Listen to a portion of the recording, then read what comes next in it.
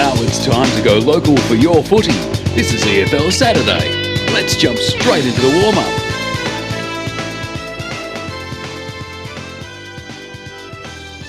After 6 grueling months, we're finally here. The last day of the Eastland EFNL season brings us back to where it all began in round 1 as a ravenous Roeville side looked to win their first ever top flight premiership against the Noble Park team back in the big dance for the first time since 2013.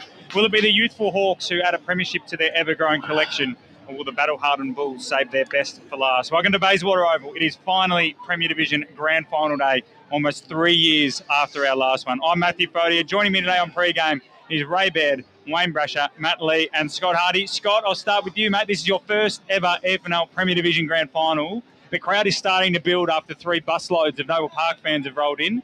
The atmosphere's up. You must be uber excited. I am super excited, Matt. It's thank you very much for having me, and thanks for inviting me on to pre-game. I'm excited about the contest today between just the two best sides. They've been at it throughout the whole year, and I'm really looking forward to this contest. Hopefully the weather holds off a little bit longer. Matt Spider-Lee, you've seen a few of these top flight premierships, and you've seen a few of the lower ones as well. What are you expecting from the crowd today? As I said, it's building quite quickly. It was pretty poor for the first game and a half, but as we can hear in the background, the numbers are starting to flow in. Good afternoon, Matty, and everyone. Great to be here. Crowd building. Yes, it was coming through the gates, brought back a lot of memories of probably a couple of decades of grand finals for myself, both as an administrator and being involved in the media. And look, it's just a great place to come on the last day of the year, but really looking forward to the clash. It lives up to so many expectations for so many people, and 2 clubs in particular. One club that is dreaming that they finally can touch the ultimate prize in the highest division, and a club, Noble Park, that have been there and done it before, and it's whether some of these guys can potentially do it for one last time. And look, you know, that Noble Park come here all excited as a club, and Roeville, well, all they can do is, you know, hope that they've done everything they can, and at the end of the day, they might come up as the best team for the season and take home that ultimate prize. Thank you, Spider. Wayne Brasher, it's a bit of a different feel for you, mate. You were getting used to watching your team on Grand Final day. You must be a little bit relieved somewhere deep down that you can call the game without the emotions overriding. Yeah, most definitely, Matt, but it still doesn't take away the fact that it doesn't matter what grand final, like even last weekend, just walking into the venues, you still get that chill down your spine. Doesn't matter being, you know, you're part of a media team and you're calling grand finals. It's a really good feeling. And once again, walking in again this morning, and like the crowd's built, as everyone said, the crowd's built nicely, and I'm excited for both Roeville and Noble Park as if my own side was in it. Ray, I've left you to last, mate, because it's a very special day for your club, mate. This is, you know, this is exciting. It's already a landmark occasion, the first time in a top flight grand final, and they head in as favourites to take out their first ever top flight premiership. Yeah, thanks, Matty, and good morning to all our listeners out there. Look, as Spider said, you know, I've been around 2 decades and been to lots of Division 1 stroke Premier Grand Finals, but it is a different feeling coming in here when your own team's playing in the grand final. And as I said, the Roeville people have been waiting for 2 decades for this. All credit goes to them getting their way here. Ben Wise has been fantastic with his coaching and all that this year. And as you said, Matty, they go into this game favourites. But look, grand finals can be different. So, you know, it's a 50-50 game. But if my side is on their ball the way they have been for the last 20-odd weeks, I'm sure that we can get over the line. Just on the weather, when I arrived this morning, it was a wind blowing, and we've had a little patch of rain during the half-time and last second quarter of the reserves, but it's starting to find up now, and let's hope that the weather does stay away. The wind seems to have dropped, and it's a great day for football at the moment. Yeah, absolutely it is. It looks like the sun is peeking through as we speak, but I'd like to see a bit more of the Mount Dandenong Ranges before I get super confident, and the rain is developing over to our west. But look, you know, as you said, Ray, we usually get lucky. I can't remember the last time the Premier Division Grand Final was played in the rain. Well, it's that 2005 one, Matty, really. You go back to that. Yeah, I was 11 then, Spot, so you'll have to refresh my memory. You were just a little kid then, but I remember watching the 18s and reserves and thinking, geez, it's going to clear. I don't think it is. And then the whole ground was just basically mud and water because we just had so much of a torrential downpour in the days leading up. So we'd had a bit of a bad trot. But today the ground looks spectacular considering the rainfall that we have had. Spidey, as we said, we've both seen a lot of grand finals in the EFNL. Have you ever seen a better cricket area on grand final day at Bayswater? I have not. I've not seen a good one like this in cricket season, Ray, let alone footy season. We always used to get stuck into Norm Wright, Yes. who used to be on the media team back a long time ago now, and he was heavily involved here at Bayswater, and they used to always say to him, Norm, how's the ground looking? Well, I would say today they've done an impeccable job to get this ground ready, and it's as good as what I've seen for a very long time. So I think it's I think considering what the weather we've had, I think they've done extremely well to make it presentable, and I think the conditions are going to be fair for both sides. So I think it's not too bad at all. Well, gentlemen, we'll get stuck into both the journeys of these two clubs to this day and also the game itself later on in this pre-game. But we're going to start with Wednesday night's event. It was the EFNL's Night of Nights. The Chandler Medal returned, like everything else, for the first time since 2019. And we had a number of close finishes across all divisions. In the women's, we had Nicole Junjingya from Vermont. She completed a great season, premiership captain and the Division 4 best and fairest winner. In Division 3, it was Brittany Greck. Only played half the year, but ran out as the league medal winner. Division 2, Meg Thompson of East Ringwood came runners-up as her team, but she won the Division 2 medal pretty comfortably, a young left-footer on the rise. Division 1 was split. Zoe Cant for Ringwood, first year up in the division. She won the medal along with Beaconsfield's Madison Lawrence. In Premier B, it was Georgia Fisher who won the premiership with Whitehorse and collected the best and fairest after coming back from the Southern Saints. And then in Premier A, Taylor Black of South Croydon won it comfortably in a pretty strong division. So well done to all those girls. And then in the men's, we had 4 tight races and 1 runaway. In Division 4, young Tom Smith from Surrey Park Brash. Yeah. Only 18 years old. He went into the last 2 rounds. He was third. I think he was behind Charge and might have been Ficcarelli at the time. I can't exactly remember. Scored, I think, 5 votes in the last 2 rounds to jump them and win by a vote. As an 18-year-old first-year senior footy, despite the fact it was Division 4, that's a fantastic effort. Yeah, I was just going to say that is a real feather in the cap for that young man because, look, when you look at Division 4 over the years, there's been some premier players that have won that medal, and to see a young guy, right, break the mould, he's broken the mould, and I was thinking there for one moment that James Charles was going to win it. Well, you had Charge and Ficcarelli both finished on 16 and Kimpton in 4th on 13. So the Sylvan Blokes were pinching votes of each other, Ray. Unfortunately, the run of Surrey Park, wasn't it? They got on that huge winning run, second half of the season, changed coach, so gave opportunity to some of their younger players, and Tom Smith's taken the opportunity, and he's stood very tall, and at the end is the winner. Interesting enough, though, when you have a look at Surrey Park's last half of the season, there was quite a few players that were really, playing well. Well, Joe Oberu was one that impressed me. I saw him back in round 2, and he looked okay as a sort of second key forward. But then in the back half of the year, when we saw him in grand final, he was spectacular in the ruck, taking intercept marks, showing candy. So plenty to like about Surrey Park. So well done to Tom Smith. Division 3 was a bit of a surprise in terms of the winner, but he canted away, Spider. Daniel D'Essio. And you'd know a little bit about him as well, Ray. He'd be close to 40 and he'd be playing in the veterans soon. He would be close to 40 and been around. He has. He's been to Scoresby, a couple of clubs. He beat Darcy Carrigan by 9 votes.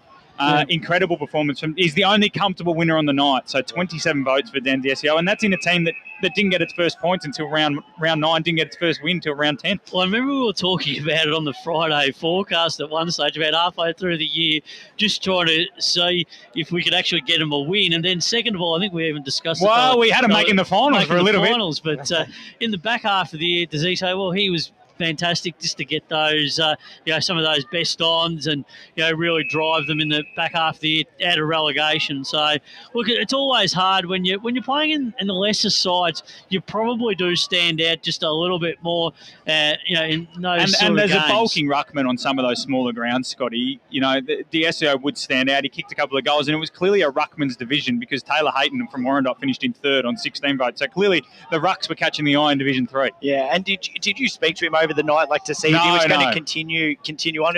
Obviously, I think he is. It puts Spencer Gully in a really good sort of position going forward. I think it was the dream to sort of speak about where they were going to go, but it really gives them a good building block for the next season. Rash.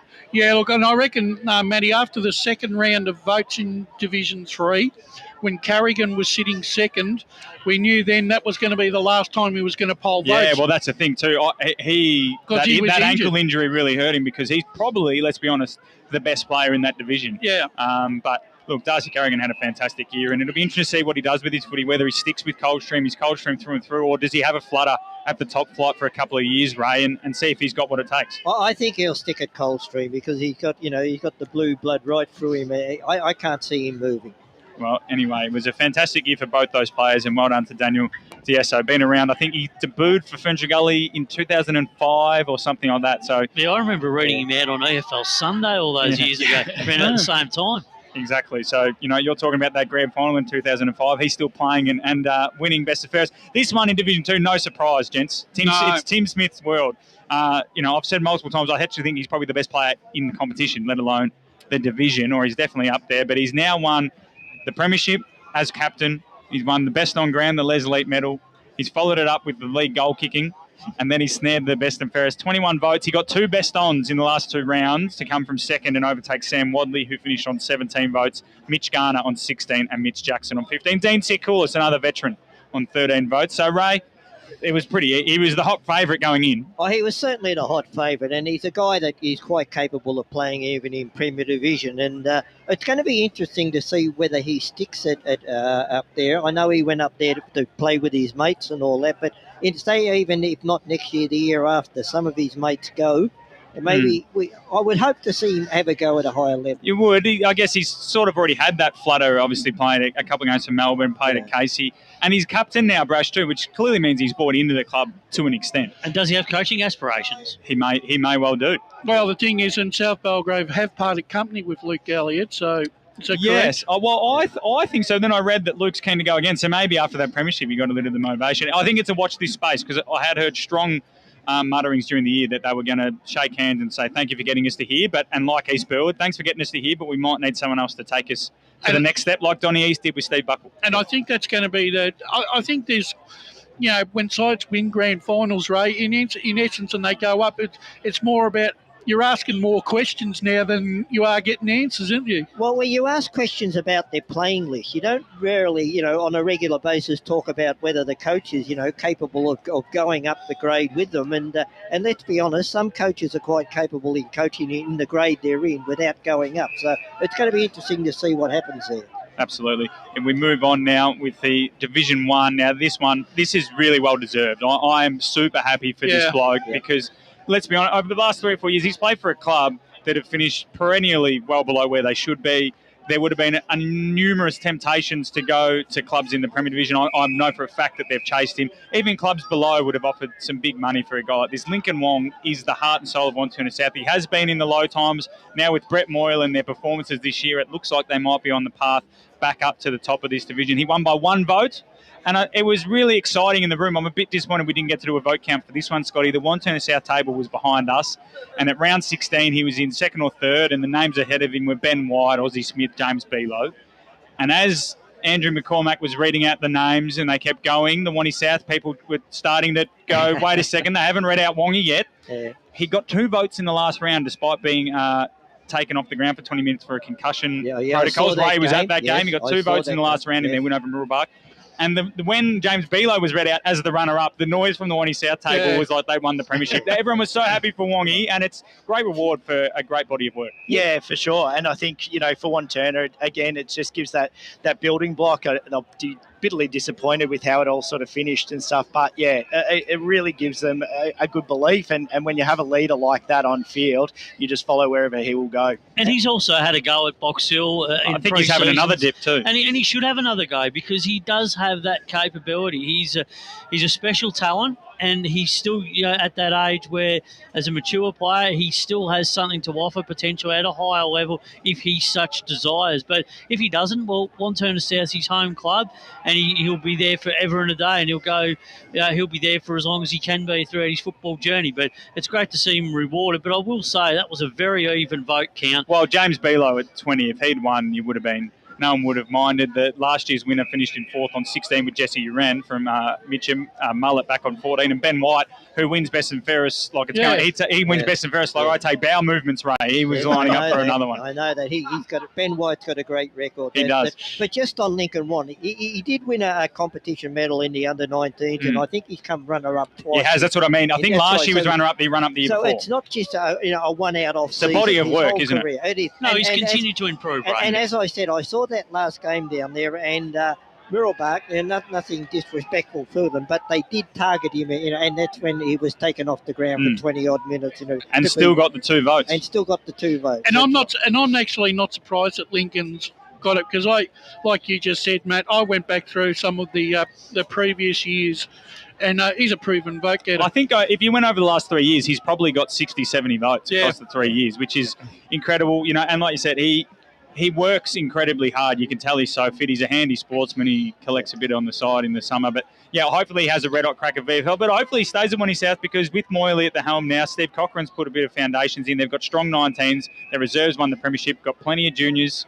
The club is heading in the right direction. If they can put these last few pieces together, they could be at least knocking on the door of the top flight when that opportunity arises again in a couple of years. Then we go to Premier Division, where it all happened. Yours truly was star of the show for 3 minutes, Brash. One of the great vote counts. Obviously, everything sort of fell into place with the last game hosting both the winners. But, going into the last round, you had 6 people capable of winning. Obviously, only a few of us knew that Chris Phelan and Jackson Sketcher both didn't play in the last round, but they went in as leaders on 16 votes ahead of Lockie McDonald, Max King, Blake Pearson and James Appleby. Appleby got 2 votes, so did King and Pearson. Pearson and King in the last round. King 2, Pearson 3 on a losing side to tie. That's back-to-back medals for Blake Pearson. Chris Phelan and Jackson Sketcher, I'm sure maybe in the back of the head they might have thought, especially Phelan, given they didn't make the grand final, maybe I should have had a run around. But one of the great races. Just a word, let's start with Blake Pearson. That's back-to-back medals, Scotty, as Brash mentioned just off there as well. He might be the only person in history to have shared the medal back-to-back. He now goes to Oakleigh District, and I asked him on the night, what does this mean for Oakleigh District? Because they're basically they're now getting the best player in the comp. Isaac Conway's committed full-time. In the space of a month and a half, they've gone from the biggest rebel in the comp to one of the most inspiring potential stories over the summer. Yeah, isn't it? It's exciting to sort of watch this space. It's hard to, once he goes to a new team, it's totally different sort of environment and He's going as coach, of course. Sorry, just readjusting though in that sort of realm. But what I'm saying is to have that sort of leadership. Sometimes it's easy because you've got the players around you and support. So watch this space, right? Still got to recruit though. From that, you can't just leave it to one. No. They've already named a couple of recruits, as I'm saying though. But there's stories. But with Pearson and Conway, Isaac Conway actually, quick note. Yeah, in a team that lost by an average of 150 points, he scored 9 votes. That's an incredible performance. But Blake Pearson play. Let's talk about this. 2 years, 2 Chandler medals in a row. Yeah. He's going to become a league legend one day. I can't see him not winning a medal down in Division 3 across the next few years if he plays this sort of footy.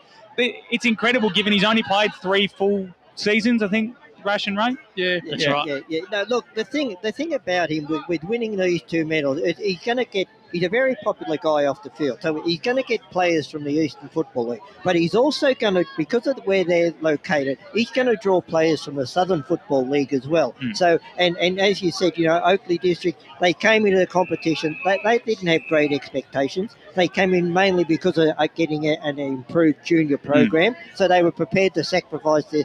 But now they've got, they've had the best September of everyone so far. Well, that's right, and so that they've become a destination club, as I said. I think also what when you look at a player like Blake Pearson, he's got that. He has what umpires look for. Well, he's X factor, isn't he? He kicks goals, he's fast, he does all the flashy things. We've got a couple of minutes to talk about Max King. He's been a favourite of the media team for years gone by. He's a gentle giant, which is probably one thing that's held him back a little bit compared to the likes of Clark, Show Makers. We have spoken about the fact on many a podcast that he can get bullied against those guys, but we've also seen that he can win games in the period of 5 minutes by himself. Anzac Day, he won that game in 5 minutes either side of half-time, where he kicked 3 goals before the half, and then he set up 3 in the semi-clearance. The game against Norwood, again, he was best on ground. He spoke as well on the night, Ray, that when he came back from Melbourne, the AFL system, he went to South Korea and he didn't like footy anymore. No. And now he Yeah. loves it and he's Yeah. having fun, and now he's a Chandler medalist. And what South Croydon would really like is to get another ruckman, because they prefer to play King as a forward. Well, absolutely. And that's probably, I think he would prefer it. As I said, he's more of a leaper. He's a Luke Jackson type Brash, where you can throw him in 5 minutes in the centre and he works his magic. But around the grounds, yeah, like Ray's saying, they probably prefer him in the goal square. Yeah,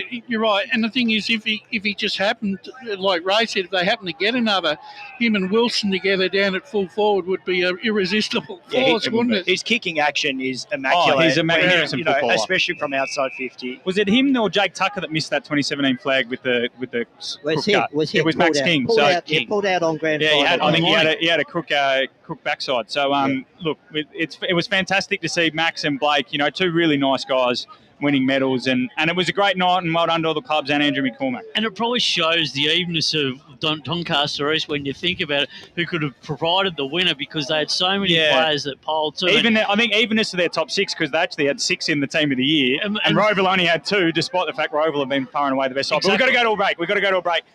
When we come back, we're going to talk about Roval's season, where they've come from 9th, where 2 media team members that aren't on the show tipped them to come last, Ray, and they're heading into this grand final as minor premiers.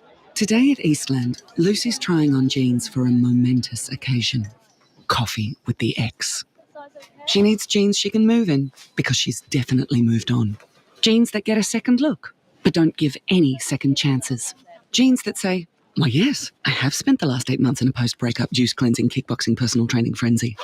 And it looks as though she's just found the perfect pair. Yeah, that's great. Bravo, Lucy. For all of life's little moments, there's Eastland. Eastland. Live real. Sprained your ankle, bursting through the banner? Broke a finger, high-fiving the ruckman? Or did you run into the goal post again? For bumps, breaks or bleeds, be seen sooner, close to home at Knox Private 24/7 Emergency Department. The preferred provider of emergency care to the Eastern Football Netball League, you'll generally experience shorter wait times. You don't need private health, but there is an out-of-pocket fee. Be seen sooner, close to home at Knox Private 24/7 Emergency Department, 262 Mountain Highway, Wanturna. Running and jumping can be really painful for girls, especially in contact sport. Boob Armour supports your breasts, minimises the bounce and guards against impact and injury. Feel confident, feel supported, available at boobarmour.com.au. At Yarra Valley Water, we know reducing your shower time, or show time, to 4 minutes can save you an average of $200 a year on water and energy bills. Shower shorter. Save water. Authorised by the Victorian Government, 1 Treasury Place, Melbourne. Do you feel good about your bank? Because there is a bank you can feel good about. They share their profits to fund big community projects, small community clubs, and vital emergency services. They've given $250 million to help Australian communities thrive. They have all the products and tech you expect from a big bank, with service you don't. It's Bendigo Bank. Feel good about who you bank with. Try Bendigo. Search bendigobank.com.au or search Bendigo Bank near me. How would you like to be celebrated? I think I'd like to be celebrated with lots of music, dancing, a bit of a party. I'd like to be celebrated at the pub with a few frothies. Maybe some colourful balloons, my favourite flowers. How about some glitter? I'd like to be celebrated in space. Outdoors, having all my family and friends together. At Tobin Brothers Funerals, they know that every life is unique and they think that every celebration should be too. Find out more at tobinbrothers.com.au. Tobin Brothers Funerals, celebrating lives. Sprained your ankle, bursting through the banner? For bumps, breaks or bleeds, be seen sooner, close to home at Knox Private 24/7 Emergency Department. You'll generally experience shorter wait times. Knox Private 24/7 Emergency, 262 Mountain Highway, Wanturna. Running and jumping can be really painful for girls, especially in contact sport. Boob Armour supports your breasts, minimises the bounce and guards against impact and injury. Feel confident, feel supported, available at boobarmour.com.au. The warm-up continues right here on EFL Saturday. Welcome back. Eastland Premier Division Grand Final Day. Bayswater Oval, and the rain seems to have cleared for the moment. More and more clouds lifting over the Dandenong Ranges. Gives me great promise that we might get away with a dry grand final here. Roval and Noble Park, Southeast Derby, they've played 3 times already this year, way back in round 1 as well. So full circle this season. On the pre-game, it's myself, Matthew Fodia, Ray Baird, Wayne Brasher, Matt Lee and Scott Hardy. Gents, let's jump into Roval and their season. I guess their rise has been amazing. The only club that has come close to it is Donny East. And with no disrespect to the Doncaster East people listening and watching at home, the Hawks haven't got 200 to 300 games of AFL experience on their list. So I'm going to say that the Roeville rise is a little bit more impressive. What do you think the driving factor has been behind it? We'll start with Scott. We'll work our way down to Ray because Ray should know the answer. So we'll start with you, Scott. What do you think the number one factor has been from them being 9th? Ryan Long tipped them to be 12th, as did Josh Ward, and now they go into the grand final as favourites. I think Ryan's been reminded of that quite a bit through the week. And Ray texts him once an hour. From his own ambitions. But I guess it's just finding that belief and, just having those sort of leaders on the ground, through obviously Brolick and Frawley. So I think you just have to have that belief and you have to have the fight when your back's, and I've spoken about it, when your back's up against the wall, and they've really found that way to lift. So, I think for them as a side, it's just having that free-flowing footy. They're a young side, and sometimes with the younger sort of brigade, they're probably a little bit more fearless. Spider, what do you think's been the driving factor between this incredible rise?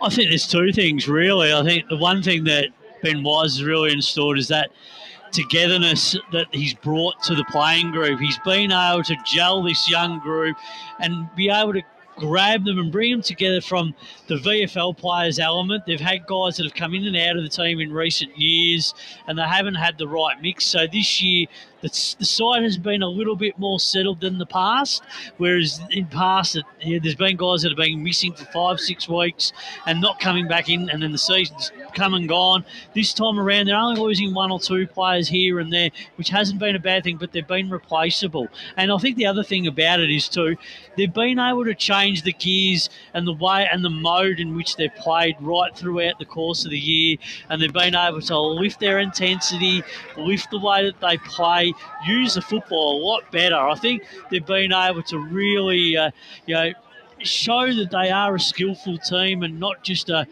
one-trick pony show, so to speak. I think they've really got onto the big grounds and really shown their wares right throughout. I think that, and being able, when they go forward, kick those big scores and finish off games like they probably haven't in the past. So I think that's a real important factor in their rise this season. Brash, you watched Roeville the last time they really tested the top end of the competition properly, which is 15, 16, 17. Yep. What's the difference between that side and the iteration we AFL watch Victoria, now? with support of leagues and clubs, are committed to keeping our game great, and we're strong in our stance that any form of abuse across football at all levels is not tolerated. Any form of abuse is not welcome on our turf. Make a promise to be the best version of yourself and support the hard-working volunteers, coaches and umpires who make our great game come to life. Real fans respect the game. Make a pledge to keep the passion alive, but remember, any form of abuse is not welcome on our turf. A chance to get better and to gel as a side. And I think a lot of the time comes down to when you're winning games, it generates belief. And when belief starts to happen in young guys, there's so much upside. And I think this is one of the things that I've liked about Roeville this year, is the fact that out of all the sides in Premier Division, they've been able to have gears and go up a notch in all 4 quarters throughout any given game this year. And I think that's going to set him in great stead this afternoon. Look, to me, this all started back in 2012 when they won the Division 2 grand final, and in that side of 22 players, I think there was 17 or 18 come from their juniors. So ever since then, they've had a junior complex into their selection. Also, the inclusion of Ben Wise, as you said, Bresh, he's a coach that's given these young players and the confidence to believe in themselves. It doesn't matter. Look, if you're playing, doesn't matter who you are. If someone's better than you and playing in the reserves, they'll take your spot. So there's a lot of pressure on the players, but they know that if they play well, the coach and the committee believe in them and they stick with that. And you've got to remember, because of that junior program, a lot of these players have played a lot of junior football together, whether it's come from Listerfield or through Roeville Juniors, but they have played a lot of junior football together. Could I ask you a question, Ray? In recent years, right, Roeville have always, when it comes to picking their their best 22 on a Saturday afternoon. Sometimes they were very pig-headed and they had their favourites. I think with Ben Wise coming in, that favouritism has gone, and I think the fact now is that there are players that are playing in this reserve grade this afternoon that might have been in that senior side, but because their form has not been good enough, and the reserve grade has also gone up a notch, players are not getting a game anymore on their reputation. No, you're exactly right. And Brash, from those comments, I go back to probably 3 years ago when you and I spoke about this, and Roval were picking a side, and there was a couple of players there that I mentioned to you at that stage. Yeah. I won't mention their name, but there's three brothers playing at South Belgrave. There's one. But anyway, the thing is, though, that you still didn't mention their name, though. They were picked every week because that was them. And they weren't picked on their performances. And I think all that's definitely, not I think, I know all that's certainly gone out. And Ben has got these players believing in their own self-confidence. Yep. Roval are the number one intercept marking side in the comp, statistically, via Premier Data. And it's the only stat, though, that they lead across the whole competition, which is strange, because Noble actually lead when we get to them. They lead about 5 or 6 of the stats. Yeah. So it's interesting to see. So they're very good at scoring from their back half, Ray. They're clearly consistent across the board because they don't have any area where you go, okay, if we stop them here, they'll fall apart because they're clearly evenly balanced across the board. So with their leg speed and their ability to move the ball at speed and their ability to score from intercept possessions, how important is it for them that they use the full width of Bayswater Oval? Very, very important. And one of the factors why their back line is so good is because teams often switch, but they have a little delay before they switch. Yeah, it's about the flow. It's about the ball flow, isn't it? If Roval are going to switch, it's an instinct thing. They switch, and it's no good switching to that player if he's got nothing upfield. But they have the ability to know that if they switch, there's going to be someone up there to take the next contest. The other thing is you just got to be careful that, all right, that when you do take the switch, sometimes the kick might not go, or it might be a turnover, but you can't afford to get gun shy. No, it's definitely not. You still got to play the game and play the game on its merit, and also play and kick the ball to position where you think it's going to benefit the side throughout the contest. But Roval, that's the beauty of Roval having the two-way sort of running that they do. They pride themselves on it, and it puts them in good stead. It certainly does, and to me, their midfield's very, they're ferocious at the ball. They're very quick to get the ball out of the midfield. But having said that, to me, their best line's their half-back line. Yeah, absolutely, and like I said, that's the only stat they lead across the competition is that intercept marking. If we look at the key players, though, one of those rebounding defenders is Cooper Mcdonald. 18 games this year, 10 times in the best. He's a Baronia junior, but played Roval 17s for 2 years. One best on ground. He's played 26 senior games across his journey. Averages 17 disposals, 11 kicks, 2.5 rebound 50s, 6 marks, and 3 intercept marks a game. He's very young. Son of the reserves coach, Marcus. There you go. He is going to be an important player, and he's one of those guys, Spider, that, they're not the big stars, but these sort of days are when we actually, these guys can etch themselves into Roval folklore. Yeah, exactly. And I think that's exactly the point. The unheralded stars in your team, the ones that just go about their footy without fuss or fanfare. And the one thing about when you look at a guy like Cooper Mcdonald is he'll just go about his task. He'll get his role from the coach, Ben Wise, and he'll just go and do it. You don't have to harp on it. All you do is you tell him his role, and he'll go away and do it. He'll do exactly what you ask of him, and he'll do it to the best of his ability. And he's led from the front all year, and he's virtually coached that system in that back half, and that's why they've been such a good defensive team. And that's why he's in the team of the year, exactly for that reason. Matty, another player that we've got to talk about, and I my one and only time that I saw Roval early in the season was against Norwood. It was the game that they kicked their lowest score of the year, 5-16, but they still won the game. But when you've got a captain, right, who leads by example, and you've got a side that'll walk over hot coals for Joel Selwood.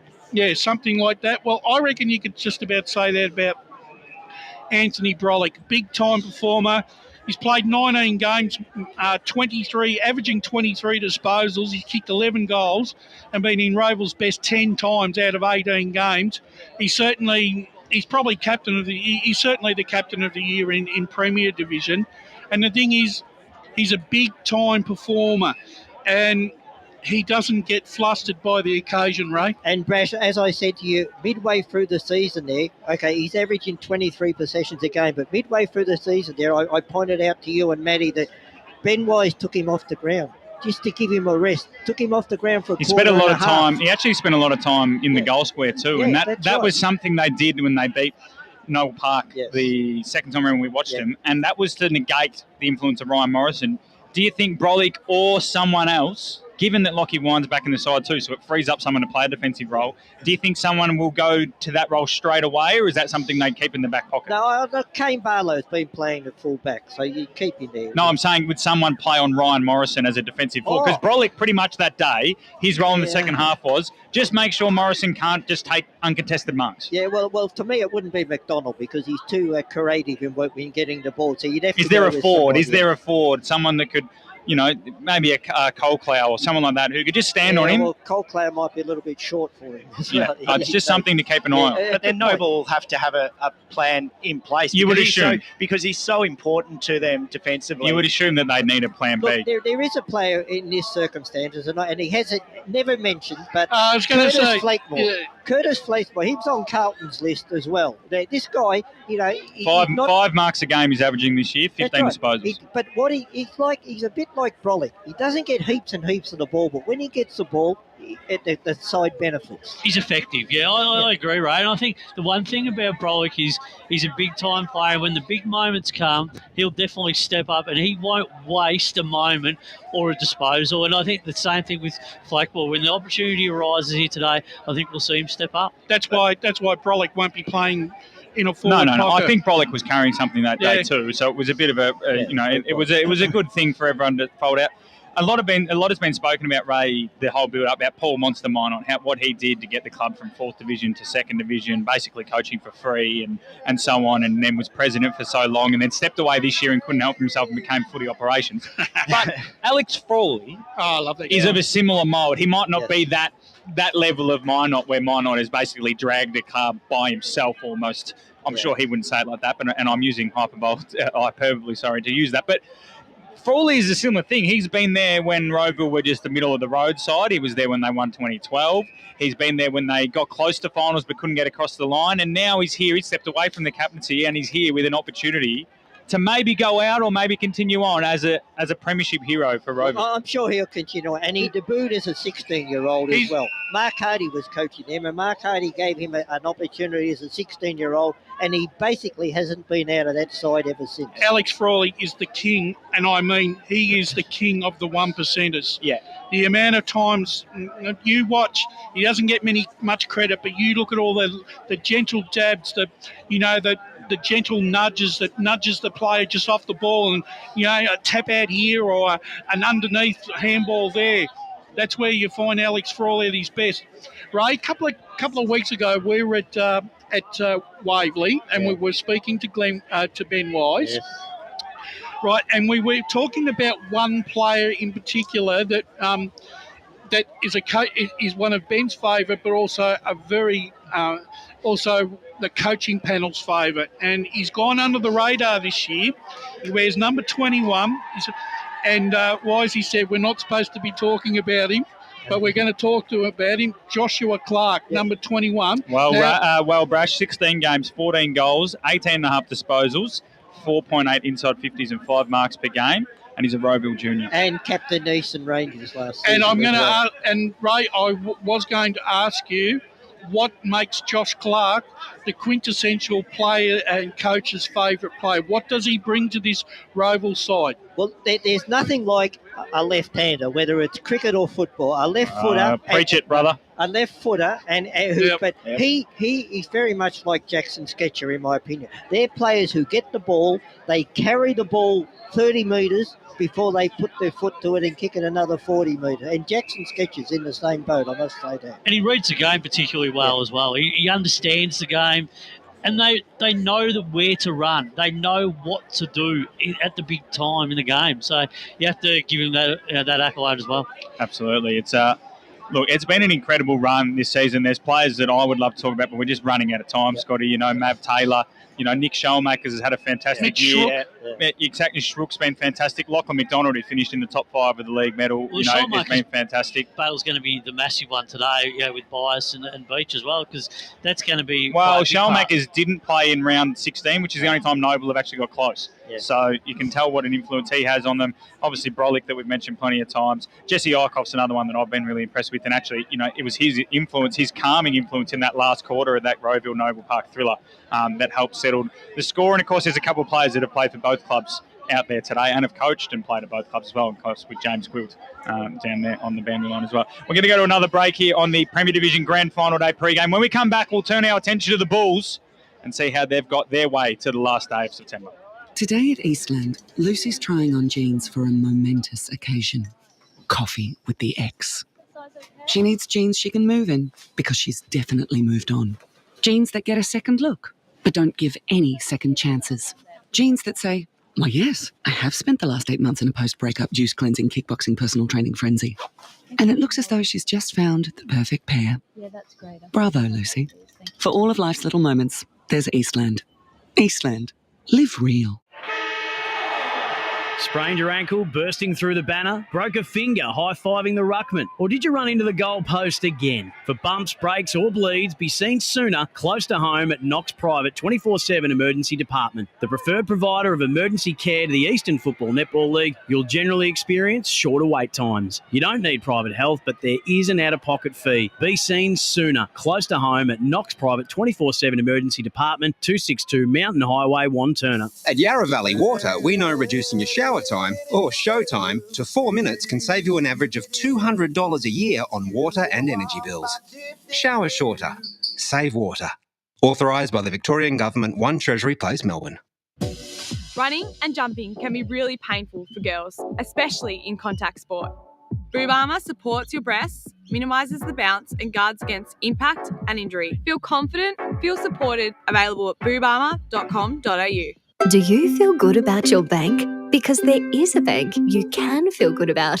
They share their profits to fund big community projects, small community clubs, and vital emergency services. They've given $250 million to help Australian communities thrive. They have all the products and tech you expect from a big bank, with service you don't. It's Bendigo Bank. Feel good about who you bank with. Try Bendigo. Search bendigobank.com.au or search Bendigo Bank near me. How would you like to be celebrated? I think I'd like to be celebrated with lots of music, dancing, a bit of a party. I'd like to be celebrated at the pub with a few frothies. Maybe some colourful balloons, my favourite flowers. How about some glitter? I'd like to be celebrated in space. Outdoors, having all my family and friends together. At Tobin Brothers Funerals, they know that every life is unique and they think that every celebration should be too. Find out more at tobinbrothers.com.au. Tobin Brothers Funerals, celebrating lives.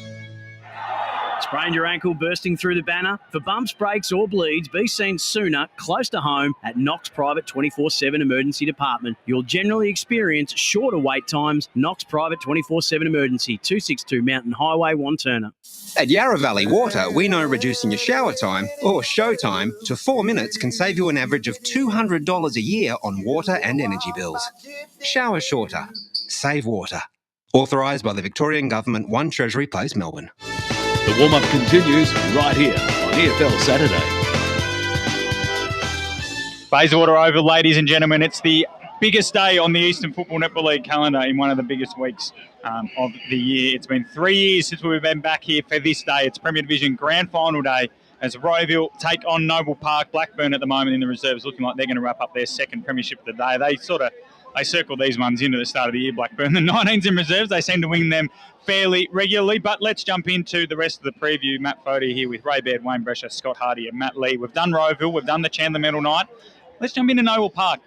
Less of a surprise that they're here, Brash. At the start of the year, everyone was sort of thinking Baldwin Noble, Noble Vermont. Some people were suggesting Noble Doncaster East. Some people were even suggesting Noble South Croydon. It was always Noble. We were always, especially with their midfield group, we always thought this side should be here on this final day. But the way they've got here has been really interesting because they've been a side that's dominated marks inside 50s. So clearly at their best, they're good at lowering their eyes. They've got a lot of inside 50s in general, and their clearances are far and away their strength. So what are we expecting from them today?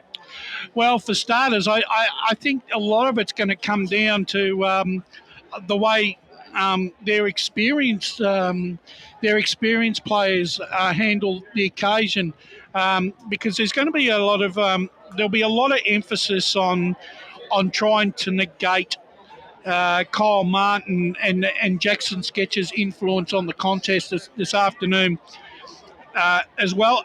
Also, Ziggy Orwin and Shane Allen. Well, their final games for the club. Yeah, they're gonna have to be prominent this afternoon for them if they're going to win the flag. But I've seen their season as it's just like a gentle undulating wave, Matt. There hasn't really been many spikes, No, you are right. There was probably obviously the dip at the start of the year where they had the shock loss. Then there was the big loss to Doncaster East. Then an impressive run. The losses to Baldwin and Roeville.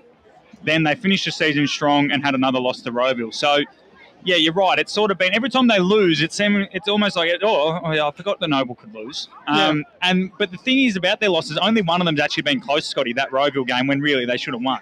Every other loss has been 6 goals or more. So hopefully for our sake as neutrals, if they do go down, they give us a show for 3.5 quarters. Well, they need to be on from get-go. I think the real question is just this Roval team and what is it about them that really sort of gets under their skin and challenges them.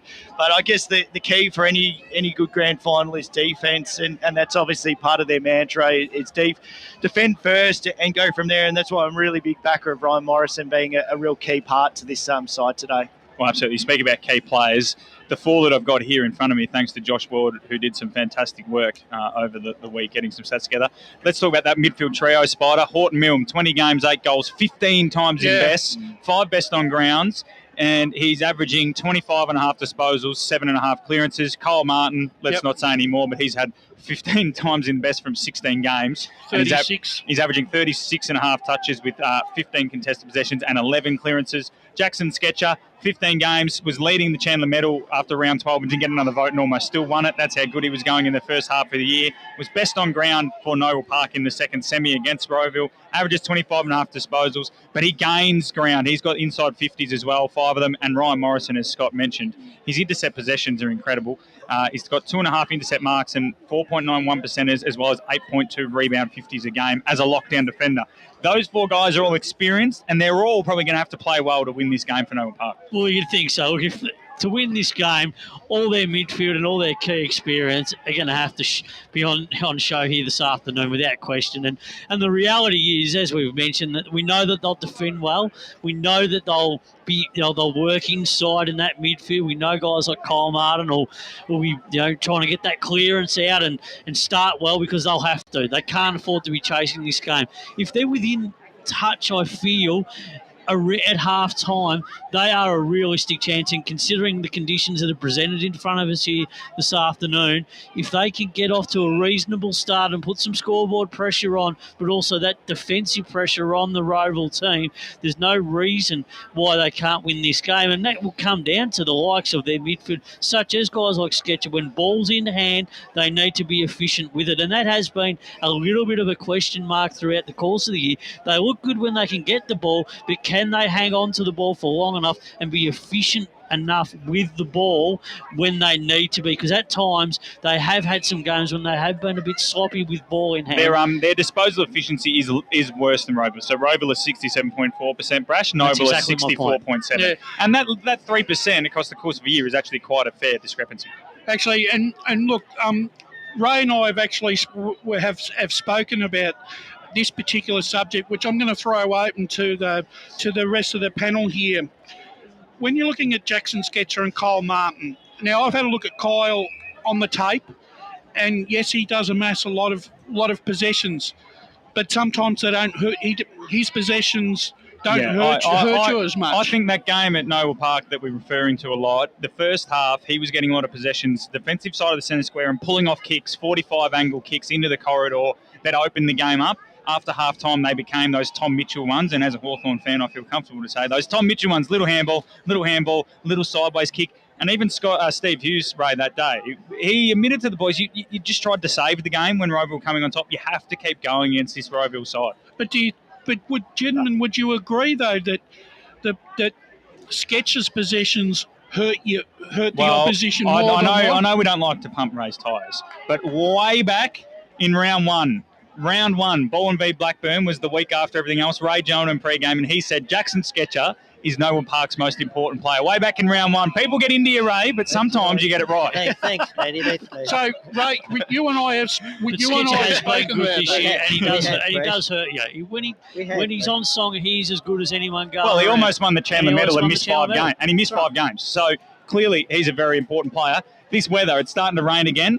Does this help, Scotty, or hamper Noble? Yeah, we were talking about that. I don't know, because you can look at it. I think it helps their midfield, but it doesn't help them because Roval's forward line will love the ball on the deck. Yeah, a bigger body's probably a little bit in Noble, a little bit younger in the Roval aspect, and probably run a little bit on the ground a little bit better. But look, I hope the rain is clearing. Sort of looking at the radar before it was coming. The Dandenong Rangers, they're gone. It was coming down for a second, but then I think it'll clear up.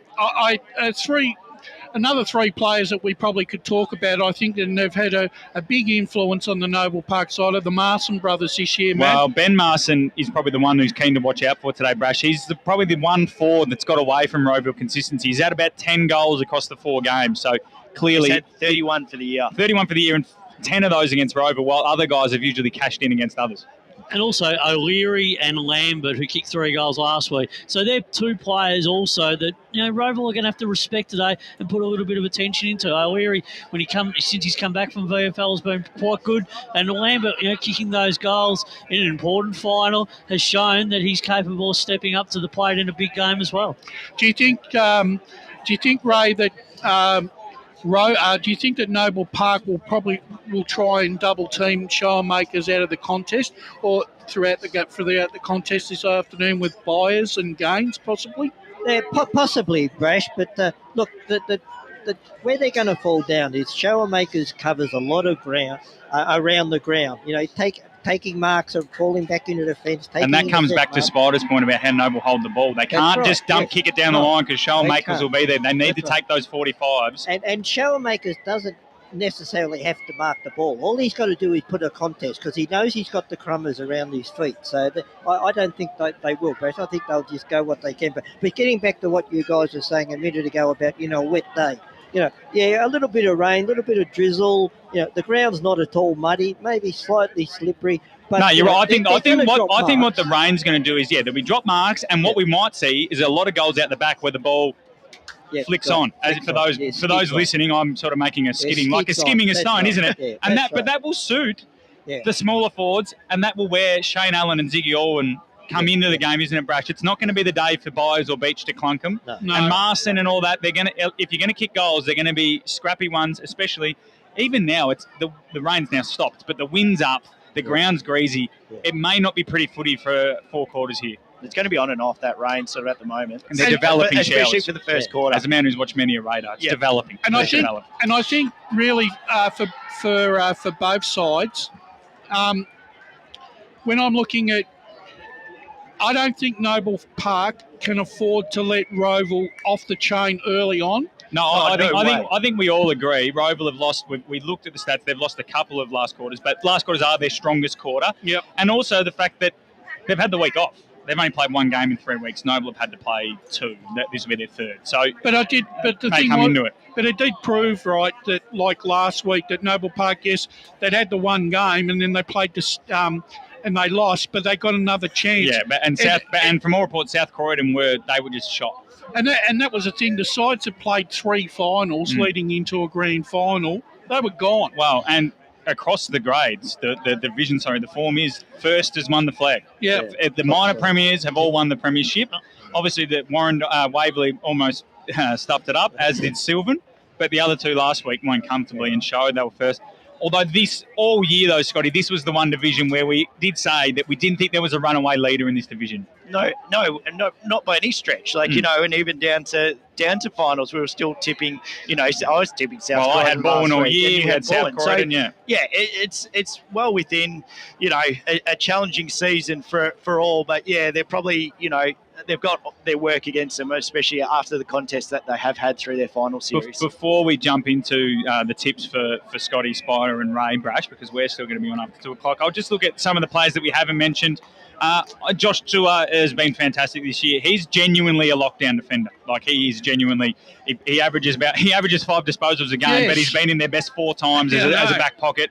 He shut down Charlie Haley on occasion. He will go to one of a Rundle, maybe even Mav Taylor, a Clark. He will go to one of them, and it'll be interesting to see which one Noah Park choose to shut out of the game, or at least try to shut out of the game. Well, they've also got Matty Davey as well. Exactly. Yeah, I would have thought Matty Davey. I think it will depend on where they want Tua to be inside defensive 50, and it'll be dependent on which Roeville players are the closest to goal. I don't think he'll go to Matty Davey. No, Davey pushes up the ground. Moves up the ground too far. I think personally he'll go to a Rundle. A Rundle stays in the forward 50. Yes. Lachlan McDonald, he adds a bit of outside run. Collingwood VFL listed. You know, he's played 35 Noah Park games over the last 2 years. He's been really impressive. Josh Stern as well has been really impressive as well. Kicked a couple of goals, including probably goal of the day when we last watched these two sides. Harley Fairbank is exciting, and someone mentioned Blake O'Leary before. He's been a good late inclusion into this side come finals and kicked a great snag last week. And sorry, I was just going to say, and Jack Francis as well. He's 28 goals. Yeah, exactly. And he's a unique sort of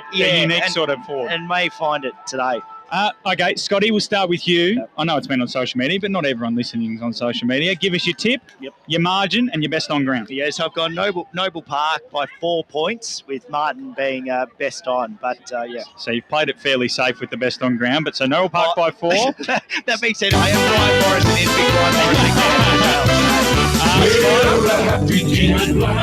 This time of the year, love, and we play to win. Riding the box with the green and black. Love, what made you find the stride? You can't jump on the bandwagon. Stick with your gut. You can't anyway. Get your give us some margin, give us your best on ground. Surely you'll stick with what you said. I think Josh said probably first, but you have stuck to it. At least you've stuck to it. Mine has changed in the last second. Well, it's been an absolute pleasure doing these 3 games all year. It's been fantastic. We've grown it over the years and over the year itself to get to the point where we've had an hour discussion between 5 blokes and none of us involved. We didn't need the coaches to fill time. It's been fantastic doing these over the last 2 weeks and years, and especially today. Enjoy your community grand final day, Raymond. You and Spider will see you guys at home. Enjoy it in the hour. Make sure your emotions stay and make this thing really love you, mate. And of course, thanks, Spider, for your work throughout the team. I don't stream you everything. When we come back, we'll be on Instagram, Facebook, and YouTube, and we'll preview more. We'll give you all the action. Trying on jeans for a momentous occasion. Coffee with the ex. She needs jeans she can move in because she's definitely moved on. Jeans that get a second look, but don't give any second chances. Jeans that say, well, yes, I have spent the last 8 months in a post-breakup juice cleansing, kickboxing, personal training frenzy. We're a happy genius black bird. We're the mighty birds. We love our love and we play to win. Riding the box with the green and black bird. Love, what may you find your striving? Teamwork is the thing that counts. All for one and one for all. We are the blackbird. We are the mighty birds.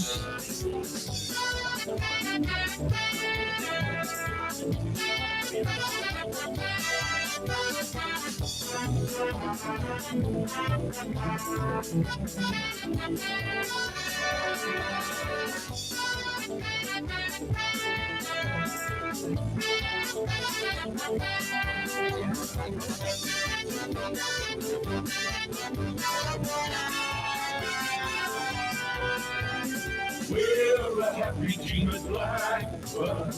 We're the mighty birds. We love our love and we play to win. Riding the box with the green and blackbird. Come, what may you find your striving? Teamwork is the thing that counts. All for one and one for all. We are a blackbird. We are the mighty birds. Go bank. Feel good about who you bank with. Try Bendigo. Search bendigobank.com.au or search Bendigo Bank near me.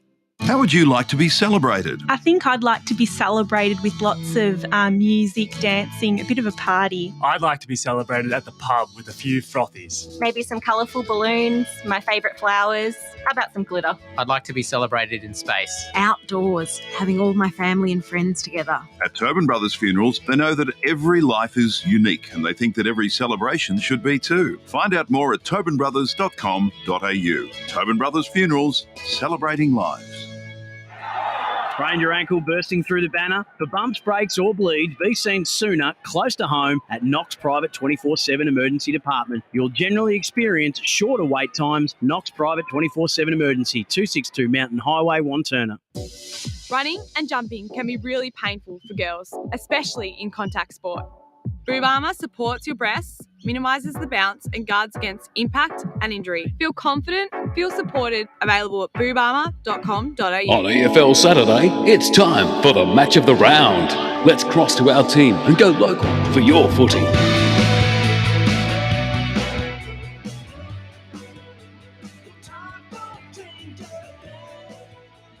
Bayswater Oval is the location, ladies and gentlemen. The day is Eastland Premier Division Grand Final Day for the first time since 2019. We are back here in front of a big crowd for Rowville and Noble Park. The crowd's still milling in. We are starting to get a bit of atmosphere. I don't know if it's record-breaking as yet. The weather and the fact that Collingwood are playing a twilight prelim probably hurt us a little bit, but nonetheless, it's exciting to be here. It is set to be an absolute cracker between Rowville and Noble Park. You've heard the pre-game on the SEN app, but now you're joining us on Eastern FM.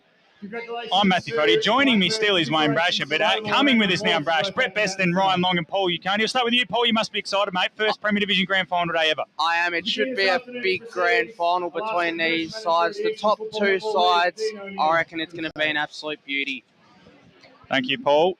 Ryan, you've been covering almost every game all year. This is finally the pinnacle. Yep, yeah, biggest day on the calendar. We've got the two best sides as we've had in every division, and we're set for a massive day. And I don't think the rain's been too bad. It's sort of come and go, and it'll make for an interesting contest. But I just can't wait to get stuck into it. We've waited for this for a long time. We're finally here, Brash, and it should be an absolute ripper. Yeah, look, doesn't matter whatever grand final you cover as a media team or whatever. Even as a spectator, you just can't help but just get that little tingle down the spine. Yep. You know, it's a grand final. It's a celebration of the two best sides that have made it to the grand final. And all you're hoping for on the day is a close contest, Brett. Yeah, well, Brett isn't. Hopefully it's like last night in Noble's favour. Yeah, good afternoon, everyone. It's great to be here. I've got to say I'm as toe as the roadman sandal today. I'm really nervous. I'm sitting next to you. Because sorry, you meant it in a different way. Yeah, different way. You mean nervous. Absolutely, yeah, very nervous today. But, Noble Park, they haven't won a flag for a number of years. I think it was 2011 their last time. And even with their rich history, it'd be great if they could get up today in Rowville, I think.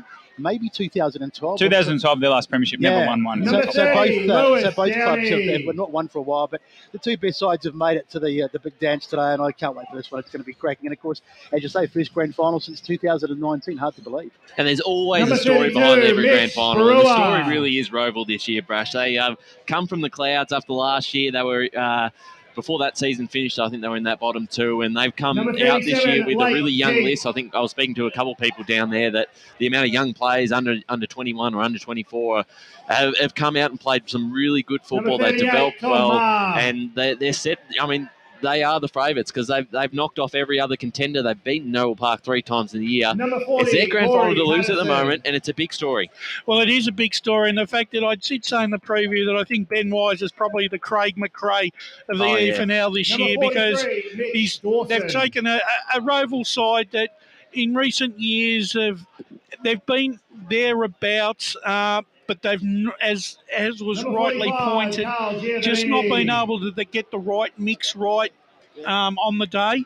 But I think what they've done in recent years, and with Ben Wise taking over, is every Rowville player now understands where they are in the pecking order and what they have to do to get a spot in this side, because there are players no longer getting a game on reputation now. They're getting it on merit, and this is why Rowville have been rewarded this afternoon with a grand final appearance, Matt.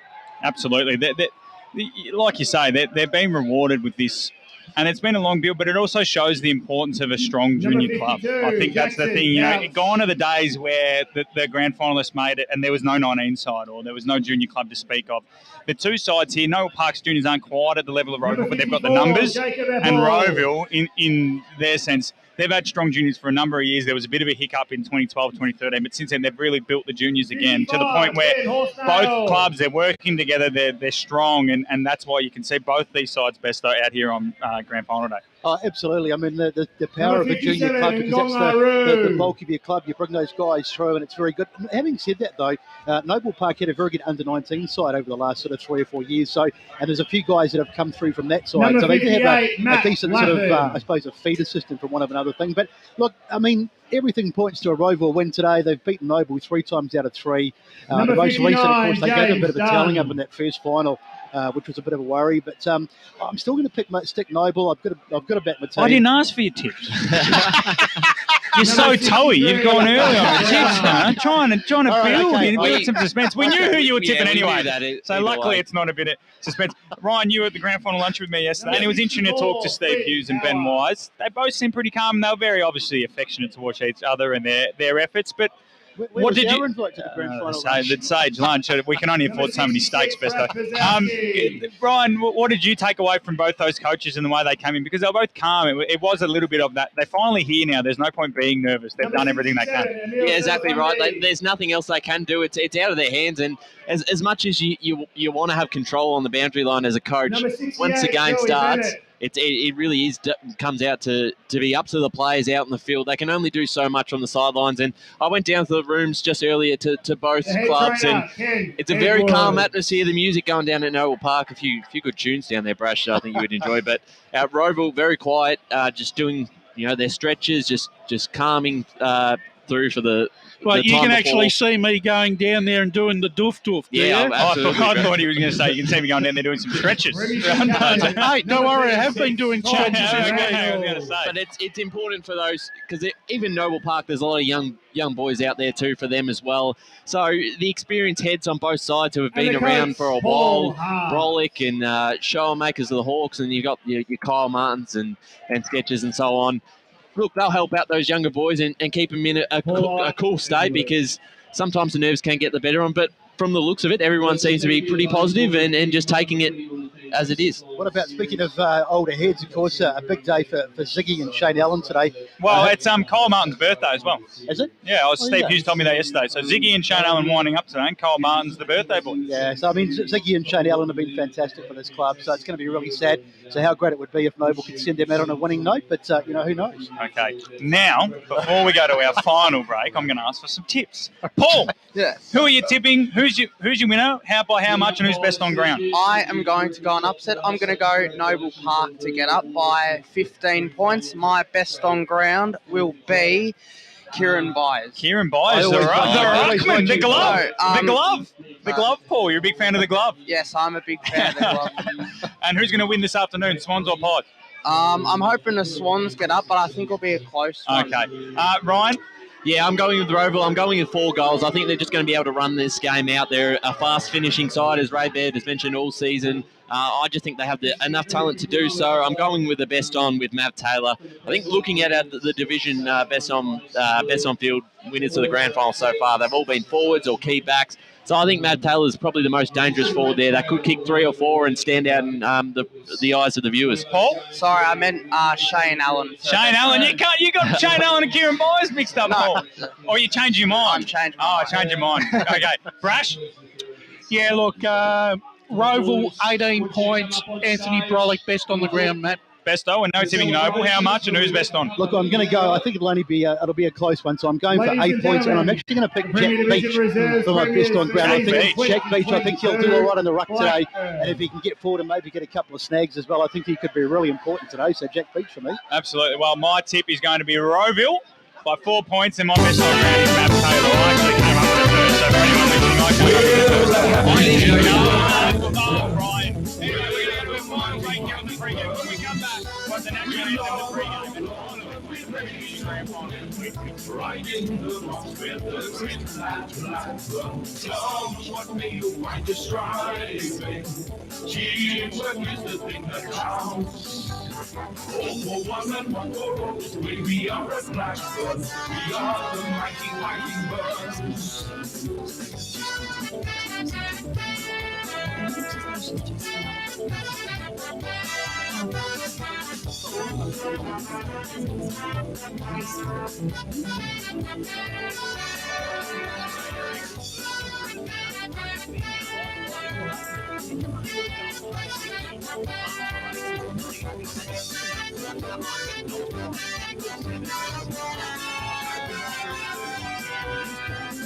We're a happy king of Blackburn.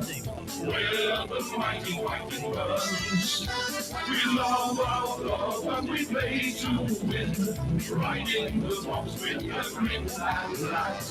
Tell me what made you find your striving. Teamwork is the thing that counts. All for one and one for all. We are a Blackburn. We are the mighty fighting birds. Really painful for girls, especially in contact sport. Boob Armour supports your breasts, minimises the bounce and guards against impact and injury. Feel confident, feel supported. That Available at concludes the post-match boobarmour.com.au. presentation. Do you feel good about your bank? Because there Grand is a bank final. you can feel good about. They share their profits to fund big community projects, Roeville small and community Noble clubs, Park and in the vital Premier emergency services. They've given $250 million to help Australian communities thrive. They have all the products and tech you expect from a big bank, with service you don't. on the arena It's can Bendigo please Bank. exit Feel promptly. good about who you bank with. Thank you very Try much, ladies and Bendigo. gentlemen. Search bendigobank.com.au or search Bendigo Bank near me. How would you like to be celebrated? I think I'd like to be celebrated with lots of music, dancing, a bit of a party. I'd like to be celebrated at the pub with a few frothies. Maybe some colourful balloons, my favourite flowers. How about some glitter? I'd like to be celebrated in space. Outdoors, having all my family and friends together. At Tobin Brothers Funerals, they know that every life is unique and they think that every celebration should be too. Find out more at tobinbrothers.com.au. Tobin Brothers Funerals, celebrating lives. Sprained your ankle bursting through the banner? For bumps, breaks or bleeds, Once be again, seen sooner, close to home on at the Knox arena. Private 24/7 Emergency Department. You'll generally For the experience senior game. shorter wait times. Knox Private 24/7 Noble Emergency, 262 Mountain Highway, Wanturna. At Yarra Valley Water, we know reducing your shower time, or show time, to 4 minutes can save you an average of $200 a year on water and energy bills. Shower shorter. Save water. Authorised by the Victorian Government, 1 Treasury Place, Melbourne. EFL Saturday Game Day continues. Let's head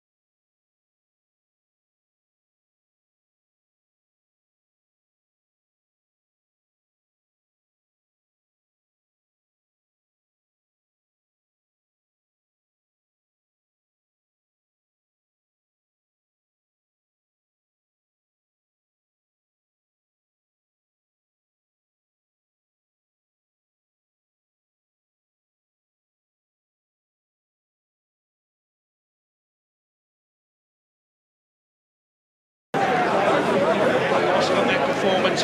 And that for me is one of the major factors. The fact that they are able to find gears in different parts of the game is going to be the defining factor in this grand final this afternoon. And in saying that, if that sort of situation happens again and they get out to that sort of lead half-time, I don't think that's any chance of Rebel coming back from that. That was a phenomenal second half, but they kicked extremely accurate, and you just can't rely on that. They didn't miss in the second half, right? Well, they did not miss best over.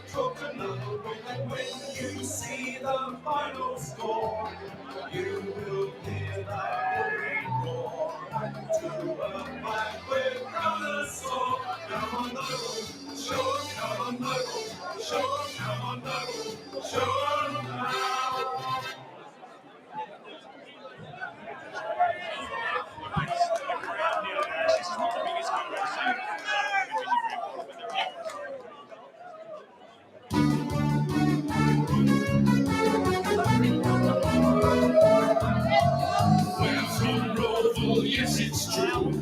We're all teammates through and through. We're going to show them we're the best on the ground. We're going to show them that every game is in the bag, and when we run out on the ground, cause our hearts are big and sound, we will never let them down. Come on, roll, we'll show them how.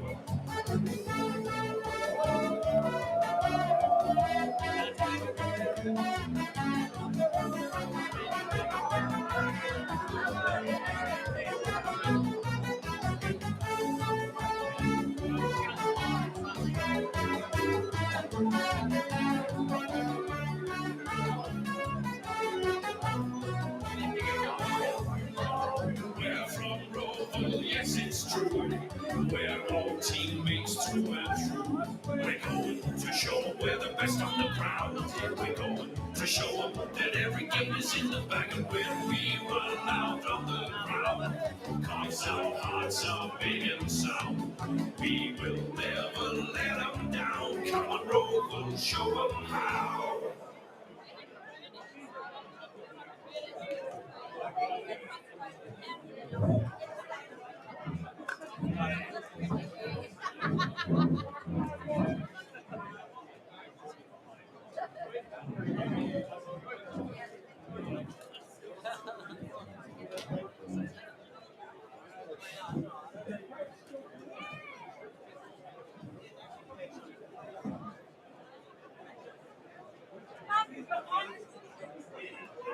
Ladies and gentlemen, welcome to Bayswater Oval for today's Eastland Premier EFNL Grand Final between Roeville and Noble Park. We begin by acknowledging the traditional custodians of the land on which we gather today and pay respects to their elders, past, present and emerging.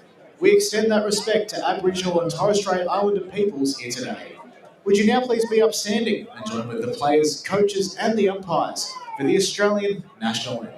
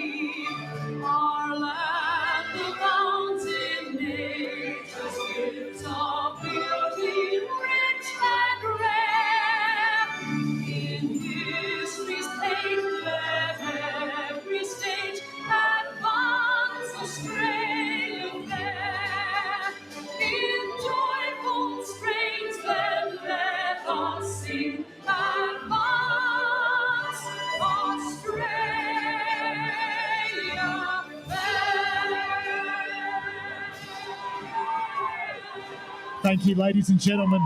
May the best team win.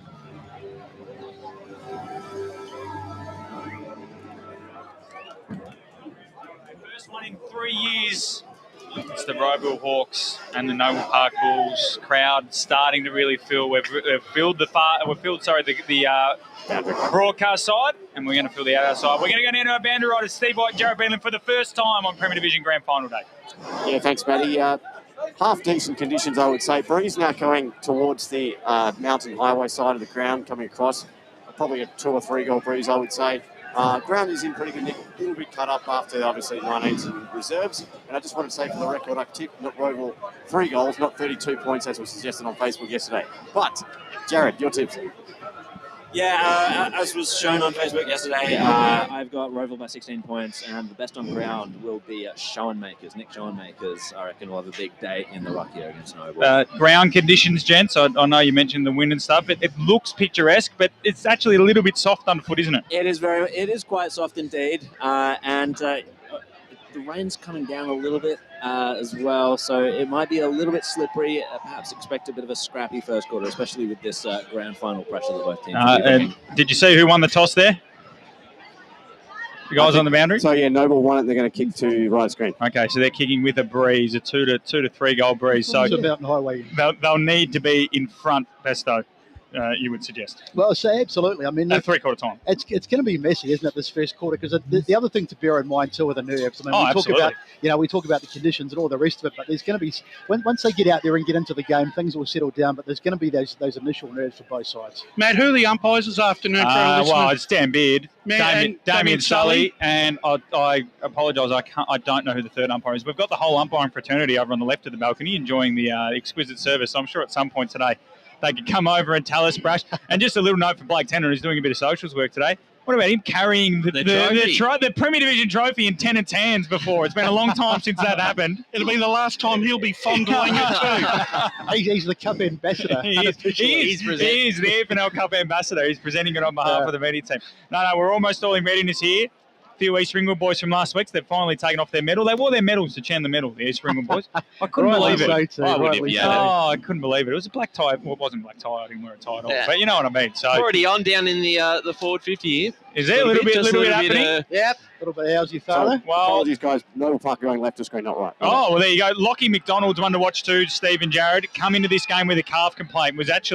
There was mail last night that he might be a late out, but he's powered through. But he's been an absolute star this year. Martin and Frawley, the 2 old bulls, no pun intended, going head-to-head. Brolick out there, Horton Milne. Looks like Sketcher starting in the middle as well. McDonald on this wing with Nasha Wood. Going to start with all the big guns in the middle in the grand final. Here we go, up we go. Schoenmakers and Beach both misread it. Schoenmakers hit out down straight to McDonald. Got tackle without it. Here comes Beach out of there. Got the first clearance for the Bulls. Inside forward 50, holds in the wind. Alwyn flies across the front. Alwyn gathers. Left football floats. Touch off the boot. Umpires say play on. A stray fist from the Hawks goes absolutely nowhere. And they will clear their lines eventually as McDonald slapped it on the boot. And it was smothered by Ziggy Alwyn in his last game. Over line for a boundary throw-in. Let's see what they can do, Brash, see if they can lock it in here. Yeah, I'm liking the spirit that Noble Park is showing in the opening minute or two here. Well, you'd hope they'd have it 30 seconds into a grand final. It would be disappointing if they didn't. Thrown in, just a little bit of drizzle at the moment. Schoenmakers works to the front, got his head out down to Brolick, kick smothered by Sketcher, who stayed on the move. Handball from Martin to Horton Milne to Sketcher. The big guns winding up. Brolick with a great tackle. Wood, little handball to Lachlan McDonald. He's met it, it's getting physical. Frawley knocked off it by McDonald. Gathering his Luke Ball. This is another ball up. It's been a hot first minute. This is what we come to see. You talked about the nerves. I thought there'd be a few nerves as well, Besto, but both sides hitting each other hard, trying to take it out on the Beach this time with the hit out. Martin wants a free kick. Umpire Beard says play on. Frawley trips over the footy. Sketcher is desperate. He gathers it, and we'll have a ball up. We've gone a minute in the Premier Division Grand Final for 2022. It's Noble Park 0. Roeville's also yet to score. So a terrific start to this one. Plenty of intensity. If there wasn't intensity in this one, there never would be. As the ball is hit out, Schoenmakers wins it. Beach gets a funny little kick inside 50 as they try and get something going. Alwyn's in there as well. Ziggy playing his last game today. Big day for him. Makes the tackle. And the umpire says we'll have a ball up. So overcast skies out here at the Bayswater Oval, but no rain at the moment. Expect a few spots throughout the day, but hopefully we can get through. Umpire to throw it up. Terrific start to this one for Noble, but no score to show for it yet. And we've got a free kick. Which way is this going to go as Sketcher takes off? It's going to go to Roval, so a bit of pushing and shoving. So Show and makers as they get it out, Roval towards the boundary line. Up they go. Flies goes right over the top. Chasing back there, trying to get it is Scott. He didn't. He might still finish up with it. Scott eventually he does get it. Gets a funny handball back inside, and it's been socket off the ground. Here's a chance. Davey running inside 50. Can he get a shot on goal? He's going to have a crack, but he was tackled just as he kicked it, and that's out of bounds on the full. But Roval's first foray forward. Good tackle by Tua, and still it's 0-0. Good play there by young Matty Davey. Young? You're not holding the same gap as Ray Baird. He was around when they last won a flag. He's young by your stands, Brush, maybe. Yeah. So they've exited defensive 50 the Bulls, but scrappily, and then Lachlan McDonald fisted over the line. But there was Josh Tour again laying that tackle. Paul, first stats of the day. It's hot early, boys. 4 tackles to 3 in this game, so they're getting right into each other. Absolutely. Dyson Baker down there. They're just making both coaches stay inside the coaching area. It's quite a big one too. You shouldn't really creep out. Plenty of noise as well out here at Bayswater Oval. So Beach has the height there on Shellmakers. And then Marson, this is Ben, exits the clearance and goes into the corridor. Dangerous kick, Fairbanks there, but ZJ with the foot speed got there. Shrook, handball back, finds his man in Barlow, who goes out wide for ZJ to run onto this. He's got Marson for company. This time it's Jordan, lays a tackle, and then it's over the line for a boundary throw-in. So 3.5 minutes gone, still no score for either side. But as Paul mentioned, plenty of heat in this game. The Bulls looking to get the jump on the Hawks, who have beaten them every time in 2022, the minor premiers. Beach and Shellmakers. Ball hit over the back by Shellmakers into the corridor. Martin picked it up and then was gang tackled to the ground. I think the Hawks would really like playing out here at Bayswater. You saw a couple times on the wing. They're happy to kick it into space and let their players run onto the ball and just create that going forward. I think they're going to kick a few goals out the back today against the sort of runner play, that slingshot style. As it's scrapped out wide, and then Marson, Jordan, sort of hurries one to centre forward. Orwin tripped over as he tried to slap it. Kane Young's handball backward finds its way to Shrook, and he goes out wide, but he might have kicked it over the line for a boundary throw-in, so the pressure getting to him as we go to Paul in the stats centre. Noble Park are getting Roeville on the clearances early. They lead that 4-1 in the inside 50s. Noble Park lead 3-1. So a few mistakes starting to creep in, as you'd expect. As we talked about those pre-game nerves, but it's been Noble territorial at least in the early stages. Beach gets the head out, knocks it down, getting in there and taking it out was Court and Mill. Now they get it forward, Noble. Can they get a mark inside 50? Ziggy's hovering, bouncing around, but there's plenty of defenders back there.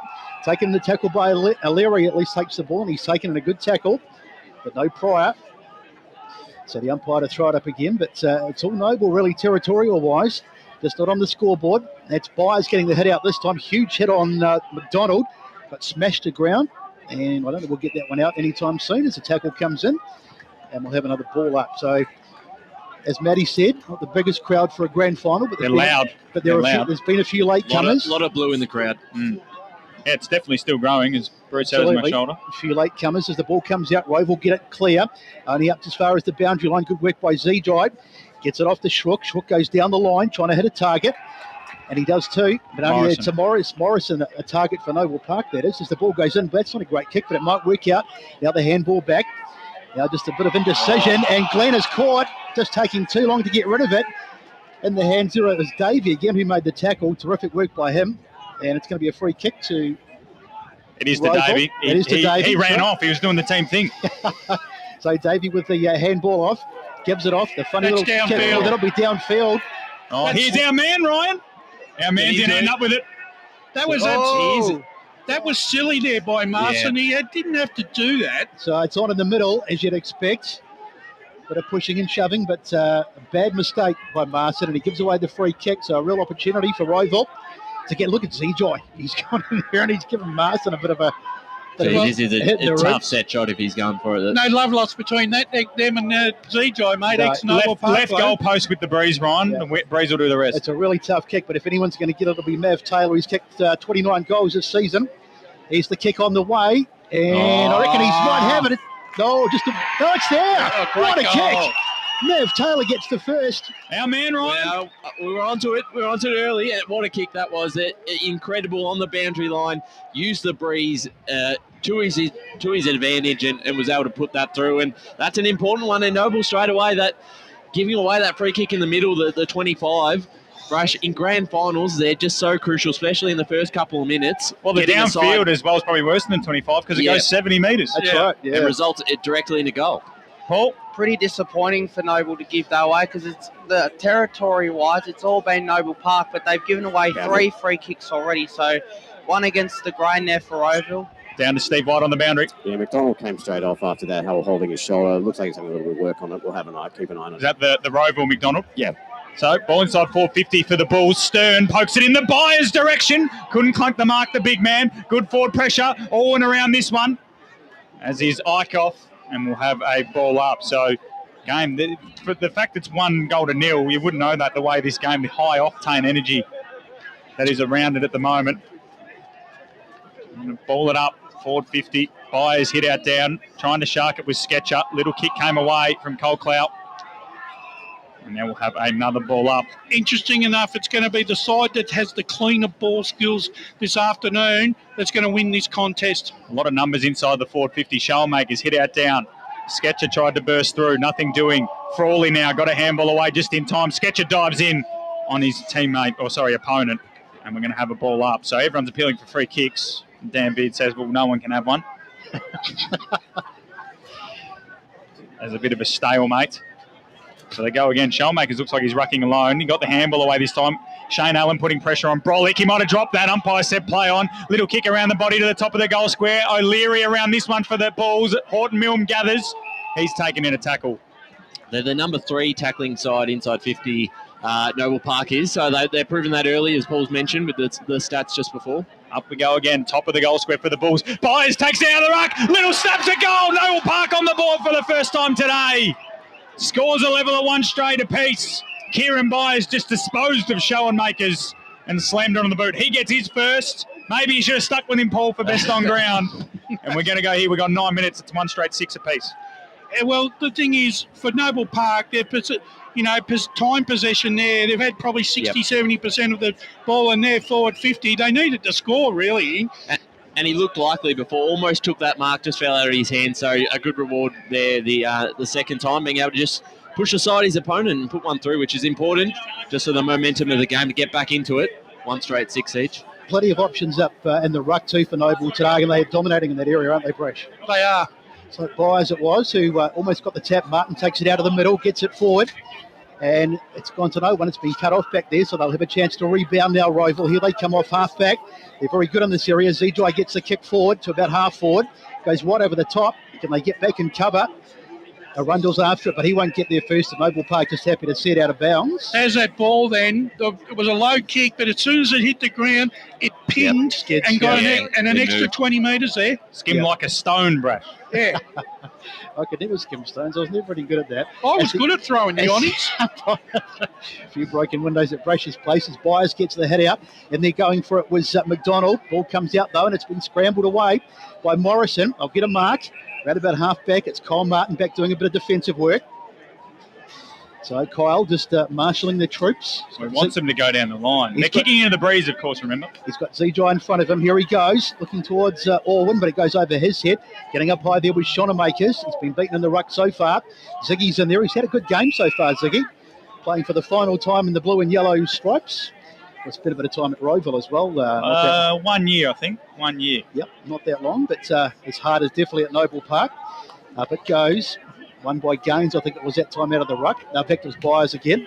Now they go forward again, Noble Park, because they have done plenty of times in this opening half. Allen gets on the end of it. Little handball over the top was dropped. They've still got a chance to come back and get it back. It's a little chip inside 50. Can they get a mark? Goes over the top, almost a case for a free kick there, but the umpire says nothing doing.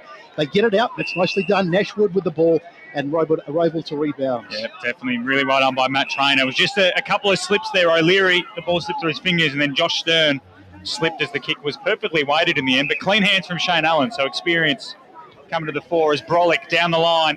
Just looking for Schoenmakers, had 2 to beat, might have got a shove, but here come the Hawks. Edwards came through, how did he dispose of it? Davey handball to Lockie McDonald back on the ground. Kick is out of bounds, he's head for Mr. Whippy. And Ryan Morrison will take the resulting free kick. Jared, Steve, obviously Lockie been given the treatment and he's ready to go. Yeah, I think it's just a bit of the Voltaren and back on you go, mate. Fast acting Voltaren. The magic water. Exactly. The magic spray, you mean? Magic water is a different thing. Oh, true. So Morrison to the Bulls. High up and under. You can see it hold in the wind. Shellmakers has front spot. Beach does well. Brings it to ground. Edwards, underground handball. Eventually ping-pongs around to Mcdonald. Should be marked, though, by the Rowville player in Young. He dropped it. Eichhoff, handball, Schrook, left football inside 450. Davies got a one-on-one with Tua. Tua did well, then recovered. Little handball in direction of his teammate, but it's picked up by the Hawks. Left football to the top of the square. Morrison has it covered. And this should go out of bounds for a boundary throw, and it does in the end because Morrison just disposed of Tyler Edwards. Is there a free kick here? No. One guy that's having a really big say early on is Mitch Schrook. They don't want to get him off the leash, otherwise he's going to take you apart. Well, he was our best on ground last time these two teams met. That's right. Although in hindsight, we maybe should have given it to Lockie McDonald. But thrown in, deep inside the Hawks forward 50. Beach won the hit out down, but it's falling into the hands of Stapleton, whose little handball found its way through to Colclout. Picking up now is Bull. Back to Morrison, whose chipping ball is dangerous in the McDonald direction. Davey does well. Gathers inside the boundary line. Gave it off to Wood. High ball to the top of the goal square. Who can mark? Good fist came from the Bulls, but dangerous. Arundel's around it. And he got dumped by Jordan Marston just in time. And it's through for one behind. Hawks 1-1-7. Bulls 1 straight 6. We've gone 13 minutes in this first quarter. Yeah, and you saw, as you said, about numbers at the back, Matty. They almost had a few there. So that's where they're going to look dangerous, Brash, if they can just get the ball over the top. They've got a lot of small forwards that can run on and kick goals, which will be a big factor today. So Tommy Glean to bring it out. It was almost a disaster with Morrison getting the kick out and a player of his experience. Little mistake, but they got away with it. And they have a mark at half-back. Little short kick up the line. Just taking their time, trying to get something going here in Noble Park. Just trying to feel it out. They've had a good start to this one, though. They're in front in the early stages of this game, and they've had the territorial advantage as they go down the line once again. Up they fly. Good grab over there. So Byers it is, I think, on the far side. Another game that's going to be played on the far side of the field for the whole day. That's not a good kick, and it's been intercepted by Clark. Josh Clark has had a fantastic season for Rowville. Going back with the flight does well. You can see all the brollies up on the far side of the field there, so a little bit of rain around, but all good at the moment. Glenn got him there and he managed to spoil the ball down the line. It's not being played like a wet weather game, is it? No, not at the moment, no. The game is at such a frenetic pace at the moment that you can understand why the rotations are high and why players are probably looking forward to the break when it goes out of bounds. So when it goes, it's Beach getting the front spot that time, knocks it out into Marston's hands, but he couldn't hang on to it. Now it's been worked forward. Going back, there's Glenn. He's made a good start as well. Nice work there by Stapleton on the ground. Gets it back to Wines. And as they try and get inside 50, but they're having a bit of trouble at the moment. Now the kick goes inside 50, but there's numbers back. Marston makes the tackle. Ball on the ground. Trying to get his hands on it there was, I think it's Lambert. Jumper change for him. And Noble managed to get it clear for the moment. And it's up to the centre wing. Marston. Ben came across and knocked it out of bounds. So we have a boundary throw in defensive side of the wing for the Bulls. They're 1 straight 6, Rowville 1-1-7. So we go to Paul Uconi in the Stat Centre. Really stacks on in this game. It's 12 tackles to 9 in favour of Rowville. That's a massive quarter of tackles, and we're not even in time on, Paul. So not even close. You'll be getting a cramp in that right hand of yours, mate, from riding all those tackles down as the handball clearance comes away, and eventually the Hawks will go inside forward 50. Low ball to the top of the square. Might get out the back. Gaines does well. Good work. Yep. And rushes through it behind. Really well done by Jake Gaines down there, helping out his teammates. So that's 2 rush behinds this quarter for the Hawks. They're 1-8. The Bulls 1 straight 6 as we tick into the 16th minute here. Hawks just starting it on top of the clearances. Paul, what's the clearance numbers? Clearance numbers, Noble Park lead 8-4. Yeah, so there you go. But I feel like the Hawks have, when they've got it, they've been a bit cleaner as Sketcher brings it to the outer side. One on by Beach, managed to bring it to the ground, and then Marston got a little handball in his direction, but it's all the Hawks around this one. McDonald hacks it out of midair. A spiralling ball inside forward 50. Can a mark be taken? It can. Curtis Flakemore, who got a mention on the pre-game, takes the mark in the forward pocket, far side of the ground. It'll be a tough kick with the breeze. He's almost got to aim for inside or the left behind post and allow the breeze to come in, but Flakemore, right spot at the right time, comes in, puts it towards goal. Into the woodwork. And she's still shaking. So 1-3-9, the Hawks. The Bulls 1 straight 6. 16.5 minutes gone. Besto, this last patch of 5 minutes, it's been all Rowville, as you can see it. That has, they've come back into the game well, and here they go again. Little ball towards half forward. Should have been taken, but it's been spilled over there by Wines. Danger's not over yet as they go in on the ground. I think that was, can't see who that is at the bottom. That Davey. It was Matt Davey. It was actually Davey. Ryan Morrison. They were quick thinking to get back and save that. Gee, they blew an opportunity there, Roval. Massive chance indeed, as the umpire says we'll throw it up. Wine goes against Beach in the ruck. Beach gets the head out, knocks it down to Morrison. Morrison goes over the head of Ziggy, back to Byers, couldn't take it. Now the ball's on the ground. Eckhoff's in there too, but he can't get to it either. It's been socked off the ground, and there's nobody home here. They're bouncing down there to Barlow. He's going to have to do a bit of work. He gets his handball off the Hall, but good composure at the back, and they chip it across, and they're out for the moment, but there was a bit of panic for the moment. Flakemore dropping back to do a bit of offensive work, gets it out to Zijai. Zijai, far side of the grounds. Taking a bit of time. Actually, I don't think that is Zijai, is it? I can't see who it is. But anyway, Roval to go forward. Long kick down the line. Can they get a mark up? They fly. No mark taken, and the ball goes out of bounds. Around about centre wing. So it's an interesting one. Roval with their noses in front. 9-6. 1 goal, 3-1, 1 straight. Absolutely. Intense game of football, this one. Ball in. Beach with the hit out. Horton Milne with the first grab, got his handball away, and eventually they clear. It was Glenn to Martin, and he finds Alwyn. So better play from the Bulls. This is what we need from them. They need to be efficient and be patient with this Roeville defence. Martin takes the mark, but it was play on, not far enough. Got tackled immediately. Frawley goes back and gets it. Got a little handball away, and the umpire's now been pinged. The Hawk for holding the ball on the bottom of that pack. Might have been Kane Young or Jesse Eichhoff. So in the end, Martin does enough to win the ball back for his side and go short to his partner in crime in Sketcher. The Hawks are back in numbers. Beach wants it long and deep. Sketcher's going to try and go around Wood on the mark. In the end, fires it into the pocket. Byers and Beach down there. Might have been a little shove. Umpire said play on. Hawks go for the line. Umpire Sully, deliberate. Yeah. It was definitely deliberate. Had nothing in front of him. Cooper Mcdonald was laying on the ground with no one attending him and just handballed to the boundary line, didn't he, Ryan? Yep. And now the Bulls are going to get a shot at goal, and I think it's O'Leary. I reckon he's a bit stiff, the Roval player. I thought he had 2 or 3 good grabs at that. I thought the umpire might have paid the mark then. So O'Leary looks like he's a right footer, I believe. So he's going to go one step, left foot ball is well across the face. So Noble will get their first minor of the day. They're 1-1-7. Roval 139, and I can't split this game at the moment. Paul, can you help us with a few stats? A few of the stats. The clearances, Noble Park lead 9-4. The inside 50s are even, 7 apiece. The tackles 13-11 in favour of Roval. Thanks, mate. Ball back in the middle, bouncing around over there. Flakemore almost got it. There was Wine. He's come into the game nicely in the last few minutes. Tua on the ground. They try and get it out through Scott. Good mark. Pretty willing in there, and the mark is taken by Frawley. All that experience.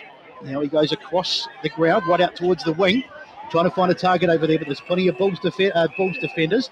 And Ziggy already complete mismatch against Flakemore. Well, Ziggy doesn't care if he gets suspended, does he? It's like the lightweight against the heavyweight. Alistair Linjo 4-style. He's certainly taken the angry pills today, Ziggy. He's got something to prove, hasn't he? Last game ever for Noble Park, unless we backflips, of course. Ball comes out of the ruck. Knocked down there, going back, and the ball could tackle. And I thought there might have been a free kick, but the umpire says play on.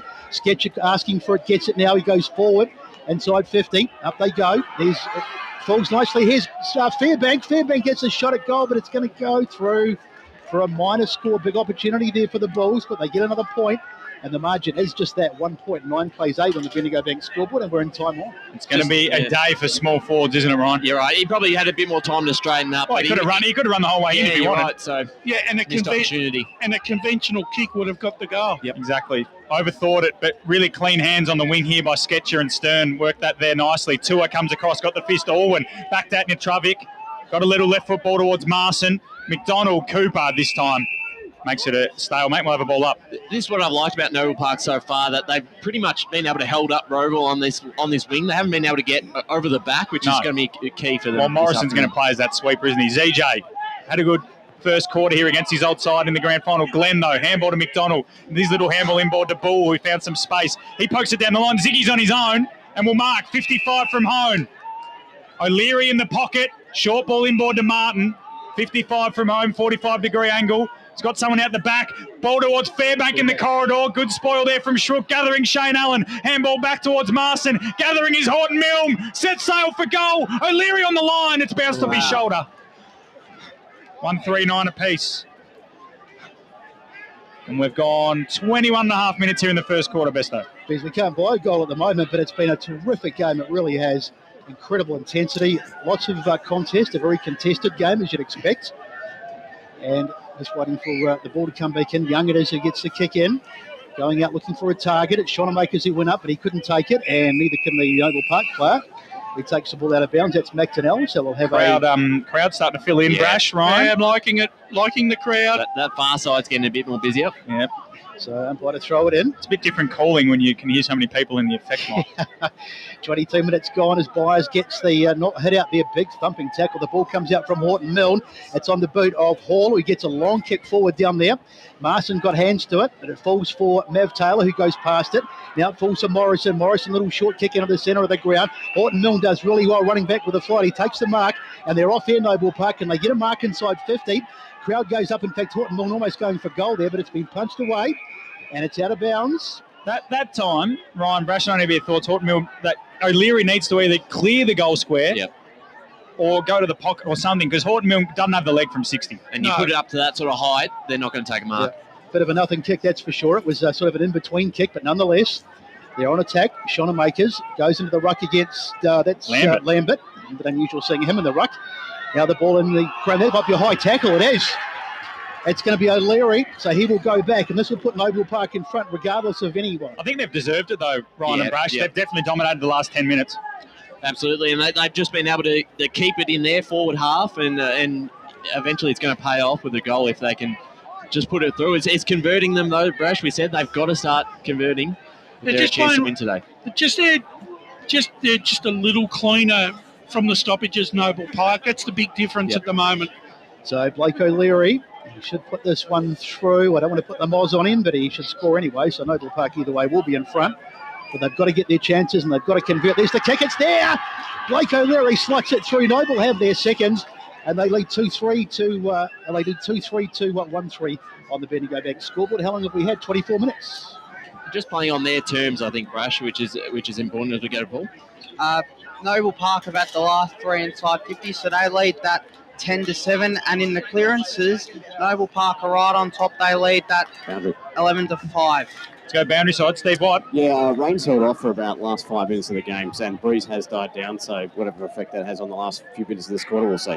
Thanks, Steve. And Brash, there's a big crowd in here, but there's an even bigger crowd watching at home. Over 1,000 viewers over our two streams. So awesome. Welcome to all those people watching the Premier Division Grand Final as the Bulls get another clearance inside 450. Francis came out and meet it, but ZJ came through, little handball away. It's falling in the hands of Ziggy Orwin. Great smother from Trainer. Back to Fairbank. High up and under. O'Leary in the pocket. He's marked. He goes short, and he's got a man there in Lambert. And O'Leary is starting to light up this grand final. And again, the centre clearance dominance. We talked about it all week. Right on top in it, Noble Park, 12 clearances to 5.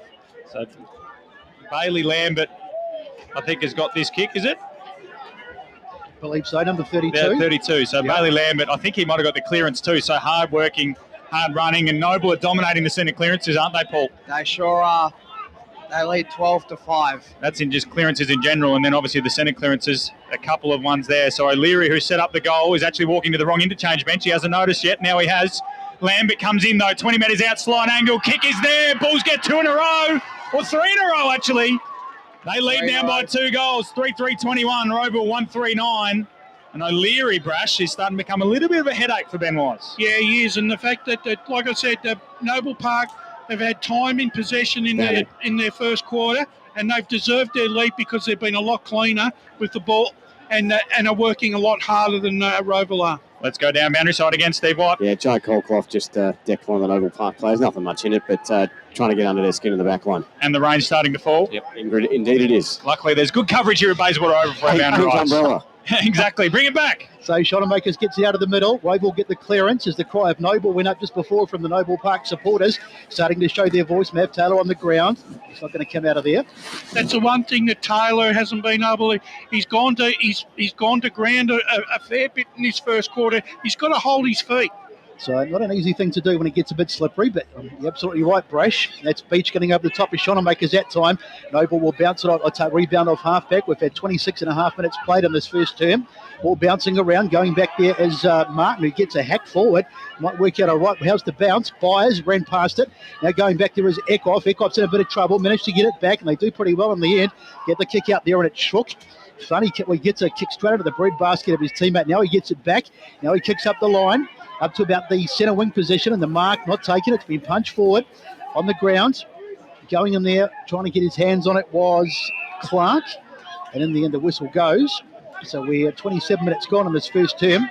They're tackling well, Roval, but they're not getting any reward for effort, really. No. So Steve Hughes will be pretty They've happy. allegedly got the breeze too. Steve Hughes will be pretty happy. For a while, they didn't have the score on the board that their territorial dominance, should I say, was warranting, but they have now. Noble, they've got a 12-point lead with those 3 goals. Now the ball comes out, diving on the ground. There was Glenn. Now the ball comes out. Francis was there, but he didn't get it. Sketcher, funny little handball out. That's Glenn now. Puts a little short kick out. Mark taken by Fairbank. In fact, it wasn't taken. It was punched away. And as Rose will bring the ball away, the siren goes in the end of a great first half. And it's our best quarter, should I say. And Noble in front at the quarter-time break, 3-3-21 to 1-3-9. Don't get too excited, Best. So the goal kickers before we go to the break. 1 goal to Blake O'Leary, 1 to Bailey Lambert, and 1 to Kieran Byer as well. Mav Taylor kicked the first of the day, and Robil's only. As Besto said, we go to quarter time. It's the Bulls by 2 goals here at Premier Division Grand Final. Today at Eastland, Lucy's trying AFL Victoria, with support of leagues and clubs, are committed to keeping our game great, and we're strong in our stance that any form of abuse across football at all levels is not tolerated. Any form of abuse is not welcome on our turf. Make a promise to be the best version of yourself and support the hard-working volunteers, coaches and umpires who make our great game come to life. Real fans respect the game. Make a pledge to keep the passion alive, but remember, any form of abuse is not welcome on our turf. Sprained your ankle, bursting through the banner? Broke a finger, high-fiving the ruckman? Or did you run into the goal post again? For bumps, breaks or bleeds, be seen sooner, close to home at Knox Private 24/7 Emergency Department. The preferred provider of emergency care to the Eastern Football Netball League, you'll generally experience shorter wait times. You don't need private health, but there is an out-of-pocket fee. Be seen sooner, close to home at Knox Private 24/7 Emergency Department, 262 Mountain Highway, Wanturna. Running and jumping can be really painful for girls, especially in contact sport. Boob Armour supports your breasts, minimises the bounce and guards against impact and injury. Feel confident, feel supported, available at boobarmour.com.au. At Yarra Valley Water, we know reducing your shower time, or show time, to 4 minutes can save you an average of $200 a year on water and energy bills. Shower shorter. Save water. Authorised by the Victorian Government, 1 Treasury Place, Melbourne. Do you feel good about your bank? Because there is a bank you can feel good about. They share their profits to fund big community projects, small community clubs, and vital emergency services. They've given $250 million to help Australian communities thrive. They have all the products and tech you expect from a big bank, with service you don't. It's Bendigo Bank. Feel good about who you bank with. Try Bendigo. Search bendigobank.com.au or search Bendigo Bank near me. How would you like to be celebrated? I think I'd like to be celebrated with lots of music, dancing, a bit of a party. I'd like to be celebrated at the pub with a few frothies. Maybe some colourful balloons, my favourite flowers. How about some glitter? I'd like to be celebrated in space. Outdoors, having all my family and friends together. At Tobin Brothers Funerals, they know that every life is unique and they think that every celebration should be too. Find out more at tobinbrothers.com.au. Tobin Brothers Funerals, celebrating lives. Sprained your ankle, bursting through the banner? For bumps, breaks or bleeds, be seen sooner, close to home at Knox Private 24/7 Emergency Department. You'll generally experience shorter wait times. Knox Private 24/7 Emergency, 262 Mountain Highway, Wanturna. Running and jumping can be really painful for girls, especially in contact sport. Boob Armour supports your breasts, minimises the bounce and guards against impact and injury. Feel confident, feel supported, available at boobarmour.com.au. EFL Saturday Game Day continues. Let's head back and go local for your footy. Welcome back to Bayswater Oval. It's Eastland Premier Division Grand Final Day 2022, Roval and Noble Park. Two teams we expected to make the big dance after about round 15. And they're finally here at quarter time. It's the Bulls, though, 3-3-21 leading the Hawks. I was about to say the Hawks had the breeze, but really the rain has settled in and it's coming straight down, so I don't think there's a scoring end. Quickly, we'll go to Paul Yaconi in the Stats Centre before we get one of our boundary riders with the coach's thoughts. In the clearances, Noble Park are in top of that 13-6, marks inside 50, 2-1 in favour of Noble Park. Intercept marks 2-1 in favour of Rowville. Tackles 15 apiece, so 30 tackles in that first quarter. Turnovers 4-2, Noble Park. Inside 50s, 12-7 in favour of Noble Park, and 3 apiece in the free kick count. Thank you, Paul. As we are, Ryan, Brash, your thoughts? Yeah, I think Noble Park have played this on their terms. They're not allowing Rowville to get over the back, and that's been important. They've won a lot of these one-on-one contests on the wing, and you can look at guys like Sketcher, even Kieran Byers, not even having a possession sometimes, so just winning a contest, getting the ball down to one of his the Noble Park midfielders, and they've used the ball a lot better, and especially in that probably that last 5 to 10 minutes, started to put that on the scoreboard. Yeah, the experienced players of Noble Park also, too, have been able to keep their feet in crucial contests, too. Boundary. Let's go boundary side. I think Jared Beanland. I've got Steve Hughes, coach of Noble Park, mate. What was the main message for the boys at quarter time here? Just to keep the pressure up, mate. Our pressure is outstanding at the moment. 10 forward, 50 tackles. We had 6 tackles in the first 4 minutes of the contest, which is what we're about. So that was a key message. Conditions are getting a bit hairy here. Are you mindful of those for the rest of the game? Be fine by us. We'll play in the car park if we have to. Thanks, mate. Good luck for the rest of the game final. Oh, well done to Jared there. And Steve Hughes has set Besto to his deathbed by the sounds of it. He's choking on his gag there, mate. I think it does suit them, though, Brash. Yeah, it does. And the thing is, like, just finishing up what I was saying before, the experienced Noble Park players have been able to hold their feet and ride the pressure when it's been applied by Rowville. As we go down to Steve White on the boundary. Yeah, Ben Wise is pretty happy with the troops there. They just had to reset. They've just got to stick to their game plan. They started well for the first 10 minutes and went off it. They've got to shut down the midfield and just keep the pressure up as per the first 10. Well, the last of the fans are milling off Bayswater Oval as we come back for the second quarter here. At the moment, it's Rowville, 139 Noble Park, 3-3-21, and Brett Beston will get us underway in the second term once someone shuts this gate right here on centre wing. We don't want any stray dogs on the ground. Boundary boys are going to do it. Great job, Steve. Boundary riders are on it. Yeah, well done, Steve and Jared. So up they fly. As Beachy got the head out again. Horton Milne managed to almost get it, but it's gone forward. Here's Glenn back there, along with, in fact, it's going to come in it's off Noble Park. You get the kick forward into the centre of the ground, or out towards the wing, actually, in the end. Bouncing awkwardly over there. Kane Young slipped over, and that's going to be a bit of something to watch a little bit as the game gets on because of the slippery nature of the ground. So Kane Young puts it onto the boot now, goes long, trying to find a target. So around about half forward up they fly, but there's plenty of defenders there, but it comes out through Clark. Still, they get it out. There's the ball on the ground. Cole Clough ran past it for Rowville, and we've got a whistle. Which way is this one going to go? Goes to Noble Park. So defensive free kick on the ground, and they'll be able to clear their line. So 21-9, early stages of the second term. Out towards the wing. Up they fly. Gets right over the top. Beach was there. He has had a good game. Here's the ball goes out towards the wing. Nice mark taken over there. Here they come inside this time. The kick to about half forward. Up they fly. Going in there for it was Shonemakers. He gets a little handball out, putting his teammate under pressure, but they do well and they get it out. Good mark taken by Edwards. Plays on quickly. They go through the middle. Here's the kick forward. Excuse me. As the ball bounces around, going back there is Morris. And look at the composure of Morris and all that experience. Gets the kick out wide, and Noble will be able to come out of defence. With the kick out towards the boundary, and across the boundary line it goes. Down to the boundary line once again. Yeah, rain has really picked up down here on the boundary side, and I will be invoicing the EFNL for the gate closure duties. 5 cents, 5 cents, maybe 10. Hey, Steve, Yeah. in 3 more days you can charge him what you want, mate. You can bump it right up. I'll sign off on it.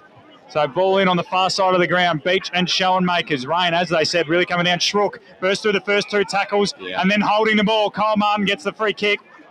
Luke Bull wanted to take the advantage, but it'll come all the way back to Kyle Martin, a champion of this competition.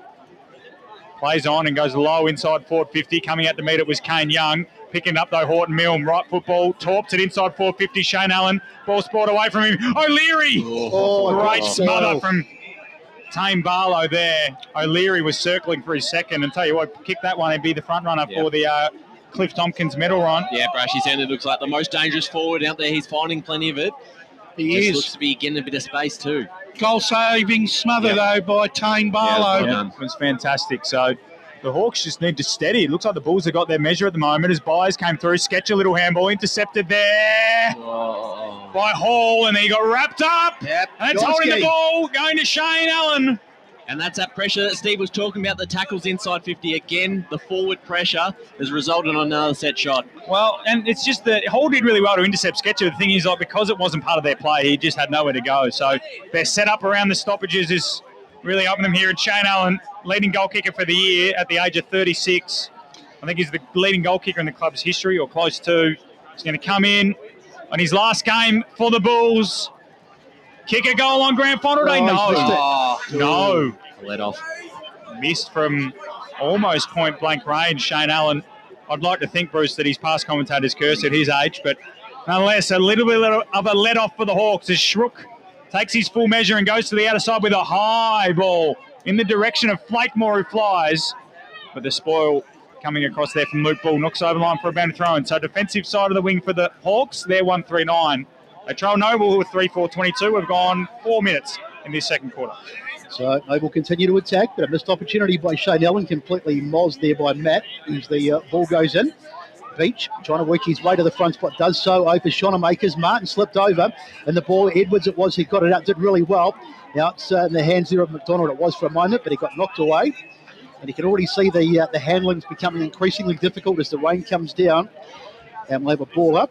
The Noble Park half-forward line and half-back line are working overtime at the moment to make sure that they've got the most possession of the ball. Great work by Shonemakers as he gets the hit out that time, and it's been thumped away down the ground, but only as far as Sketcher. In fact, that's not Sketcher, that is number 19, Scott. I just saw the 9. Scott gets it out. His ball going down the line. Nice control by Noble Park. Byers, he's been good. So, Kieran, what's he going to do? Puts it onto the boot, goes long inside 50, trying to hit a target. He's been able to do this. The mark's taken. Brilliant mark. Jack Francis it is, who took it. Not easily conditions, as we said, with the rain, but he did very, very well above the head. Two-handed mark. Brilliant work. The other thing too, Ryan, Noble Park, with their experience, they're just playing with a little bit more poise at the moment. Roval just seem to be going up and down in the one area, and they can't clear their back 50. So Shane Allen missed a kick from a relatively simple, well, not a simple position, but a similar position just before. So it was simple. It wasn't. He won't want to miss this one, Francis. Got to take your chances in the groundy, but he's missed. That's 2 in a row that Noble Park have missed from pretty handy positions. But nonetheless, they lead by 13 points on the Bendigo Bank scoreboard. It's in fact 40 now, 23-9. And we've had about 5.5 minutes in the second term.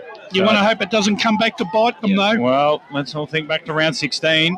When inaccuracy cost them. So, again, though, the Hawks struggling to get anything going as Mcdonald intercepts this handball and runs inside forward 50. Little chipping ball finds O'Leary. He's got the hot hand to O'Leary. Has set up one and kicked one as well. And he'll go back. What is he? 30 metres out. He's tucked into the pocket, but he strikes me as the kind of character that kicks these ones for fun. They need this goal in Noble Park. They've been on top in this quarter. They could have been 4 goals in front with those if they didn't miss those set shots. They need to capitalise, Paul, you're right. So O'Leary, 1 goal, 2 already today. Going the drop punt, I think. Yeah, it's a fairly open pocket. This is where Mav Taylor kicked the first of the day from. No breeze to speak of, though, for O'Leary. Just rain, comes in, 30 metres out, tucked in. Kick is a shocker off the boot. No good at all. That's out of bounds on the full. So, as we've said, it's been a bit of a theme. They've had all the play, all the shots on goal, Ryan, but none of the scoring. It's 23-9. We've gone 6.5 minutes. Over to Paul in the Scout Centre. The inside 50 is already 4-1 in favour of Noble Park. The marks inside 50, 2 to zip in favour of Noble Park, but they're not taking their chances at the moment. You're right, and they're in a unique position because with these conditions, a 4-5 goal lead is a lot more than what it's probably usually worth. So Lachlan McDonald's kick was smothered, and then Lachlan McDonald hooked it around the body and found O'Leary again for the Bulls. He's about 55 from home. Spearing ball was looking for Martin, but it's cut off. Barlow. And they had other options too. He's been called to play on. He's under pressure from Ben Marston. Handball to his teammate under pressure. Eichhoff got it back to Barlow. Kick came away. Looks to be Schrook under pressure. Handball back now. Eichhoff coming through Francis. Coming through McDonald or Glenn. Glenn. Francis is hurt. Oh, it's Lambert, sorry. Bailey Lambert's got the holding ball free kick. Francis is down behind play. Shoulder, he's on. Yeah, he's in trouble, Francis. Someone's in the goal. It looks like Shane Allen's in the goal square. Lambert can turn around. It doesn't matter. It's 25. You could almost telegraph that was going to be Bailey Lambert boots it through. The Bulls get reward for effort. They're 4-5-29. Have a look at it. Roval 139. It is on in the forward 50. And they've got to compose themselves now, Roval. They've let themselves down in the last probably 5 to 6 minutes. They just haven't had anything going. They can't escape their back 50. And, you know, as we said. And Barlow just mindlessly walked off his line because he'd slowed play down, walked off his line and created the pressure. And I think sorry, Paul, but I think they are doubting themselves with their decision-making too. Yeah, they shouldn't have given away that. That was a gimme there. They shouldn't have given away that free kick, Roval. But Noble Park have been dominating in this second quarter, but they finally got the goal they've been after. They just got to find some composure here, Roval, or the game could get away from them very quickly. So, boys in the boundary might better tell us. I think Francis is okay. He didn't look pretty sore when he went down, but he looks like he's still out there. Still out there. As the ball comes back, a mark taken there. Nicely done by Ekoff. Gets the kick forward. In fact, it was Mcdonald, out towards the boundary. Liam's over there. Liam Scott. And what's the whistle here? Good mark. Mark has been taken. Matty Davey. So Matt Davey on the far side. He had a good first quarter, Matt Davey. He's been alive. 25 metres, is it? No, the crowd's calling for it, but it's not given. So Matt Davey goes back. Thing is with Roval, they're not getting, even when they are kicking for goal, they're not getting easy shots. They're in the pockets. This is a tough sometimes these are the ones that they do kick because they're not expected to, so the pressure's kind of off. Here's Davey, comes in, it puts it onto the right boot. It's not a bad-looking kick. I reckon it's just been knocked through. I'll tell you what, Blake Tennant, kudos to the great man. Braving the conditions, was right behind that kick. Great work by the man. So they went up behind the goals, but it was just short. So Morrison to bring it back in for Noble Listen to Park. the noise, Besto. The crowd have gone absolutely berserk. Morrison up towards the centre wing position, gets wide over the back. It's been tapped on, so a bit to do here. Going back there is Mcdonald. Ball to himself. Now they go inside 50, but it's been cut off. And a chance for Roval to rebound. A little short kick out that's almost intercepted. There's plenty of Roval players over there. One of them is Mcdonald. Twists away. Now he's that's helped ball surely. Eichhoff, no, in fact it wasn't Eichhoff, it was a Shrook. That ball on the ground again. But look at the pressure from Noble Park as they go in, and there's Roval players just having no room to move at all. Knocked back towards Stapleton, but he doesn't get there.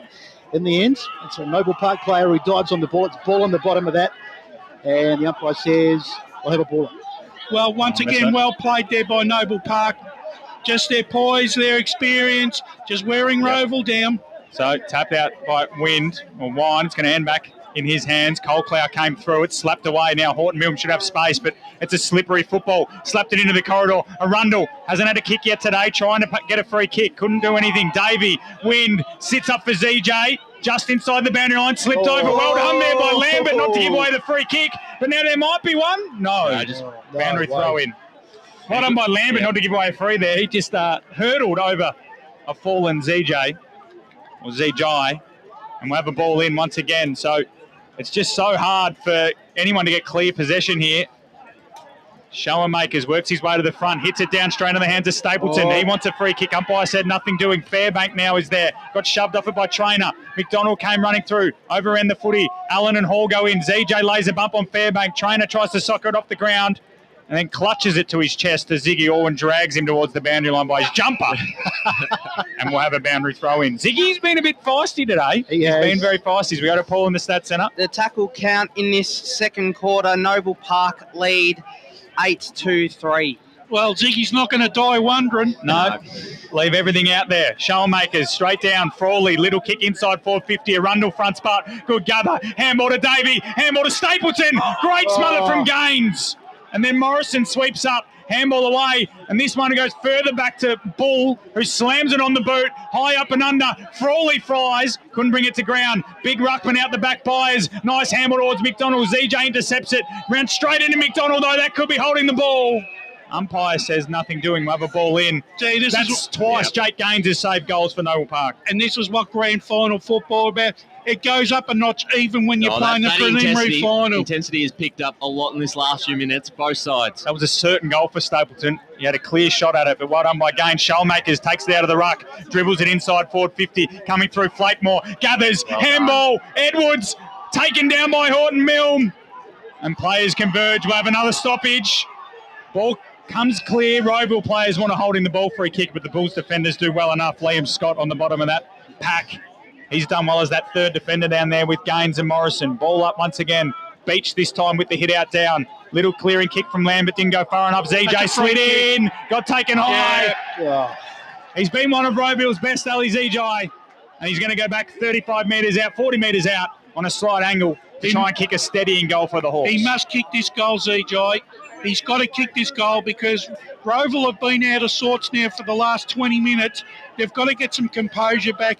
This goal could just help settle the nerves once again. I think you could say he's been their best player. And getting to the ball first, that's when you can earn yourself a free kick. So got to get there first. He's been well in the forward line, but it's been Shrook, the other one, in the back line that's kept them together as well. So Ali ZJ, usually a pretty good field kick. Don't know what his goal kicking stats are for the year, but he's going to come in 40 metres out, almost directly in front to bring the margin back to 13 points. Doesn't hit it well at all. Hooked it off the side of the boot. Might not even make the journey. Eventually it's rushed through. So they really needed that, but they've got some territory. They've got some momentum, the Hawks. They're 1-5-11. Noble Park 4-5-29. We've gone 14 minutes in the second quarter. So Ryan Morrison to bring it back in for Noble. Wasted opportunity for Roeville, but Noble Park have also wasted a couple of opportunities. Sad sort of day, but unfortunately for Noble, they have the runs on the board so far as the kick goes forward from Horton Milne. Chased by Fairbank out towards the boundary with the company of Ecoff, but the ball beats everyone across the boundary. Good crowd on the far side there, all huddled under the dry conditions over there as the rain continues to fall.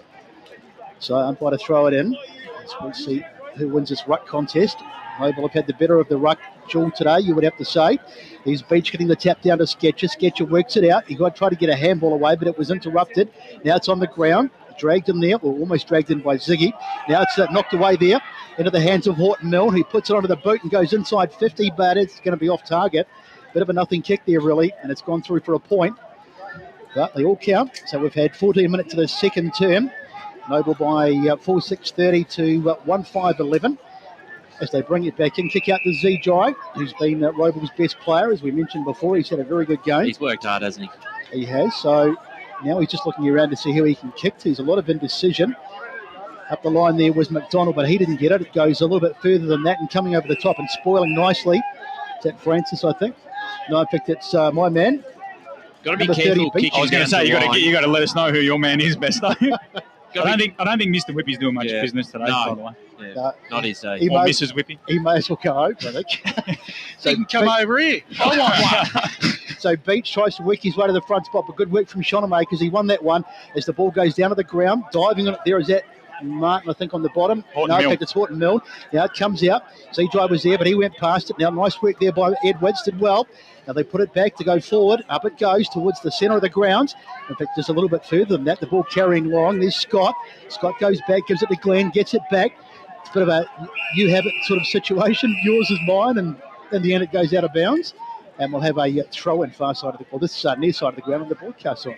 I want to speak about the territory in the last few minutes. Roeville are winning the clearances in this quarter, 6-2, and they've had 4 of the last 5 inside 50s. So thrown in right in front of us, Paul. Thanks for that. You are right. They've had a little bit of the play now. Mcdonald got another clearance, but not very far. Luke Bull should pick it up. Rove around the footy and then slapping it back into the corridor. Frawley dived on it. Now Marston's got a chance. He got taken. How did he get rid of the footy? Umpire say the Roeville fans. Umpire Sully says play on. Josh Clark slid in. Then later tackle. Sketches little kick. Falls in the hands of Allen. Handball's over the top. Will it sit for all? And it will. Running through the centre circles. Low ball. Ben Marson. Everything just going Noble's way at the moment. And Ziggy Orwin says to his mate, go back and kick this one. That Beach Byers combination is starting to wreak havoc now because Showmakers is finding it really hard to keep up. He's a bit undersized too. He's a leaper, Showmakers, and the fact that there's so many stoppages around the ground is playing into their hands. But the way that Allen handball, he handled it on the spot on the ground where it was going to bounce, the centre wicket, and it fell into Orwin's hands. So Marston got a pretty good record against the Hawks. Comes in 45 metres out directly in front. Kick on the way. Looks pretty good. Might be fading right into the post. That's the second time that post has had to work out. That's the second time today you've mozzed him. Well, you can't blame me. 4-7-31 the Bulls. Roeville 1-5-11. 17.5 minutes gone, second quarter. Just going back to Brash's point about kicking it towards Byers, a couple of times these sort of kicks have gone straight to Byers or a Beach, and they've just been able to knock it out. So Or out take the towards the mark. wing. Brilliant mark taken over there by Marson. That's Ben, excuse me, as the ball goes inside 50. Can they get a mark? Plenty of Roval defenders back there, and it's just a bit easy for them. Kane Young, good mark from him. He's played well so far. Boundary. As we go boundary side. Yeah, Francis just taken off. Yeah, he's gone down the race. Concussion protocol. Gone down the race. You don't see that often. Well, we saw him down a little bit earlier, a few minutes ago, and I asked the question whether he was going to be okay. So maybe that's the aftermath of that. We'll have to see. Also, the trainer rocking the blue hair for grand final day from Noble. Blue meanie. That's right. It needs to be blue and Bit of the yellow. Marge Simpson. Ball goes inside 50 again. Oh, good mark taken. Kane Young. He's been solid at the back for Roval, as he always is. Nice little kick out there. Finds Nash Wood on the far side of the ground. Nash goes down the line. This is good. Is that Mev Taylor over there, I think? Lockie Wind, I think. Lockie Wind, I think, over there. So Wind down the line. This is good controlled play. And big tackle coming in over there, but the umpire says nothing doing. They really are struggling to run at the moment, Roval. They just seem to be not running up and down in the one step. So Frawley puts it onto the boot, but it's easily spoiled back there and slammed out of bounds. But the Roval are not doing their forwards any justice either. They're just kicking the ball long, and it's manna for heaven for the Noble Park black line. And they have the height, Noble. And they're just able to punch the ball away. It's maybe time to come back through the corridor instead of going down the boundary, perhaps. Got to lower the eyes, mate. So up it goes in the ruck. It's a bit of a non-little draw there as Sketcher just happy to see it out of bounds. It's almost a carbon copy of the round 16 game. I know you won't want to hear this, Brett, but the first half when Noble just absolutely owned them, they didn't let them play the way they wanted, and then Roval came out in the second half and played their way. Jared Beelan on the boundary. Yeah, it was just in Cooper McDonald come off the ground for Roval, potential shoulder injury. They will keep an eye on it for you guys. So hit out down from Beach and in the hands of Martin, who slammed it into the corridor. Will it sit up for his teammates in there? Owen came across, but well done. They kept their feet, ZJ. And then Trainer heads to the outer side. Davey gathers it right in front of the Eastland logo, turns his man into her, and then pokes it inside forward 50. Here come the numbers, surely a free kick. Umpire says nothing doing. Now there's a free, and it's going the way of the Bulls. Boundary. Going the way of the Bulls. Liam Scott gets it against Mav Taylor as we go back to the boundary. Yeah, another potential injury here. It's Harley Fairbank coming off for Noble Park. Yeah, I saw him clutching at his leg before. He looks a bit winded to me. Does it? Well, don't do that. That's a jinx from a grand final going past, Brash. We go to Paul in the stat centre. Noble Park led the free kick count in this second quarter 5-2. Thank you, Paul. So they've escaped to the outer side. Noble Park. Now there's a blood rule. It's all happening. Ben Marson. Ray Beer's not even caught with us today. So Glenn down the line towards those two ruckmen, Beach and Byers. In the end, Trainer gathers for the Hawks and steps in and out of traffic. And they have the numbers. Goes down to Frawley, spiritual leader. Centre wing. Wanted to get the 50 for the stand rule. Got the handball away just in time in the end. And now the kick towards Arundel. He marks on the Bendigo Bank logo. 50 from home near the scoreboard at Bayswater Oval. Goes long. There's no one in the goal square, Brash. Matt Taylor's down there, but Scott great work. Spoils it through. He's had a fantastic game, Liam Scott. And it's another behind. Roeville 1-6-12. Noah Park 4-7-31. We're into time on in the second quarter. Even then, they were still too slow to move the ball forward. So they could have done with one there, Roval, but a wasted opportunity as Morrison brings it in. Mr. Rock solid at the back for Noble. Kicks out towards Beach, who almost had hands on it there, but lost it. Ball on the ground, trying to get it was McDonald. Now it's been socket off the ground. Ball a little bit untidy, but it's bouncing around. And now Roval with another opportunity to attack. Kane Young with the kick forward. Can he hit a target inside 50? Up they fly. Mav Taylor was there, but it's been taken by that man Morrison. And he'll just chip it out towards a teammate. A little bit of the first quarter here where one side dominated and then the other side needs to capitalise in the last 5 minutes, and that might be what Roval are trying to do here. So you can see just telling them to slow it down. They're in a good position here. Noble, they don't have to panic because they kick a long one down the ground. Up they fly by as it was. They almost got it. Now the ball's on the ground again. Allen tries to pick it up, can't do so, but it's been socket forward as it has for so much of the game because it's the best option with the conditions the way they are. Roval go forward into the middle of the ground, bouncing around. Good work over there. It's been nudged forward into the hands of Marson. Marson turns around, stabs it forward. That's Jordan Marson. Now Horton Milne chasing, but it's been it's on the ground. Horton Milne eventually does get it. Stabs a funny little kick inside. It's all over the place at the moment. Here's a chance for Marson. Jordan Marson waltzing in and he's put it through! Jordan Marson, opportunist goal. There was nothing really doing. He was involved in the play beforehand, but he's come out and just picked that one up and slammed it onto the boot, which you have to do sometimes in conditions like these. Goal to Noble. Boundary. Roval, they kept they got caught napping there, Roval. Yeah, we go boundary side, Jared Beamland. It's a case of ribs for Harley Fairbank, but checking in on him, he said he'll probably be back on shortly. Paul? They're coming back in the clearances this quarter, Noble Park. They're still trailing it in this second quarter. Roval lead at 6-4, but the inside 50s are again in this quarter in favour of Noble Park, 10-7. And again, Noble just very clean with the hands. Look at Byers there.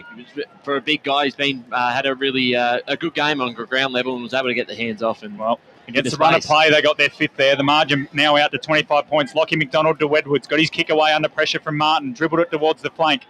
Now gathering it out there. Looks to be a Roval player. Might have got a free kick for holding the man. Umpire Sully says play on. And then they pile in and we will have a ball up on the far side of the centre square. Roval half of the ground. As I said, they drove up 25 points. Feels more like a 5 or 6 goal lead.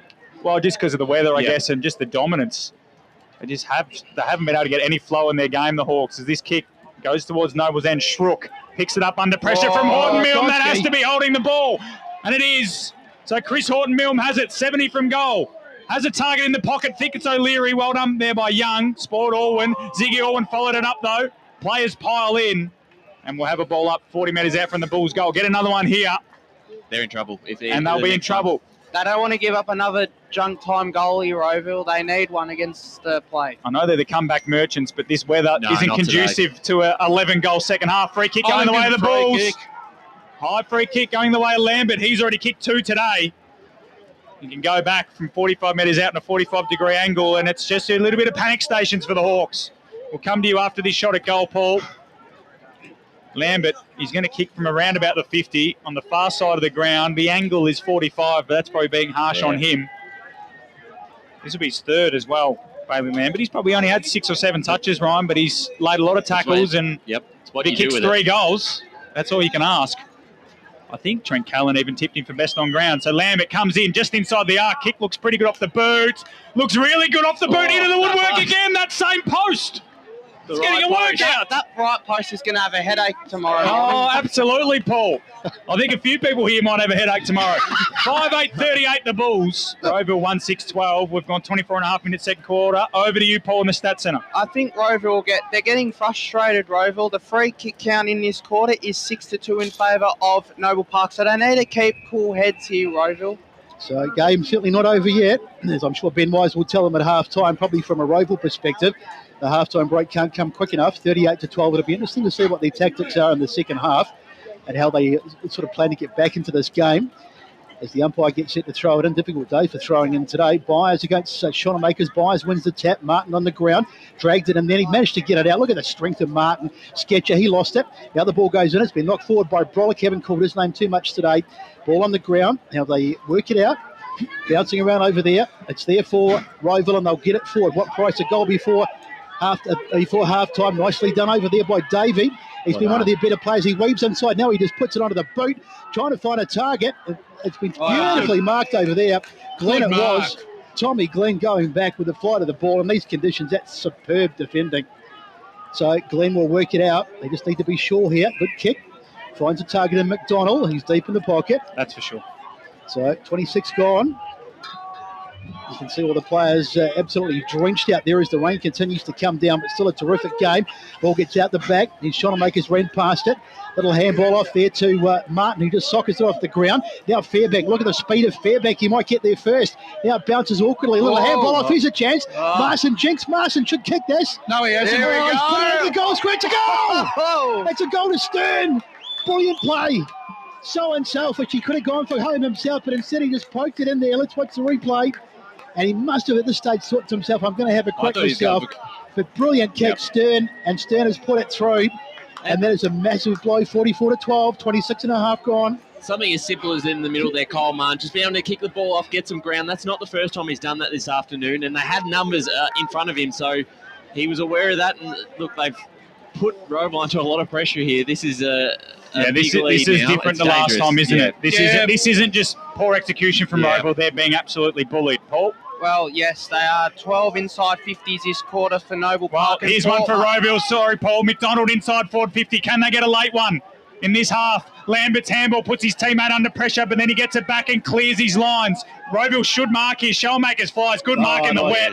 They need to turn the lights on here at Bayswater Oval. Shellmakers plays on. Look for Lockie McDonald inside 450. Coming out was Coldcloud. Got his handball off the shook. He just ran into Stern and got wrapped up. Holding the ball. Nothing going the Hawks' way. 27.5 minutes gone. They trail by 32 points. 13 tackles in this quarter for Noble Park. They continue to bring the heat to Roeville. And Stern at both ends of the ground kicked the last goal from literally the goal line. Not easy to do, Paul, because it's about 5 degrees. And then lay that tackle. It is absolutely. They need to turn the lights on. It is pitch black here at Bayswater Oval. Like a night grand final It at the is. moment. Except we can't see the red footy, Paul. It's out on the far side of the ground. Someone's yelling at me. I'm a commentator, sir. Ball goes inside 450. It's O'Leary again towards the goal square. And over the line for a behind. Boundary. So it's going to be a free kick. A kick in, should I say. We've got an irate commentator just absolutely going ballistic at us as we get into the boundary. Was he smoking? There's Rex Hunt up there at the moment. Yeah, I do remember that one. I apologise to those people listening home having to hear me tell someone to politely remove themselves. So, compose yourself from that. He'll give you a chance to do. Just to be clear, we have no control of that. For those staying at home, I don't control the lights here at Bayswater Oval. So, old mate spectator, we can forget about him for the moment because it's half-time and Noble Park have had a fantastic second term and it's all to play for. They lead by 45 at 6 goals, 9-45. To 1 goal, 6-12 at halftime. Here's Matt with a goal kick. Absolutely. Sorry, Bess. I'll just have to compose myself. I didn't think I threatened to do that on my last day, but I didn't think I'd actually have to. 2 goals to Bailey Lambert and singles to Josh Stern, Blake O'Leary, Kieran Byers and Jordan Marson. And the one goal for the Hawks is Maverick Taylor, and that was the first goal of the game. So it's been Noble ever since then. As Besto mentioned, it's halftime here at Bayswater Oval in the Premier Division Grand Final. It's Noble Park 45, Roeville 12. Today at Eastland, AFL Victoria, with the support of leagues and clubs, are committed to keeping our game great. And we are strong in our stance that any form of abuse across football at all levels is not tolerated. Any form of abuse is not welcome on our turf. We are encouraging all spectators not to confuse their anger with passion. We're all here for the same reason, for the love of Australia's favourite game. We want supporters, parents and players to make a promise to be the best versions of themselves and to support the hard-working volunteers, coaches and umpires who make our great game come to life every week on local grounds across our great state. Real fans respect the game. Make a pledge to keep the passion alive, but remember, any form of abuse is not welcome on our turf. An out-of-pocket fee. Be seen sooner, close to home at Knox Private 24/7 Emergency Department, 262 Mountain Highway, Wanturna. At Yarra Valley Water, we know reducing your shower time or show time to 4 minutes can save you an average of $200 a year on water and energy bills. Shower shorter. Save water. Authorised by the Victorian Government, 1 Treasury Place, Melbourne. Running and jumping can be really painful for girls, especially in contact sport. Boob Armour supports your breasts, minimises the bounce and guards against impact and injury. Feel confident, feel supported, available at boobarmour.com.au. Do you feel good about your bank? Because there is a bank you can feel good about. They share their profits to fund big community projects, small community clubs, and vital emergency services. They've given $250 million to help Australian communities thrive. They have all the products and tech you expect from a big bank, with service you don't. It's Bendigo Bank. Feel good about who you bank with. Try Bendigo. Search bendigobank.com.au or search Bendigo Bank near me. How would you like to be celebrated? I think I'd like to be celebrated with lots of music, dancing, a bit of a party. I'd like to be celebrated at the pub with a few frothies. Maybe some colourful balloons, my favourite flowers. How about some glitter? I'd like to be celebrated in space. Outdoors, having all my family and friends together. At Tobin Brothers Funerals, they know that every life is unique and they think that every celebration should be too. Find out more at tobinbrothers.com.au. Tobin Brothers Funerals, celebrating lives. Sprained your ankle bursting through the banner? For bumps, breaks or bleeds, be seen sooner, close to home at Knox Private 24/7 Emergency Department. You'll generally experience shorter wait times. Knox Private 24/7 Emergency, 262 Mountain Highway, Wanturna. At Yarra Valley Water, we know reducing your shower time, or show time, to 4 minutes can save you an average of $200 a year on water and energy bills. Shower shorter. Save water. Authorised by the Victorian Government, 1 Treasury Place, Melbourne. EFL Saturday Game Day continues. Let's head back and go local for your footy. Welcome back to the Eastland EFNL game day between Roval and Noble Park in this Premier Division Grand Final from Bayswater Oval. We've got Noble Park leading 6-9-45 to Roval 1-6-12. My name is Scott Hardy. I'm joined by Ray Baird, Matt Lee and Jared Beanland. I'll start with you, Ray, just to get it obviously done and dusted. How are you finding it out there? You're obviously gone amongst the people, which I like to see. You haven't sort of stayed in the stands like I to dry. You've been amongst them. What have you sort of found, and what can you sort of see with Roval trying to bounce back? Well, look, the game started off, and the first quarter was just an arm wrestle to see who could, get the benefit of it. And Noble Park were lucky. They got a couple of goals there on the board. Roval were getting the ball into their forward 50, but the delivery wasn't, up to standard. And then in the second quarter, Noble Park just put the pedal down a little bit more. To me, they're playing the Roval attacking style of play that Roval usually play, and at the moment Roval are being outplayed. We spoke Spider pre-game about who is going to handle the wet weather, and it seems at this stage that Noble are sort of finding it probably in a little bit dirtier sort of style. How have you sort of found the conditions sort of to be, and how do you think sort of know the difference between Noble and Roval? Well, the difference is, Scotty, at the moment, simply Noble are prepared to work a little bit harder around the ground, and they've done everything they can at clearance, and at the source they have been simply brilliant. And that's led by the way that they've played in the ruck. I think Bias has really controlled that area of the ground, just giving that first use. And then when you look at the outside run of Noble Park, which we've sort of underestimated over a period of time, they've used the ball a little bit better, a lot cleaner, and we talked about their efficiency before the game. It had to be spot on, and it certainly has been in the first half of this game. When they've gone in, they've looked more dangerous. They've looked like they're going to be the ones that are going to score. They've kept the ball in their forward line. They've locked it in. They've created that forward line pressure and really put the Roval defence under that pressure. They've had to second guess themselves at times. It just seems like the defensive system, Ray, of the Hawks at the moment is a little bit second guessing. They're not too sure where to go. They're not locking on. They're not rolling up as best they can, and probably as predictable as what they probably have throughout the course of the season. And I think that's been, you got to acknowledge the coaching of what Steve Hughes has really done, and he acknowledged that at the quarter time break, just that work rate in that first quarter, which really put the pressure back on Roval. It certainly did. Their second quarter there that was outstanding. As I said, the first quarter was an arm wrestle, but then Noble Park, they were certainly in every asset that you said, Spider, they were outplaying. And it's the connection. They're not connecting between the arcs, Roval, at the moment. They look a bit more hesitant. They're not sure when to change the modes. We talk about the gears that they've been able to alter throughout the course of the season. Those gears at the moment just don't seem to be there at this point in time in the game. They're not sure when to press the button and go, and maybe it's because of these wet conditions. They're sort of not sure. Balls are dropping a little bit shorter. They're not as predictable as what they normally are in dry weather conditions. So I think that's something that Ben Wise has really got to work on at halftime, and just get them, working a little bit harder between the arcs, and when they go into their forward line, to keep the ball in for longer periods of time, because at times that ball was coming out far too easy. Definitely. And Jared, you're obviously really down ground side and feeling the wet conditions like Ray. What's it sort of like down there, and what's the vibe from both sides? Look, honestly, it's the pressure for Noble Park that's been the main highlight for me down on boundary line. That's what's been most palpable down at ground level, and that along with just the contrast in efficiency, the way that Roval Park is, second guessing themselves. I think you've hit the nail on the head, Spider, in terms of the reasons behind it. It's the pressure, it's the wet weather, it's, they're not getting the slingshot play that they have enjoyed so much throughout the season, and Noble Park are absolutely capitalising on it. And I've been impressed with how efficient Noble Park have been in these conditions. Look at the scoreboard, maybe it's a little inaccurate, that's one thing, but just sort of like going inside 50, finding targets, finding opportunities, essentially. Their ball movement has been great given the conditions. Well, I've really enjoyed it. Is that inaccuracy, though, hope, though, for Ray for Roval? Like,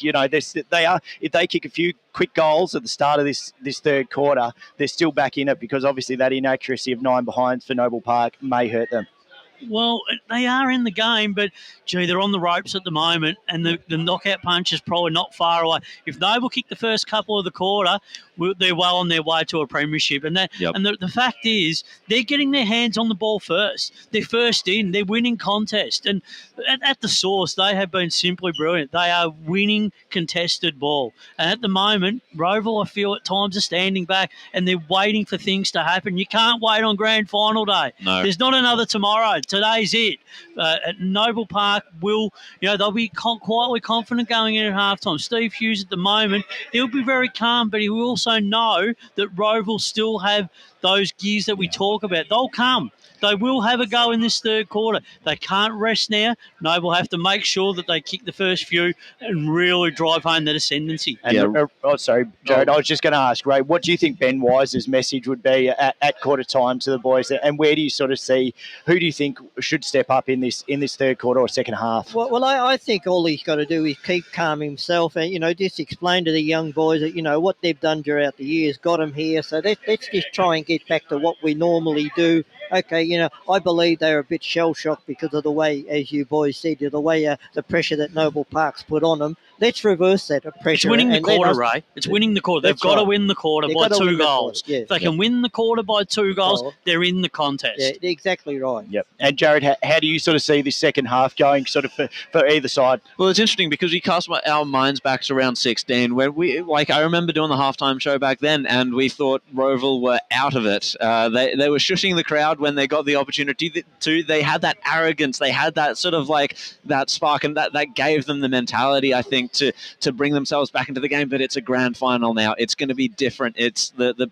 weather, the pressure, and the experience for Noble Park. It's guys like O'Leary and Lambert who have really stepped it up. They've played well throughout this final series. They're doing the same this afternoon. But it's also those other players in that back end of the ground, led by Ryan Morrison. Scott. Scott has played some terrific efforts. That tackle in the back end there, in the last bit of the quarter there, to cause that tackle, push the player off his mark. So there's some good signs there for them. So it's going to be a big second half. The job's not done yet. It's only half done for the Bulls, but Roval will be interested to see how they respond in this third term. And we've found that the rider screen sort of has been the scoring through the day. Is there any sort of, is the wind any in existence, or is it just the rain that's really causing havoc for everybody? I think the wind stopped. It's just the rain. Yeah. Yep. That's it. And as we said pre-game, it's not just the wet, foggy ground; it's just a slippery surface. Yeah. And you're finding it on the boundary there underfoot. Is it sort of holding up, or underfoot? It's been soft. It is holding up. There've been a couple of slips here and there, but it'll be good for the second half. I think we're headed to the break, and we'll be back after this. Today at Eastland, Lucy's trying on jeans for a momentous occasion. Coffee with the ex. She needs jeans she can move in because she's definitely moved on. Jeans that get a second look, but don't give any second chances. Jeans that say, "Why, yes, I have spent the last 8 months in a post-breakup juice cleansing, kickboxing, personal training frenzy." And it looks as though she's just found the perfect pair. Yeah, that's great. Bravo, Lucy. For all of life's little moments, there's Eastland. Eastland. Live real. Sprained your ankle, bursting through the banner? Broke a finger, high-fiving the ruckman? Or did you run into the goal post again? For bumps, breaks or bleeds, be seen sooner, close to home at Knox Private 24/7 Emergency Department. The preferred provider of emergency care to the Eastern Football Netball League, you'll generally experience shorter wait times. You don't need private health, but there is an out-of-pocket fee. Be seen sooner, close to home at Knox Private 24/7 Emergency Department, 262 Mountain Highway, Wanturna. Running and jumping can be really painful for girls, especially in contact sport. Boob Armour supports your breasts, minimises the bounce and guards against impact and injury. Feel confident, feel supported. Available at boobarmour.com.au. At Yarra Valley Water, we know reducing your shower time, or show time, to 4 minutes can save you an average of $200 a year on water and energy bills. Shower shorter. Save water. Authorised by the Victorian Government, 1 Treasury Place, Melbourne. Do you feel good about your bank? Because there is a bank you can feel good about. They share their profits to fund big community projects, small community clubs, and vital emergency services. They've given $250 million to help Australian communities thrive. They have all the products and tech you expect from a big bank, with service you don't. It's Bendigo Bank. Feel good about who you bank with. Try Bendigo. Search bendigobank.com.au or search Bendigo Bank near me. How would you like to be celebrated? I think I'd like to be celebrated with lots of music, dancing, a bit of a party. I'd like to be celebrated at the pub with a few frothies. Maybe some colourful balloons, my favourite flowers. How about some glitter? I'd like to be celebrated in space. Outdoors, having all my family and friends together. At Tobin Brothers Funerals, they know that every life is unique and they think that every celebration should be too. Find out more at tobinbrothers.com.au. Tobin Brothers Funerals, celebrating lives. Sprained your ankle bursting through the banner? For bumps, breaks or bleeds, be seen sooner, close to home at Knox Private 24/7 Emergency Department. You'll generally experience shorter wait times. Knox Private 24/7 Emergency, 262 Mountain Highway, Wanturna. Running and jumping can be really painful for girls, especially in contact sport. Boob Armour supports your breasts, minimises the bounce and guards against impact and injury. Feel confident, feel supported. Available at boobarmour.com.au. EFL Saturday Game Day continues. Let's head back and go local for your footy. Welcome back to Bayswater Oval, and at the request of a heckler, we have the lights on. That's the only reason they're on. And it's halftime here in the Premier Division Grand Final, ready for the second half. It's Noble Park 6-9-45, Roval 1-6-12. We've been here before, Wayne Brasher. Can they turn it around? Well, grand finals are different games to home and away, and Roval are going to have to play the quarter of their life to get back into the contest. And as our learned colleagues, they need to win this quarter by at least 2 goals. And Noble will be looking to kill this game within 5 to 10 minutes. With a couple of more goals, would put this out of reach. So Kill it early, kill the demons. Hard ask. Well, back in the middle here. Third quarter about to get underway. Roval needs something special. Bulls just need to make sure they do the same things as they did in the first half. Beach and Shellmakers. Shellmakers wins the secondary hit out. Coming through, though, at speed with Sketcher. Fairbank back after those ribs. Got the first handle away to Shrook, though, intercepted it. He then got a handle away. The umpires let it go for a while. Mcdonald's back on the ground. Flicks it out to space. It's a throw. Yep. Is that a poor day with the umpires, Cooper McDonald? And it's going to go, the free kick's going to go away the Sketcher? Or is it Beach? No, it's going to be Sketcher. I thought Beach was going to be pinged with it, but Jackson Sketcher, this would bring the house down, Ryan, as the rain continues to fall. I think the wind's changed too because it's coming in now, the rain. Wow, absolutely. It's just absolutely coming down. So Sketcher, it's only been 45 seconds of this third term, and this goal would edge the margin out to 39 points. And put one hand on the trophy for the Bulls. He comes to the 50, sets sail for home. It's on target, but it won't get there. Numbers fly. Big spoil. Stern gathers. Handball off. O'Leary already kicked one. Hooks it back to the corridor. Ben Marston should mark and does. O'Leary's been fantastic. And Marston now can go back from a similar distance on a slightly better angle than Sketcher. That's what happens when you hold your shape, you hold your poise, you're looking for a better player in a better position, and they didn't waste it. Yeah, looks like Roval just had all their numbers on the line, so desperate. And Noble, like you said, they didn't get drawn in. So Ben Marston kicked one behind already today. From a similar position at the other end, comes in, crosses the arc. Connection pretty good, kept it low, kept it straight. Last line of defence, Shellmakers knocks it through, and we've got one behind to start the second half. It's the Bulls 6-10-46, Roval 1-6-12 as we go boundary side with Steve White. Yeah, the rain has really picked up here in the last couple of minutes, and some highlights off the field. Jared Beanland trying to scale the gate as it was opening. So goal kicking is going to become increasingly difficult now. As you can see, those kicks from around about the 40-metre mark, not even getting there because of the weather. So that's going to be a factor in this second half. As the ball is hurried forward, Mark is taken over there by Fairbank, who shrugged his man off. Now he's looking to go inside 50. Nothing to kick to at the moment. Now he puts it onto the boot and goes long. Mark, so hard to take, though. Spoiled away, slapped away by Marson. Now Rove will get it out, but it's only as far as Mcdonald, should I say, who has a go. And I reckon he's got it there! Mcdonald, what a kick! What was I saying about goals hard to come by? Unbelievable stuff. McDonald, that was a magnificent goal under the conditions there. Boundary. Jared? Yeah, that might have closed the gate for Roval, and as we know, gates can be quite complicated. I was about to say, pun intended. And just there before, Marson earlier found space in the forward 50. McDonald then, it's starting to open up, and their back six are starting to slack off. And Roval are going to have to open up now. Yep. They're going to have to. It's going to be risky football now for the Hawks, and as the Noble champ goes up, I don't know where it's coming from. It's coming from behind the goals. No, everyone's going undercover. Only real ultras behind the goals. Back in the middle of the ground. Beach, handball, Martin, or Horton Milne, sorry. Brolick goes in. He's slung around. Umpire Beard says play on. The ball comes loose. Little handball away in the McDonald direction. He might sock it off the ground. Glenn slid in. Did really well. Fairbank overrun it. Gathering it now is Wood. Then he's under pressure.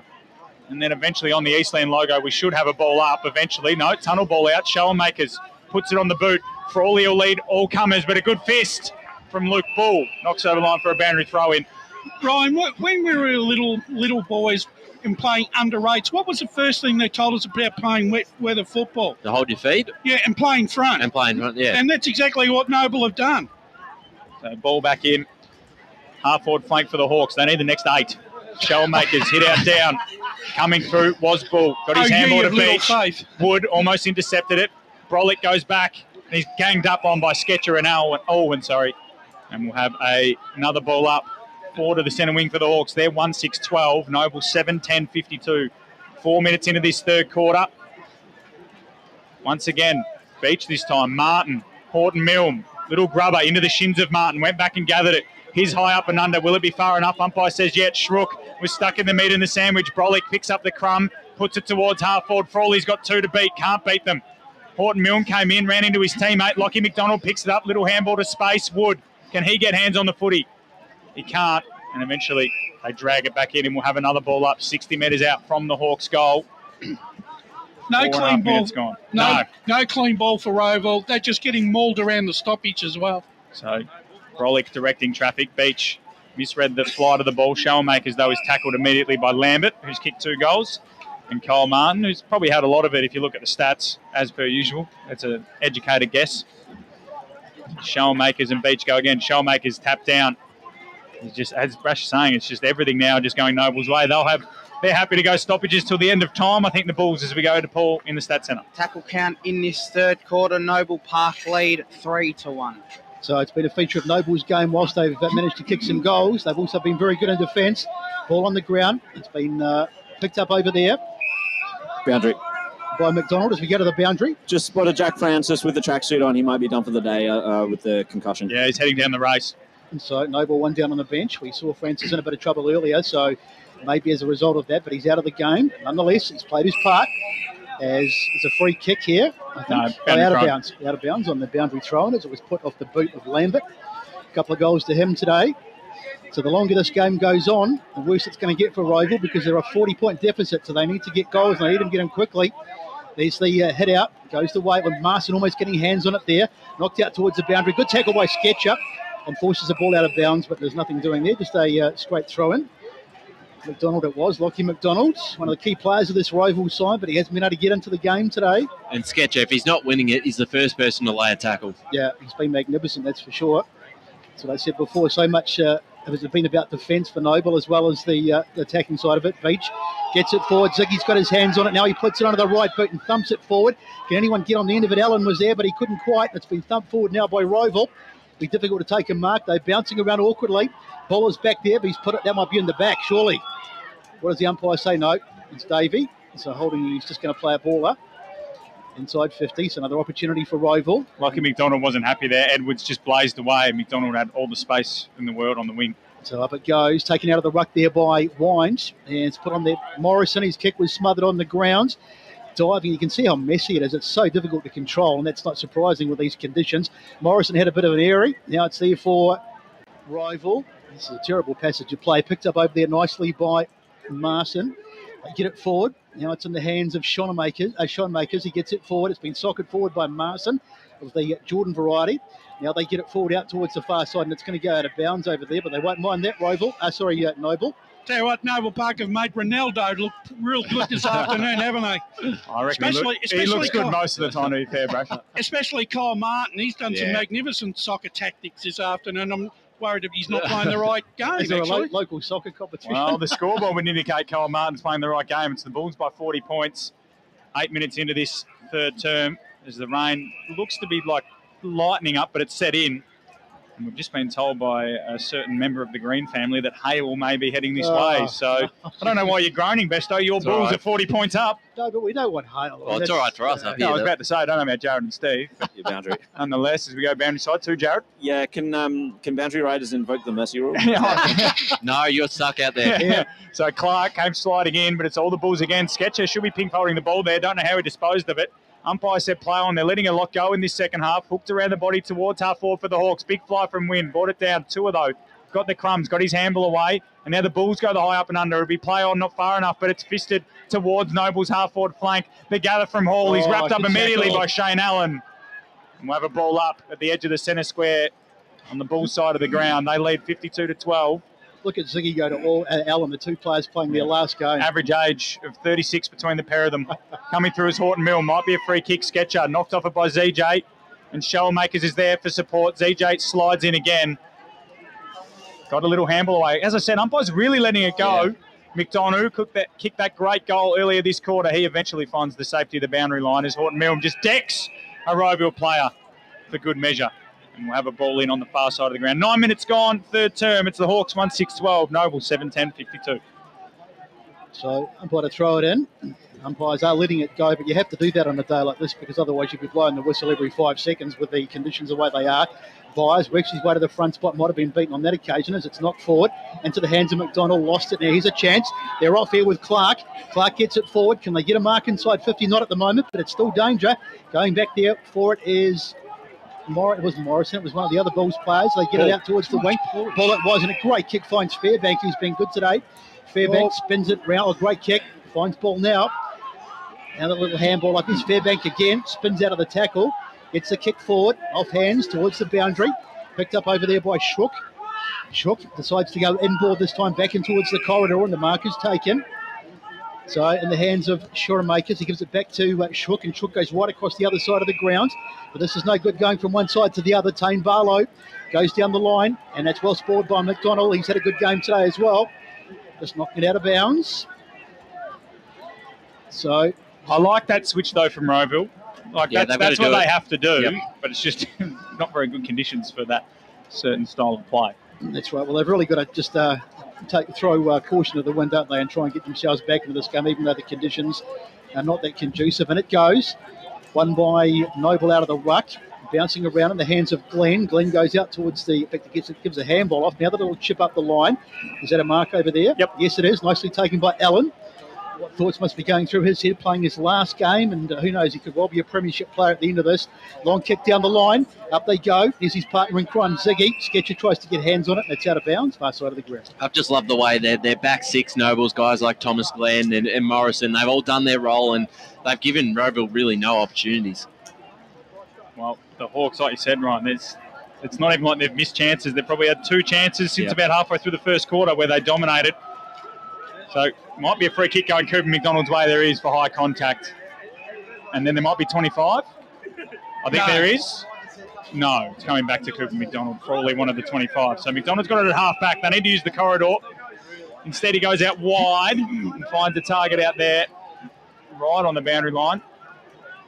Need to move it on. They do. Short chipping ball. Was looking for a target in Edwards. He slid in. Couldn't take the mark. Got the handball to Frawley, though. He goes for the outside of the boot towards the half-forward flank. It's all the boundary line. It's out of bounds on the full, so the Bulls will get a reprieve. So the game's been a bit of a stalemate recently, but the Hawks need more than just a stalemate. 40 points down. They are trying things, Roeville, but they're just not working. It's not working for them. Good body work down the line, but it's a free kick going against Lambert. It'll go the way of Cooper McDonald. Lachlan McDonald wanted the advantage. Damien Sully said no. Bring it back to Cooper.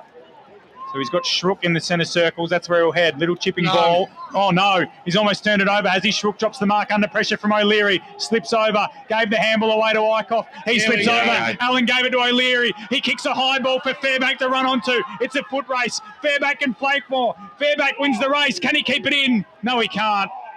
Gets the territory, though. Beautiful pressure in the corridor. And the kick, though, from Cooper Mcdonald didn't leave Shrook much work to do. Paul Yaconi? There haven't been many inside 50s in this third quarter, only 3 inside 50s to 2, but I think you can tell because there's been a lot of play in the middle of the ground as far as stoppages go. Get out into the corridor. Here's Kyle Martin. Up and under. Got none of it. It'll be play on, so they'll probably just try to fist it both sides. Ziggy Orwin knocks it down. Spins onto it. Ziggy Orwin! Across the face. That would have brought the house down. 7-11-53 the Bulls. Roeville 1-6-12. 13 minutes gone, third quarter. So Roeville will bring it back in. As we said, they've got to throw caution to the wind now. It's got to go do absolutely anything they can to get the ball down the other end. And there's the dump straight down the guts of the ground, goes over the back. Nicely worked there by Scott. Scott goes back inside 50. Can they get a mark? Not at the moment. Punched away there by Barlow. Out towards the boundary. Z-Dry's over there. He'll struggle to keep it in, though. He gets a little handball out. Nicely done over there. The little kick forward. So much the play on that far side of the ground. Noble had it for a moment, but then lost it. Now they're forward again. Little handball over the top. Now they'll go inside 50. Who can get a mark? Little kick down the line. Winds. Oh, does really well. He took a superb grab. Just diving across. Now he gets the kick inside, but has he got someone to kick to? That's the question. Up they fly. Good work there by Marson it was. He got him there to make the spoil. Ball on the ground. Ball almost didn't quite get it. Roeville player on the ground, and that'll be no prior, and we'll have a ball up. They did make mistakes there, Noble Park, but Roeville couldn't capitalise on it.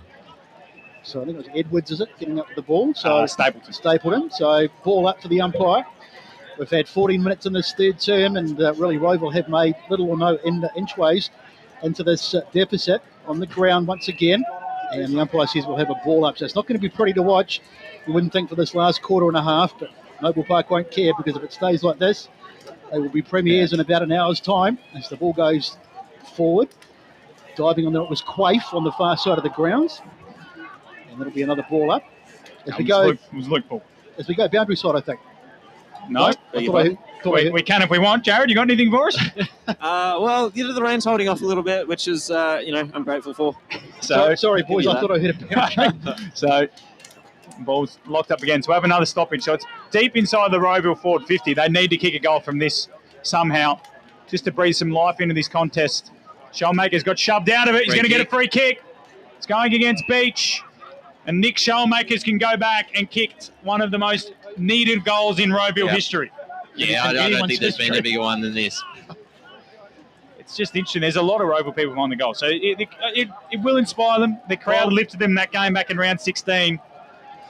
Momentum's a funny thing. So it is. So Shellmakers, EJ wanted the little handball, but after his shank before, I don't know why you give it to him. Take the responsibility, Nick. He comes in.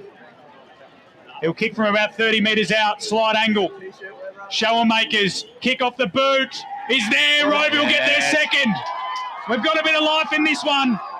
Roeville 2-6-18, Noble 7-11-53. We've gone 15 minutes in this third quarter. Viewers at home might wonder why, Ryan, we say there's a bit of life, but of course, there are some demons here for the Bulls. Yeah, and a bit of voice from the crowd behind the goals there. It's just an important and experienced player, Brash, to go back, take the set shot, kick a goal. But here's the task now. They've got to get it out of the middle. The centre clearances, they've been, as Paul mentioned, they've been dominated this entire game. Let's be honest, they've been hammered. They've got to win it now from the middle. They've got to start winning these. Frolick's got to step up. Guys like Edwards, McDonald, they've got to win these. Free kick. So free kick out of the middle. 6-6-6, it looks like it. Noble, and it'll be a free kick to centre. It should go down to centre half forward. So just a bit of confusion at the moment, but Beach has got it for Noble Park. Puts it onto his left boot, kicks to about half forward. In fact, a little bit further than that. Fairbank chases. Can't get their markers taken by Marson. Is it? Yes, Anthony Marson. Anthony Marson. No, Ben. Ben Marson. Sorry, there's three of them out there. It's a bit hard. Couldn't have scripted a worse 20 seconds there for him. After they take 2 quarters to get their second. So they needed back-to-back goals at least to get something back, but they've turned it over, and now Ben Marson, and this really will put the nail in the coffin. 53-18 at the moment. 70 minutes gone in this third term. Difficult kicking conditions as we've seen in this third term. There's the kick on its way. I reckon it's a bit across the face, and it is. So 3-4 and other points. They all count, though. He's got 3 behinds today, Ben Martin. And so one more to the Noble Park score. 7-12-54, plays 2-6-18. And we've had about 70 minutes in this third term, so they decide to bring it back in. Roval, they just have to thump it long again as they try and get a mark. Waiting underneath it is a Roval play. Gets a little handball off. There was Edwards. And here they come again. There's the kick forward from Colclough. Colclough gets it out towards, it's going to bounce out of bounds on front of Wines. It was an awkward one, and you can see as soon as the ball hits the ground, it just skids away. And there'll be a throw in, but at least they're at the right end of the ground. Fairbank got lucky not to give away downfield there. He missed the bump. If he'd laid that bump, that could be a momentum changer. It's thrown in here at the junction, Besto. Can Roval get 2 in a row? Shellmakers taps it dangerously, but Sketcher was there. He's wrapped up in a tackle, but he was there, as he has been all day. You're right. He hasn't had his normal game, Jackson Sketcher, but he's still been so important. As it goes again, Shellmakers and Beach. Shellmakers works Beach under it, got the hit out down. Horton Milne was there, coming through Cooper McDonald. Handball through to Jay Colclough. Snaps it over the boot. Down there, Gaines. Slaps it through. So, Roval, a little bit of momentum here. They're 2-7-19. The Bulls 7-12-54. And we're almost into time on in the third here. As Cole Martin looks to take the kick out, take the important kick out. Jack Francis down there, of course, out of the game with concussion, giving instructions on the bench. Martin will probably go to the outer side. That's where most of the kick-ins have gone today. And he goes long in the direction of the big men. Ball skids out the back off hands. Hall lay the shepherd for Barlow. That should be a free kick. It is. He didn't have the football. Not much Marsden could do. He had to commit to the tackle, assuming Barlow would pick it up, but he didn't. Barlow, though, will kick this ball back to where it came from. Inside 450 for the Hawks. Can they get a mark? It's a hard footy to grab. Winwood it to ground. And Horton Milne is there for the Bulls, as he has been all day, like Sketcher. And we'll have another ball up. So another one here, Brash, would give Roval some hope. Yep, it would. Beach, though, wins the hit out down. Stapleton around it, missed it. Little handball from McDonald. Was straight in the hands of the Noble player there in Tom Glenn, who whacked it on the boot. Up the line towards Byers. He's got 2 to deal with. Barlow's fist skids out the back. Well done there by O'Leary. Just disposed of it towards Lambert. Hall got the handball away. And eventually the ball goes over the line for a band throw in. Dead on centre wing, far side of Bayswater Oval. Gone 19 and a half minutes here in the third quarter. It's Roval 2-7-19, Noble 7-12-54 on their way to a historic premiership. So the lights are on out here at Bayswater Oval. As the umpire gets set to throw it back in. Beach works his way to the front spot against Shonemakers. Might have been a bit of a nil-all draw there. Is the ball on the boot of Stapleton and gets it forward. Now it's over there. Awkward bounce for number 15 as Trainer. He can't quite get it. And it's a Noble player taking position over there. I think it's Martin, I think, as we go boundary side. Yeah, thanks, boys. Mitch Shrook just getting some work done on the right calf down here for Roval, so we'll see if he comes back on. So up it goes. They fly high. It's good work by Shonemakers out of the ruck, but it's been wrapped up on the ground. So hard to get it clear, even if you win the hit-outs in a day like this. So plenty of stoppages. And the umpire to throw it up again, far side of the ground. We're in time on in this third quarter. 35-point margin. Up it goes. And knocked out the ruck situation, but again, straight back into the tight stuff, and we'll have another ball up. The game's almost hit a bit of a time warp where just nothing's happening at the moment. No, it's all a bit inconclusive. Frawley is lurking as Shonemakers tries to get the head out. They get it forward, but that's going to be out on the full, I think. No, No, just throw it in. The Roval small forwards have not been able to pick up crumbs and run and carry, get the run and carry this afternoon. That's really hurt them. So a messy period to play this. We can try and get some maybe some clear ground this time. As the umpire throws it in, up they fly. Plenty of Roval players there. No one really got hands on it in the end. As the ball's on the ground, it was picked up by Sketcher, then he lost it. Now he's gone in to make the tackle, the ball on the ground, and we can all guess what's going to happen here. It's going to be a ball up. It's going to be a ball up fest. They're happy just to ride this three-quarter time. I think they'll ride it till the end of the game as we go to poll in the Stats Centre. Tackle count in this third quarter. Noble Park lead 11-8. So Kyle Martin got the clearance inside forward 50 over the head of Byers. And the Hawks can rebound if they can pick the footy up. In the end, a little kick along the ground will work out, ducking his head and getting a free kick for his troubles. In defence there was Trainer. The kick to ZJ at centre half back is a good one. He marks. They've got players on the outer side. Davies the one he looks for on the Eastland logo. Well done by Josh Tua. Came across with the spoil. Again, low possession player, Josh Tuabrash, but he's worth his weight in gold. He certainly has. He's made his 6th possession so far count. So that spoil stopped a Roeville counter-attack. The Hawks trail by 35 points deep into this third term. Bayswater Oval, we're at Premier Division Grand Final 2022. Noble, we're going to be on track for their 5th EFNL Premiership at the moment. Edwards slammed into the turf, pushing the back. Going against Kyle Martin. Lockie Mcdonald clutching. He's cramping in the other calf now. Came in with a left calf problem. So Edwards here, half back for the Hawks. He's going to go down the line. He's looking for Lockie Whitten, or is it Mav Taylor? Been quiet since that initial goal, and Scott whacks it out of bounds for a boundary throw-in. Right in front of the Noble bench. Steve Hughes coaching from the bench today, it looks like. We're going to ball it in. I think it's Byers in the ruck this time. He's not wearing the glove today. Going up against Flakemore. He won it down Byers. Brolick slapped it forward, though. Pick up by Edwards is good. Schrook, handball, intercepted by Horton Milne. And then he gains about 20 metres. That has to be a throw, doesn't it, umpire? Says throw it in to the boundary umpire. So Roeville desperate at the moment, Paul. How are the stats looking? The stats, the clearances are even in this third quarter, 3 apiece, and the tackles are 12-8 in favour of Noble Park. So Martin gets the clearance for Noble Park, high up and under the centre forward. Players converge. Shane Allen could have ended up with this one, but going back and getting it was Clark. Handball is a hard one for Schrook to handle, but he does well. Gained some meterage, then went with the opposite boot towards ZJ, and Marson Jordan, that is, slides in. And the ball goes out of bounds for another boundary throw. 23 and a half minutes gone here, third term. It's Roeville 2-7, Noble Park 7-12. Liam Scott has done an excellent job on Mav Taylor this afternoon. Basically rendered him useless, really. Such a key player, isn't he, Mav Taylor? And the fact that he's been shut out of the game has been a big reason why Noble are on top. It's become a bit of a slip and slide. You know that old game you used to play when you were a kid on that slide match? It's a bit like that at the moment. People sliding around everywhere as the ball goes out of bounds. Is that the one where you needed soap, Brett? I think so. Yeah, that's what I thought. Yeah, you'd put it on a hill and you'd come sliding down from the top of the hill. 24 minutes gone. I digress as the ball is knocked forward. Horton Milne giving chase. He's been terrific today. That's another ball just knocked away. Martin makes the tackle. And at the bottom of that is Clark. Once again, the tackling and the commitment All day. by Noble Park has been second to none in this contest this afternoon. It's been outstanding. So here we go.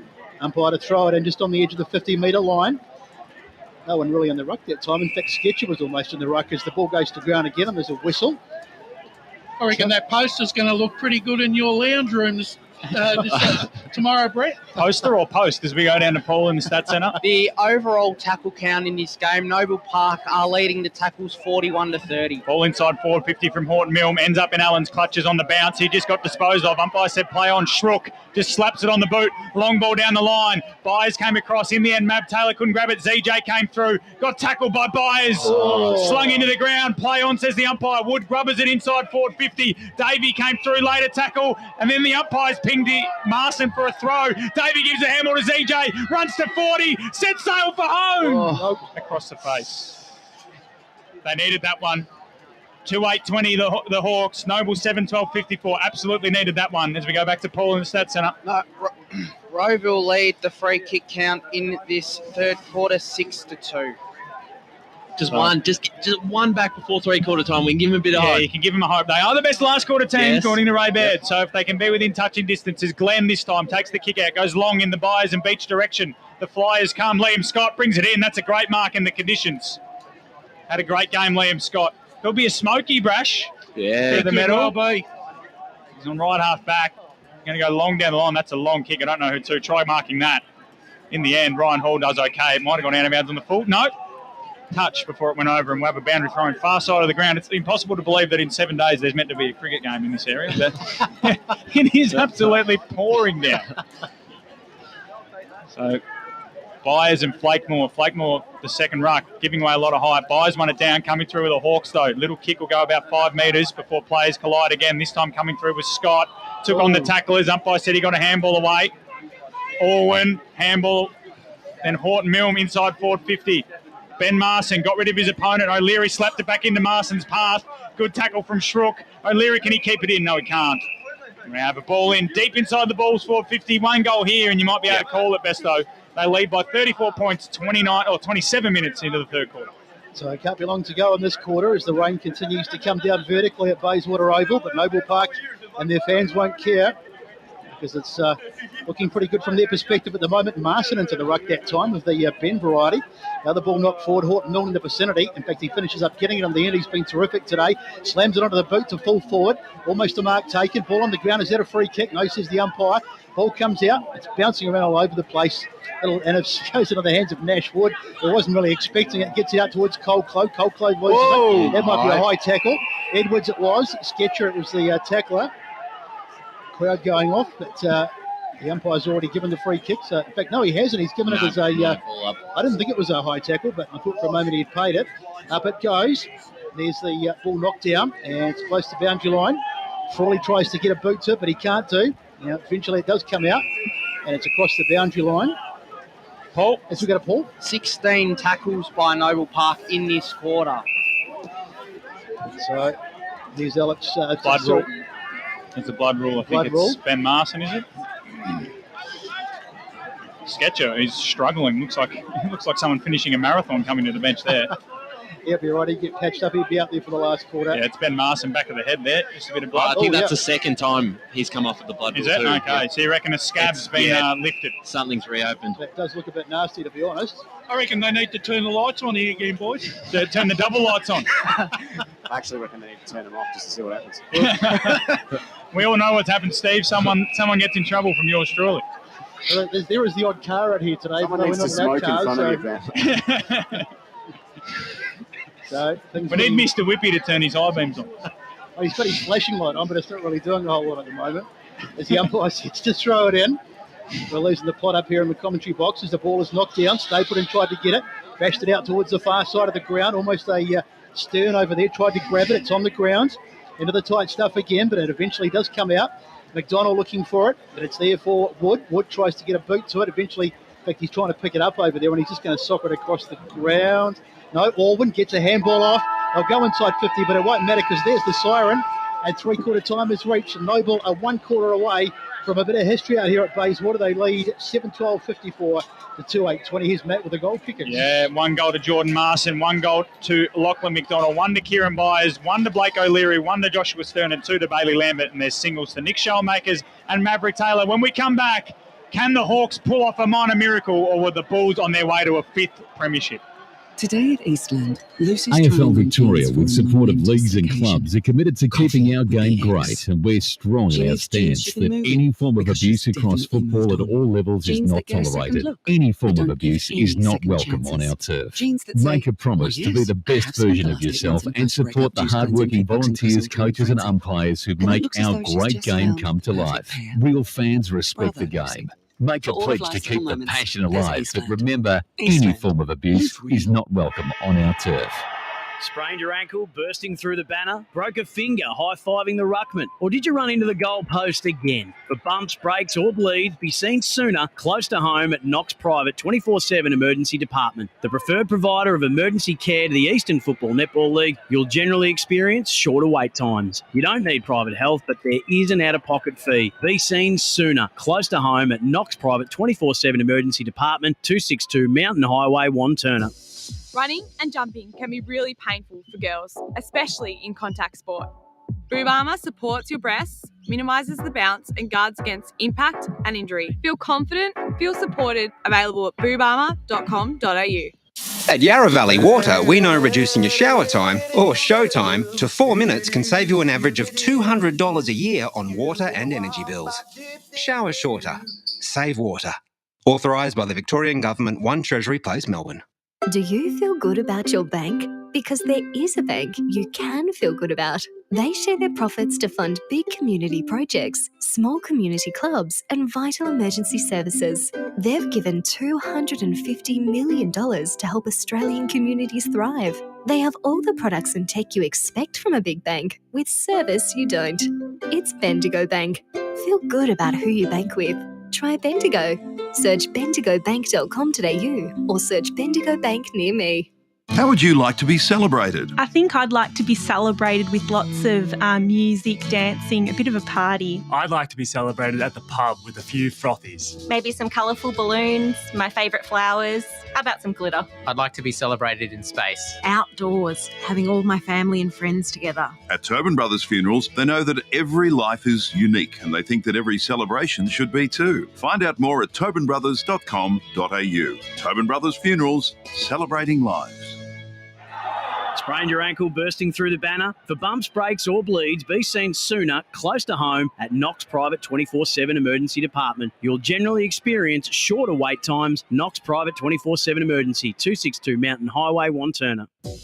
Running and jumping can be really painful for girls, especially in contact sport. Boob Armour supports your breasts, minimises the bounce and guards against impact and injury. Feel confident, feel supported. Available at boobarmour.com.au. EFL Saturday Game Day continues. Let's head back and go local for your footy. Welcome back to Bayswater Oval. The last quarter of the 2022 Eastern Football Netball League season is coming up here with Rowville 2-8-20 needing a minor miracle to claim their first ever top flight premiership against Noble Park 7-12-54. Wayne Brasher, Ryan Long in the special comments chairs. What can Rowville do and what have Noble been so good at today? Well, they're going to throw the baby out with the bathwater here, Rowville. They're going to go for broke. They got 1 quarter left to salvage something. I don't know what they do though. They open the forward and try and go straight down the middle. That's their only option, Matt, because going by the wings is not going to do it for them. And Noble's pressure, Brash, all day. The tackle count, as Paul has mentioned, they've just given Rowville no chance. They've given them no space to run, no space to move. And look, it's a young side and they haven't been able to cope with the pressure of a side that is physically really strong. They've got some bigger bodies, some taller guys, and they've all played well. That back six has stood up all day. You mentioned Liam Scott. I like Morrison. Thomas Glenn has won plenty of ball. They've done their work. Absolutely. It's Paul, what have you got for us from the Stats Centre? Speaking of that tackle count, Noble Park lead that 44-32, so they could easily get 60 tackles in this game. The other stats, clearances, Noble Park lead 24-15 in the clearances, marks inside 50, 8-2 in favour of Noble Park. Intercept mark 6-5 in favour of Rowville. Tackle, already went through tackles. Turnovers 10-8 in favour of Rowville. Inside 50s 35-20 in favour of Noble Park, and free kicks 12-11 in favour of Noble Park. Let's go, Jared, on the boundary. All right, I've got Noble Park coach Steve Hughes, mate. Pretty passionate at the final address. Yeah, well, why wouldn't you be? You know, this is it. This is the final moment. So our boys have been outstanding. Hopefully we can finish it. Shane and Ziggy, thoughts with them? Final quarter for them. Is it about enjoyment? Is it about focus? Is it a combination of it all? It's about just getting in and winning the footy first and tackling like we have all day. We get that done, we win the game. Thanks, mate. Good luck. Thanks, Jared. He's got Steve twice today, and it's probably understandable. Interesting to note that Ben Wise had the Rowville boys out there. They've been ready to go 3 minutes. It was Noble that had the lengthy chat. Obviously, they've got a few more supporters out there at the huddle, but interesting, Brash, that clearly Ben Wise's message was pretty clear. There's only one thing that Rowville can do, and it's just give 110%. Yeah, got to go for break. Remember when Steve Hughes was appointed coach at Noble Park? His mantra has been defence first. Yeah. Well, that's what today's... Yeah, and that's exactly what he's spoken true to his word. We go down to Steve White. Yeah, pretty succinct on the message there. It was just for 30 minutes, give it everything you got. Just we've got small forwards, just get it in. Don't try and move the ball too far forward, but just 30 minutes, throw everything at it. And then did you guys, there was a alleged yellow card there right on the eve of three-quarter time? I didn't see that, but there was almost a confrontation between the Noble Park and Rowville supporters as in the centre of the ground. The umpires had to get involved. So I can see you got the ground management and security next to you, so they might be able to know what might have occurred. But we've got the Secret Service down here. Yeah, too. we do as well. As we go back in the middle of the ground, last quarter of the 2022 season. It's Beach and Shellmakers. Beach got the clearance. Sketcher socketed inside forward 50. Stern gathered. Might have been taken without it. Orwin dropped the footy. The Hawks have a chance. McDonald sockers it off the ground to the wing. Good gather, though, by Glenn. Or Bull, sorry. Got the handball away. McDonald snaps it inside forward 50. Well done by Young. Came across but dropped the mark. Little soccer falls to Byers. Handball missed Ziggy. Ziggy slaps it in the path of Sketcher. Gave it back to Byers. The big fella couldn't bend down and pick it up. Ziggy now flicks it out to Sketcher. He's wrapped up and eventually will have a ball up. Noble get the first one. I'll officially call it Besto. I'm holding on as a neutral that Roval might be able to produce something, but given they've only had 2 goals in 3 quarters, 5 in 1 quarter might be a bit of an ask. Clark dropped it when he should have run away. Young, Sockers to the boundary line. That has to be deliberate. Yeah. That has to be deliberate. Dan Beard said yes. He wasn't even aggressive with it. He was almost sympathetic, but just sort of pushed it. So, yeah, it was. So McDonald, short ball to Martin, runs to 50, sets sail for home. Top of the square, Flyers, ball hits the deck. Fairbank might have got a free kick. Little kick away means Rove will get a reprieve for only a brief moment. Wood dribbled it out wide towards his teammate in Hall. And Trainer slid in and knocked it out of bounds as we go to Paul. I just want to pull you up on something, Matt. I know it was a bit quick, but even if they just kick 5 goals, they'll still be 4 points down. But well, there you go. Thanks, Paul. But that's what I mean. They can't even get that close. Socrates' vote here. Exactly. So, yeah, they don't pay me to do maths, Paul, but well picked up. Slapped down by show makers. It's not Socrates, it's Socrates. Is it? No, it's not. I was going to say, we're getting a bit of Greek mythology. It's Bill and Ted speak. Oh. Socrates. Right. So, going to ball it in about 40 metres out from the Noble goal. This could actually turn into a bit of just Noble party time as well. There's that danger as Byers got the front spot. Shellmaker's won the hit out. And then they all just pile in. The ball just dribbling around. It's never really locked up. The ball's so slippery you can't actually lock it in. Yeah. Right. And we're going to have another boundary throw in 45 metres out from the Bulls' goal. How are you supposed to play quality football when the ball resembles a piece of soap? Yeah, well, hopefully the rain might sort of pass through, but unfortunately once it started, it's pretty much taken constant for the rest of the game. The heavens have decided to open up on us today, and she's got her revenge. They have. Shonemakers gets it out of the middle. Picked up there by a Roval player. He puts it onto the boot and gets it forward. Mark almost taken back there. That's what we were talking about. Sketcher, look at him in there like a ball. Now the ball comes out. Well, it doesn't come out actually. It's wrapped up on the ground. And the umpire says, ball up. You can see there's a bit of frustration amongst the Roval players, which is understandable. And in the supporters. Yep. Yeah, there's a bit of angst. Yeah, well, the better side has got the job done today as the ball goes out, and it's Marston going down the far side. Puts it onto the boot, trying to find a target. I've lost sight of it for the moment, but there it is. It's Horton Milne, I think. He got the ball inside. The kick forward inside 50. That's almost a mark taken. The ball goes to ground, hacked away there by Barlow. Out towards the boundary, and it'll beat everyone and go out of bounds. Old mate on the far side, not interested in trying to keep it in. He's just helped it on its way. Well, police are earning their money's worth in this last quarter. Yeah, it's really unfortunate that it's getting a little bit willing down on the boundary, but there's always a winner and a loser in these things. And it's about how you lose as much as how you win. Tell you what, the cocktail van over there has been getting a workout from the Noble supporters and the champagne tent. Shine makers against Byers in the ruck. Knocked down. Good work out of the stoppage by Edwards.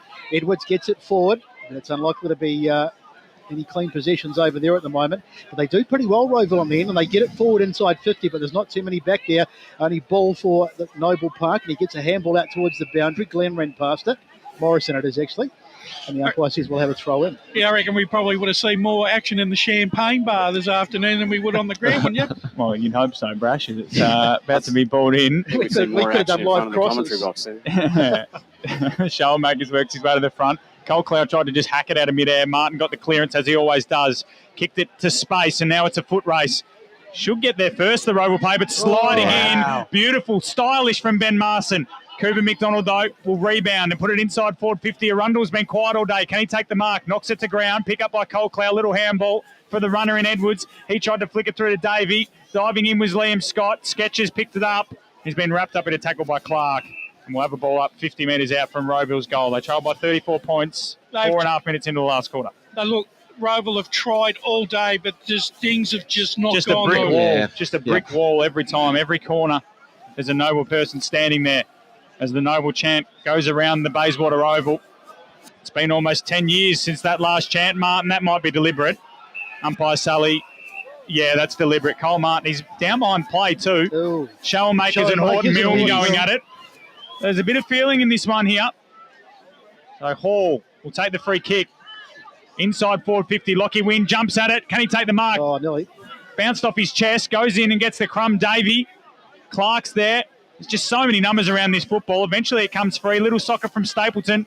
Might fall into Brolick's path. He tries to sock it back into the path of his teammate. Wine dribbles it around the corner. That's through for a behind. So Rove will get the first score of the last quarter there. 2-9-21. Noble 7-12-54. We've gone 5.5 minutes in the last quarter. I don't know that we've seen a wetter game than this, boys, for one of our broadcast games. It is maybe round one. It's full circle. It is full circle. That's a good point. I can't remember. Out of the basin. Round one, that's for sure. That's way too long ago for me. Is Pearson trying to pick it up with the bandaged head. He's come back on the ground after getting a nasty cut. Puts a little chiselling kick in the middle of the ground. Oh, a heavy body. The ball spills out, and it's in the hands of Young, who gets it over the top. Ball just there for to be contested. It's been socket off the ground once again, as it has been so many times. There's Fairbank, who's been terrific. Well, Alwyn ran past it in the hands of Kane Young, who spun around. He gets a kick forward, almost taken by Pearson. Another push. That might be a free kick to Noble Park. And it is Scott, I think, was the player that got pushed out of the way. Now they go inside 50 again, and a mark, uncontested mark to Harley Fairbank. And I'll tell you what, this would be pretty apt if he puts this through, because I reckon he's been one of Noble's better players today. He's going to pass it. So he's going to put it off, and the mark will be taken. So they'll have only a slightly better angle, and only probably slightly closer. Got a lot of game. It just takes another 20 seconds off the clock. It does, yep. Frustrating in the show here. So Lachlan McDonald. We've seen the kicks from these distance quite hard to get, obviously, with the ball being so heavy. Well, he kicked a ripper in the third quarter. The conditions, but we're another sort of 20 minutes on, and it's 20 minutes wetter as McDonald, sorry. Here he comes. Well, I'm going to back him in. All right, Brace, we'll see how you get on. You can see how dark it is when you just look at the camera. It looks absolutely just about pitch black over there. There's the kick. Yeah. I tell you, he's got it. What a kick. That is magnificent. In these conditions, and that really is just rubbing salt into the wounds, and you can see the Noble players. They come from everywhere. Brilliant kick from Lachlan McDonald. I'll get his name right in a minute. It's another one for Noble. And they're up by 39 points on the Bendigo Bank scoreboard. Just keep calling him Gramey. Gramey LeBroy, 7.5 minutes gone to this last term. I think it's time to call the premiership here, gents. Second for McDonald. Yep. And two really, really good goals. And over obviously Rover have been the best side this year, but over the last 2 years, coming from the COVID break, it's been Noble Park. They've had fantastic, consistent performances. Yeah, it's about to be party time as Martin just nutmegs his opponent, and then McDonald puts it inside forward 50. The Hawks defenders have battled grimly all day, but they've just been a constant onslaught. The ball seems parked in their defensive 50 all afternoon. Little kick away. Good tackle there from Ben Pearson. Ball spills free. Can Noble get another opportunity? Kick comes back to Horton Milne. Left foot ball around the body. Stu for one behind. 8-13, 61. And the conditions have just sort of suited this contested side. Very hard at it. Obviously, it's not the only reason why they've won today, but it certainly played into their hands. And physically, I think they've intimidated Roval with their physicality around the ball. Yeah, it was that first 5 minutes. There was about 3 or 4 bone country tackles, and they just haven't been able to recuperate from there as Shook took the kick out, went long up the guts towards Showermakers. Beach won it down, and then the Bulls just soccer it. They just surge it inside 450. Horton Milne runs to 30, has a shot at goal. Fairbank's there, but it's slapped through across the line for a boundary throw. Horton Milne's had 3 behinds today, so he's looking for that goal. Might put him in contention as well. So it's a hard one to pick, isn't it? It's a very even performance. Yeah, it is. You could throw a blanket over them. So I'm glad I don't have to do the voting. Thrown in. Showermakers works to the front, hit out down. Little kick from Cooper McDonald, fell in the hands of Kyle Martin. Right foot snaps, working its way back. Skinny. So now it's all just about the moments, isn't it, for the Noble Park players? They're having fun now. They want a moment in front of the crowd. They're all congregated in front of that right half-forward flank for the Bulls. They're 8-14-62. Roval 2-9-21. We've got 9.5 minutes in this last quarter. So what can Roval salvage out of this game? A little bit of pride, perhaps, is all they've got as Young puts the boot to it. They need to try and at least finish strongly as the ball goes up, and that's knocked away down towards Liam Scott. Socket off the ground. Now it's in the middle of the ground. Scott goes in and gets it again. And it's going to be a ball up, I think, in the end. You can see all the mud flying around there. It's just getting progressively worse, the conditions, as the rain comes down. Lights are on. And the Noble faithful don't care because it's in 20-odd minutes or even less. They're going to be celebrating if they haven't already started. It's been one out of the ruck by Roval, but there's a whistle. I suspect they've started. Probably about a quarter given they've got, it looks like a personal bar marquee. So it's in their hands. There'll be a lot of kumbayas going home on the bus tonight. Yeah, I didn't even think about the bus trip. Glenn puts it, they might not get home. Glenn puts it onto the boot, but it's been nicely done. It's been picked up by Davey, who gets it forward. He was good early, but he's gone out of the game, understandably. It's Pearson who tries to get it on the ground. Brolick was in there too, trying really hard towards the end. And in the end, Noble said, let's just get it down the other end, and they thump it forward, trying to find a target. There's no one there at the moment. Ball on the grounds. Is socket away, but now it's in the handball goes to Noble. It goes to.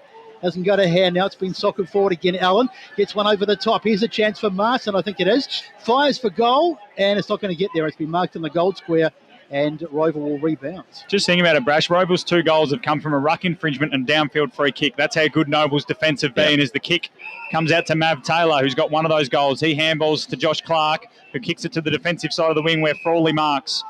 It seems like an eternity since we... Mav Taylor kicked that first, didn't he? Yeah. So the kick into the middle for Barlow was a hard one. Frawley eventually gets back in the handball chain, and this time McDonald's the one-on-one contest with Luke Bull. Should be a free kick. You're right, Brash. Nothing doing, and Scott will lead the race to the boundary and just tap it over the line. That could have been deliberate. Umpire Beard says, toss it in. So, yeah, like I said, it feels like you said, an eternity ago that Mav Taylor kicked the first of the day and Roval had the first 8 or 9 shots, 3 or 4 shots. And then literally their other goals come from a ruck free kick. So good Noble's defence today. Schoenmakers gets the hit out, but then gathering is Glenn, and he just kicks it to the outer side. It should be marked by the Hawks, and is. Flakemore has been swung into defence. He goes back to centre half forward. Scott sitting underneath this, and he takes the mark. He's a smoky too. Yep. Been really good in defence. He's got Sketcher in the back pocket. That's where he'll go. The kick, though, doesn't get to him on the full. Schoenmakers pressures Sketcher, but under pressure, he just hooks it around the body, and Brolick marks as we go down to Steve White in the boundary. Yeah, Josh Clark off the ground. Groin injury, it looks like. Brolick back to full forward for the Hawks. Can they take a mark inside 50? Ball spoiled towards the boundary line. It should get there. Glenn under pressure from Lockie McDonald, and it's out of bounds on the full. So Lockie McDonald will take the resulting free kick. He's going to have to go quickly, obviously, if they want to pull something off here. He should just run around immediately here, Brash, for about 30. Right foot snap, looks pretty good. Morrison on the last line drops the mark, and it's through for a behind. 2-9-21, 2-10-22. 2-10-22 the Hawks. Noble Park 8-14-62. 12 and a half minutes here in the last quarter of footy for 2022. I've got to say, Matt, now I can see clearly that the rain's gone. Thank you, Johnny Nash, as the ball goes down the far side of the ground, marked over there by Jordan Marson. This really is a great time to be out on the field from an Oval Park point of view, because they'll know in their hearts that they can be celebrating. They're probably in their minds. They're starting to think about the aftermath. You can go down and join them if you want, Besto. I think we've got it from here. So trying to come forward, Roval, but knocked out towards the far side. Over there is a Rundle, can't get to it. It's a Ball. A little handball over the top from Sketcher, back to Ball. Ball has taken an tackle. Is that Ball? No, the umpire says no. And you can bet your bottom dollar that when the crowds run on, they won't be running full pelt. They'll be tippy-toeing over so that they don't fall over. There's a few people going to be falling over. You might need, I was going to say ice skates, but mud skates, if there is such a thing. Now the ball goes in. It's Schoenmakers and Byers, almost a nil-all draw there, and the ruck, a big tackle comes in. Sketcher puts it onto the boot and just slams it forward. They're quite happy just to get it down the other end. Noble Allen playing his last game today. Sockers it inside 50. Can someone get a mark? Not at the moment. Little handball inside. It's in the hands of Noble as they go forward again, looking for Fairbank. Fairbank went without it. He's got a man outside of McDonald. That's a free kick, is it? No, the umpire says no. Fairbank got it out to Mcdonald, but it's a throw, I think he's called. And we'll come back for a free kick to Roval, I think. We'll just wait and see. Yep. Going to go Eichhoff's way. And Jesse Eichhoff it is. So Eichhoff's got it. Left back pocket for the Hawks. They trail by 40 points here with about half a quarter to go, and he just kicks it to Lockie McDonald. He goes, have a crack at your third if you want. McDonald plays on, short ball to Ziggy. Ziggy. The crowd will love this. This will be a moment. Ziggy can go back in his last game as a Bull. Go on, Zig. And kick a goal in a premiership. He's done this before, done it many times before. This is just going to add insult to the wound if he kicks this. So Ziggy Orwin, club legend. Well, if he kicks this, then they'll be looking to get To Shane Allen one. Yeah, absolutely. They've still got time as well. Club legend, league legend, Ziggy Orwin for his first and Noble's ninth. The chant goes up. He'll cross the Bendigo Bank logo. 50 metres out, 45-degree angle. Ziggy Orwin, kick on the way, is a stinker. He's an absolute stinker. And it's rushed through for a behind as the Roval fans getting a bit petty downstairs. Boundary. As we go down to Steve White on the boundary. Yeah, just in the centre off that, Ryan Morrison and Schoenmakers having almost came to blows there, but anyway, play on. Nothing to say. It wasn't as exciting as Matt v. the fan. Well, nothing will be. Shrook down the middle. ZJ gets the crumb, slaps it on the boot. Here is Morrison. One hand to tap it to his control, then gathers it on the bounce. Goldclough came through holding the ball. Brolick takes the advantage, kicks to space, flake ball marks, handles over the top to Arundel. Hasn't had much of it today. Arundel spears it low towards goal and misses. 2:11:23 the Hawks, Noble 8:15:63, 16 minutes gone last quarter. Still a lot to look forward to in the next couple of years for Oval. A young side overall. They're going to be back up there again, the reserves, so they've got a bit of depth to win the grand final today, unfortunately. Both sides of them going down today, but Brash, plenty to look forward to. It's again, like Moolbach was, we said the other week, you don't want to focus it all on the one day. No. You want to look at the season. You've got to look at the season as a whole, and they have had a terrific season, right? We'll take nothing away from them. I mean, none of us certainly predicted them getting into the grand final, so they have to take the positives from today, as disappointing as it will be. I think really in the way the game played for Roval, it would have been better for them if it had been a dry weather game. Yeah, absolutely. The bigger bodies of Noble Park just were able to adapt to the conditions better. Yeah, once the rains came, it became we talked about it being, if it was a contested game, Noble would be in the box seat, socketed by Jackson Sketcher, who can't keep it in. And the umpire says we'll throw it in. So I think the rain might have almost stopped, but it's a bit late now because the field is absolutely drenched. They wouldn't have played in too many wet weather games because the Premier League weren't playing in that first week when we were at Basin. So this may have been one of the only times it's rained. Absolutely. So test out your wet weather skills. I'm sure they've trained through it as best as they can. As Byers gets a tap down into the middle there, trying to get it out. One of the Noble players is at Horton Mill. Not quite sure under there. In fact, no, it's not. It's Lambert. So the umpire says we'll have a ball up. I reckon there'll be a few grand finals around Metro Victoria suffering the same fate that we've suffered today. So slapped forward by Schoenmakers. He's been outbodied in the ruck today as it's kicked forward by Frawley. Slapped away though by Noble towards the far side of the ground. Nash Woods over there. Can't keep it in at the moment. Now he gets it. They go forward, Noble. Shane Allen was at a trip. And I think he got a push out of the way. So it might be a free kick to Noble here. Let's wait for the umpire. And it is. So, no, in fact, free kick to Roval. All right. So Ryan Hall takes the free kick, goes down the line. Jordan Marson dropped one. He was so surprised he dropped it. Noble midfielder sharks it out of the contest, and they might be away here. O'Leary's handball made Marson work for it. He'll have to go back and get it, but the Hawks beat him there. Tua might get a free kick for us holding the man. He will. I think it's Tua. It is. He's been a spectacular player all year, Josh Tua. He and Morrison, along with Scott and Gaines, have become this defensive quartet that have been so hard to break down. Rover, one of the most free-scoring sides in the competition. Just two majors today as he goes up the line. Mark is taken by Ben Marson, who goes short to Tom Glenn. Ziggy won out in the... Ziggy and Shane Allen probably won out as they go long. It's going to fall in the hands of Ali Zijai, though. He's dropped the mark. Here comes big Liam Scott. Big tackle. Umpire says play on. Allen gathers, runs to 40. Tried to hook it around the body. We'll go back and get it again. Little handball fell through to Glenn. He whacks it on the boot. Sets sail for home. Fairbanks underneath it. Will it get there? The Hawks players spoil each other. And Fairbank tries to claw it in. He played it smart there, Fairbank. You could see what was happening a mile away as we go to Paul in the Stats Centre. Noble Park have passed the 50 tackle mark. They lead in that 51 tackles to 39. So defence has been so important today, and Noble have won the defence as well as the attack. As I said, Martin tries to get a kick in. Now it's in the hands of... It's been socketed off the ground. That might be a goal. No, it just missed. O'Leary. It was O'Leary, it was. He's been terrific. Well, he was really good in the first half, quiet into the second half, but he's kicked 1 goal 4. Just lively. That's right. But he was good when the game was on the line. Absolutely. Early. So Schrook will bring it back into play here, Besto. Run his full measure and kick in the flakeboard direction. Ben Marston's dropping back in front of him and takes a really strong mark in front of the Noble faithful. Where's Ziggy? Where's Shane? They want it in the pocket. Ziggy putting his hand up. He wants it in the pocket. That's where Marson goes with a low mung. It might work out. O'Leary. Slips catch. Diving forward. And he can go back from 35 out. Cole Martin just conducting the crowd here now, Brash. They're loving this moment. And O'Leary can go back from 35 metres out on a slight angle and kick their 9th. And really, look at Cole Martin. That's a moment, isn't it? The last time these two sides met, it was Roval 15-6 to 8-12. 8-12. Yeah. an 8-12 or just a little bit better is going to win them a grand final. So O'Leary comes in, 30 metres out, kick on the way, never looked like missing. O'Leary's got his second. Noble have got their ninth, 9-16-70. Roeville 2-11-23. It is party time for the Bulls here. They are going to be premiers in 2022.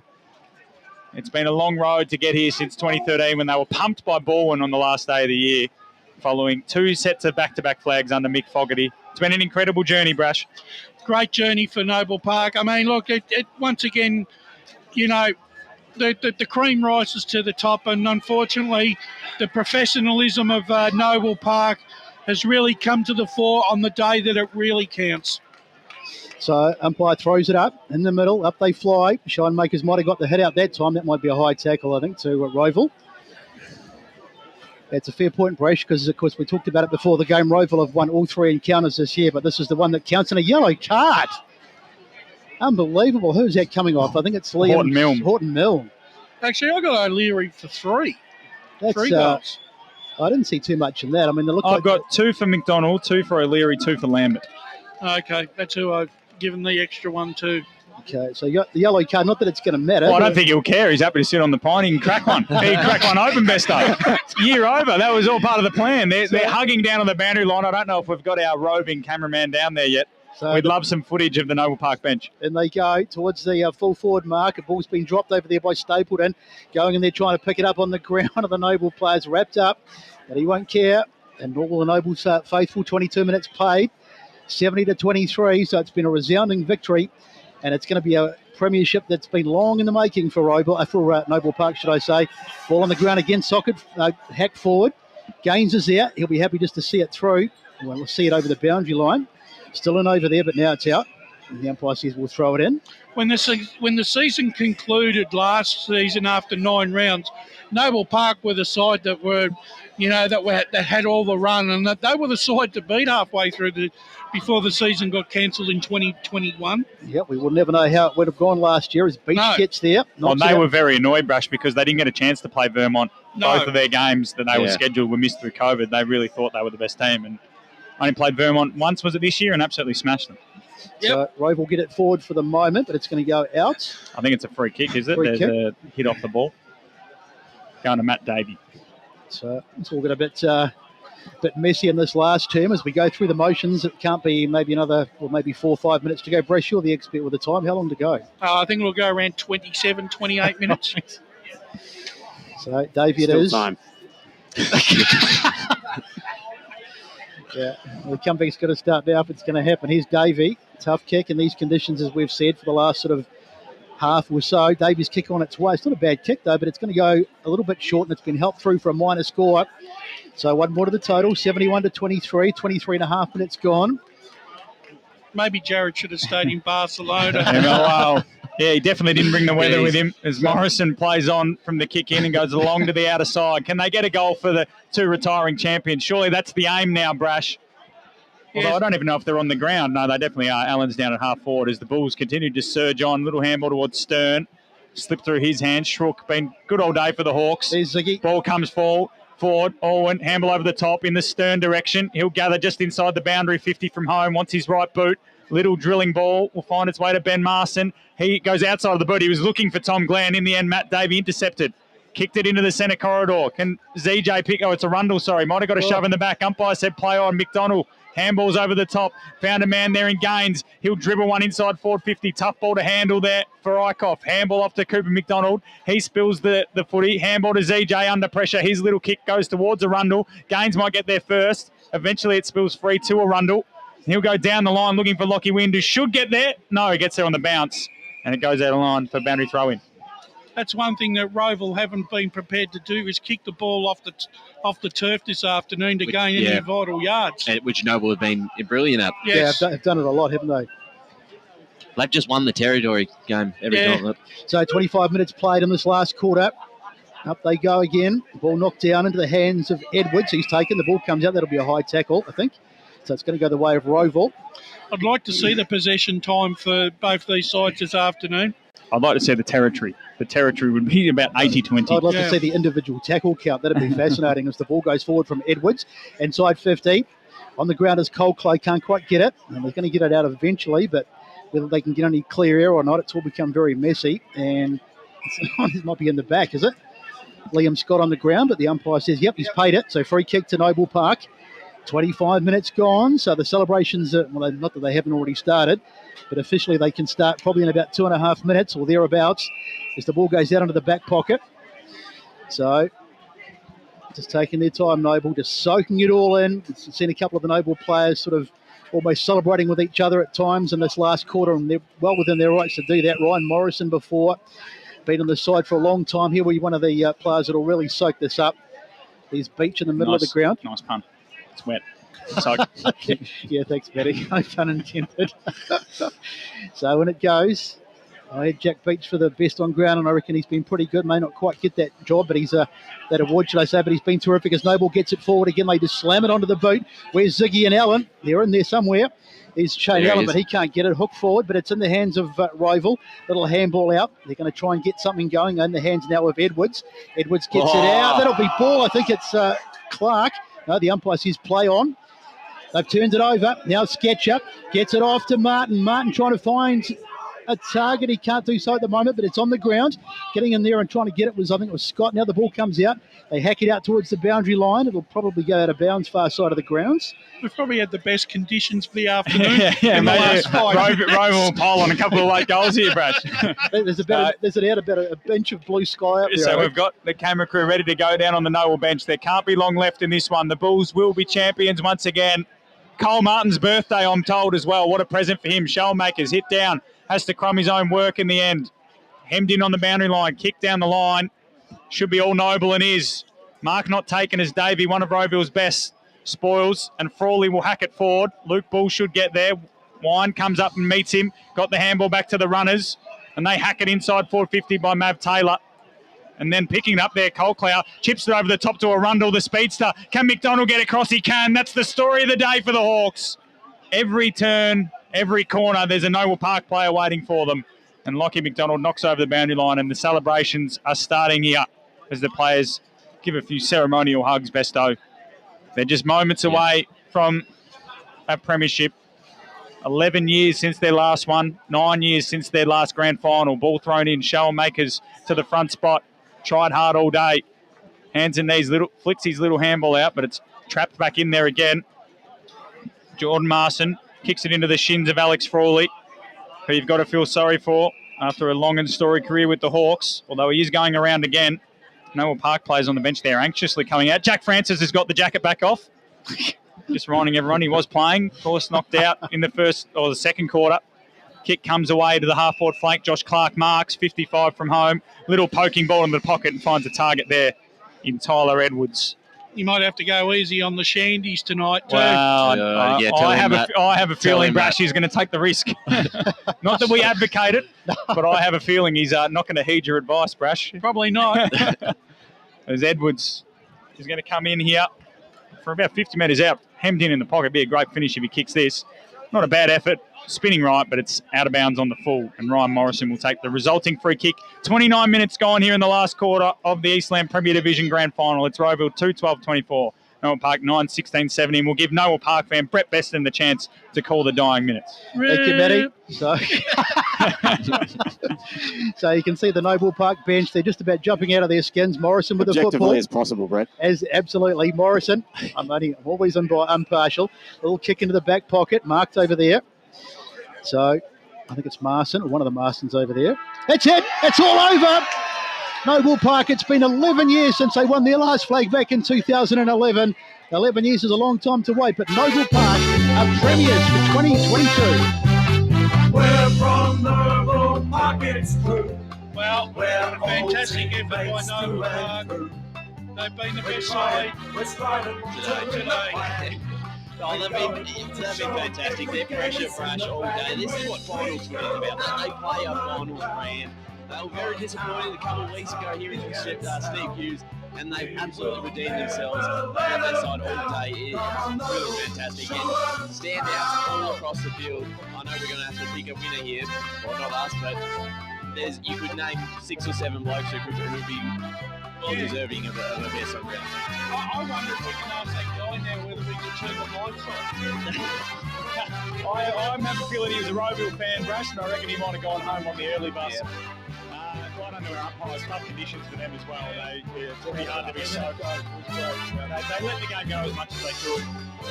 For Roeville, though, a fantastic season. Like we said at the start of the show, two people tipped them to finish bottom. And when that tip came through, no one laughed at the people tipping them. So it was genuinely a consensus that Roeville were going to struggle this year. I mean, obviously, one of those people who had them last, and they've been really strong.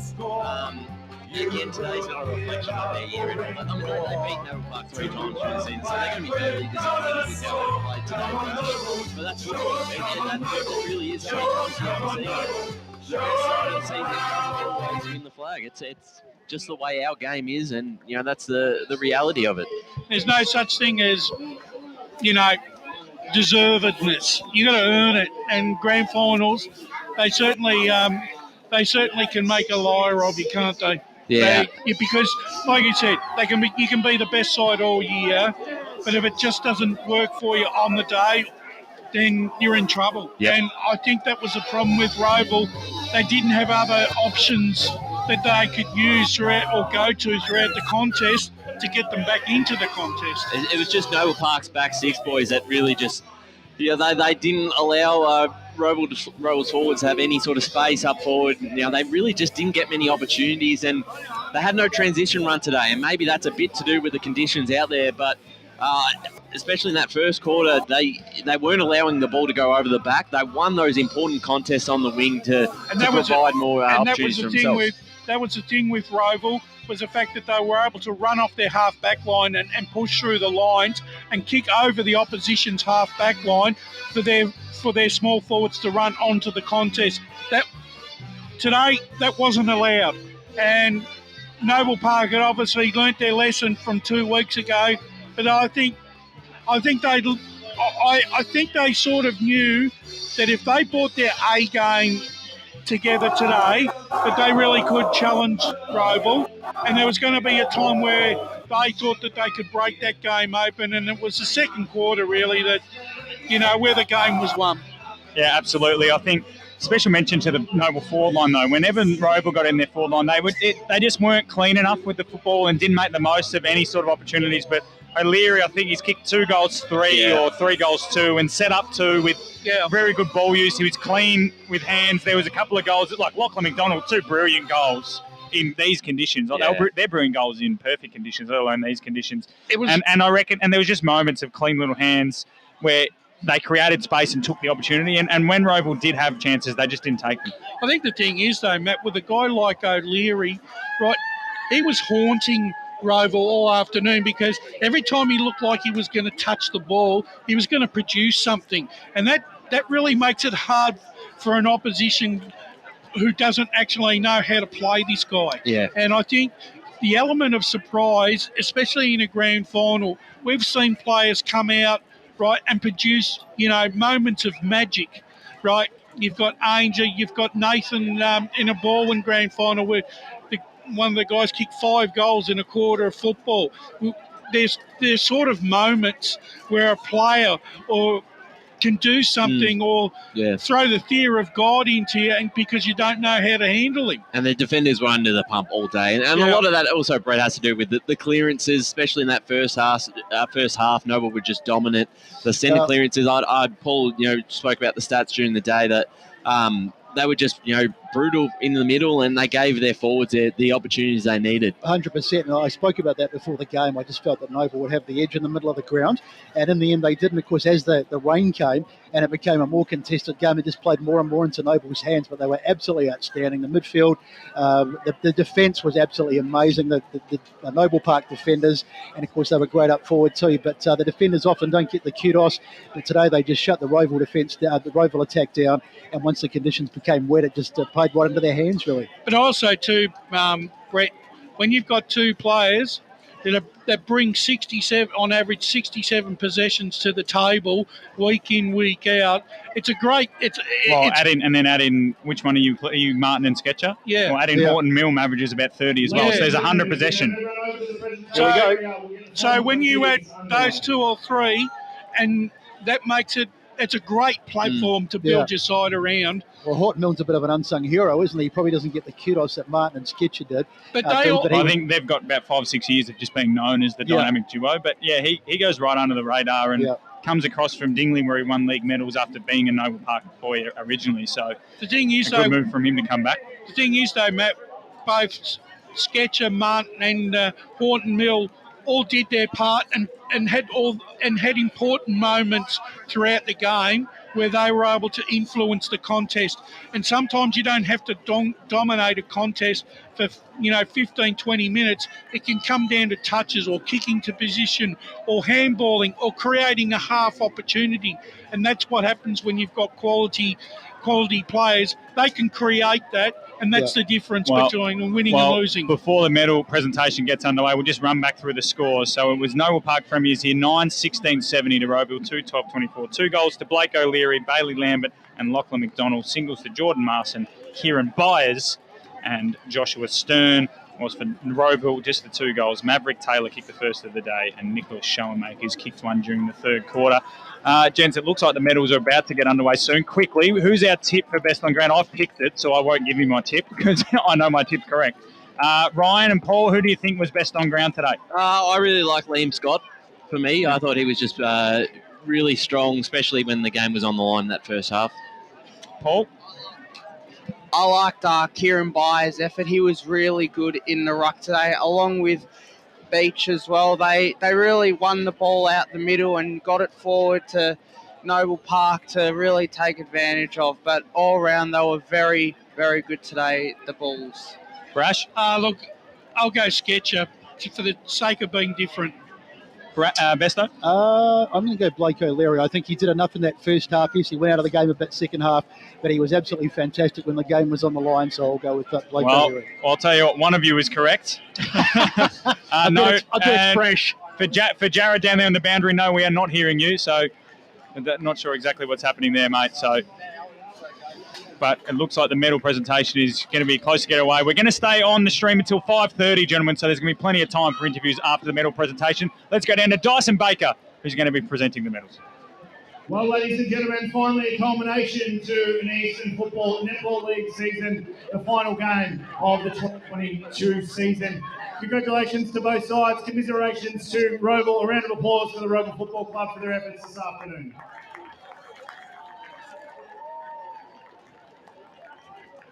To begin the presentation proceedings, I'd like to call up the Eastern Football Netball League Board Chairman, Mr. Graham Halbis, to the stage.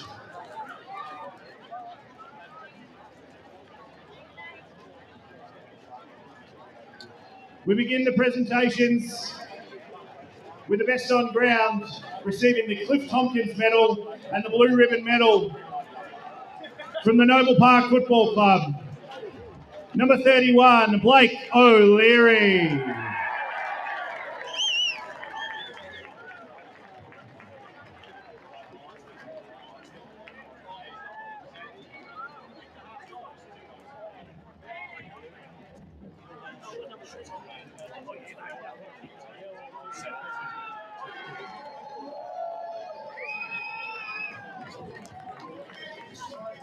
We commence the presentation of the Premiership Mid-Athletics with number 1, Jordan Marson.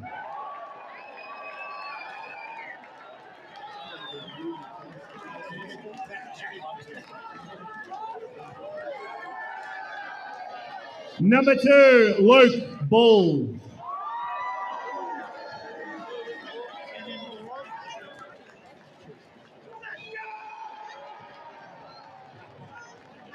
Number 5, Ziggy Owen.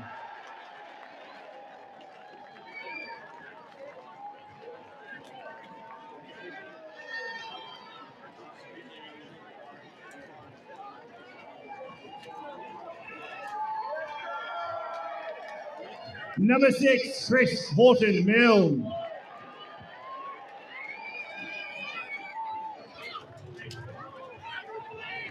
Number 9, Jackson Sketcher.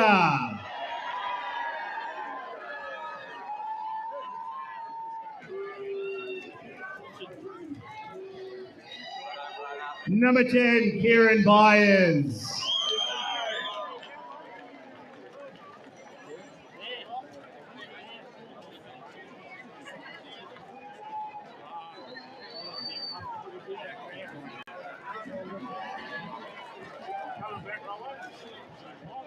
Number 11, Lockie Mcdonald.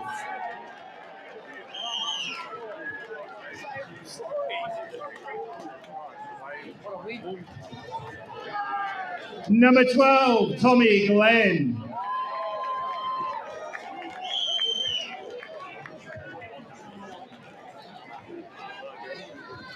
Number 14, Ben Marson.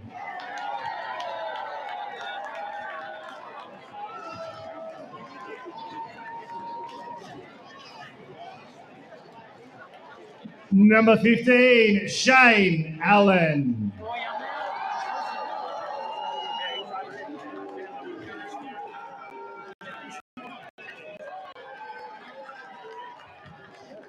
Number 17, Ryan Morrison.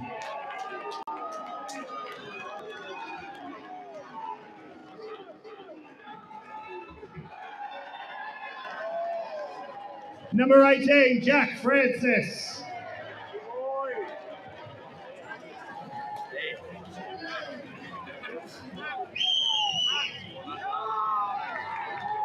Number 19, Liam Scott.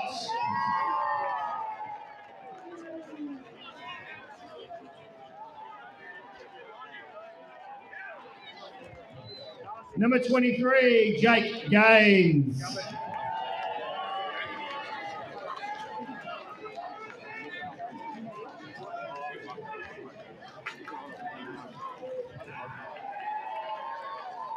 Number 25, Josh Shaw.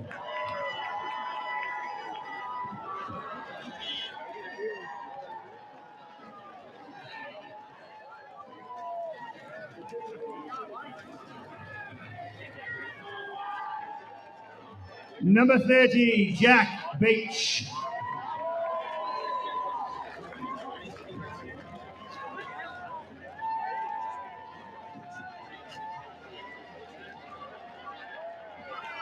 Welcome back to the dais, the Cliff Tompkins Blue Ribbon medalist, number 31, Blake O'Leary.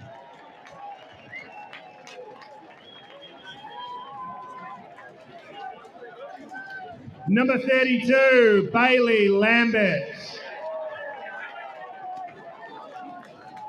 Number 32, Bailey Lambert.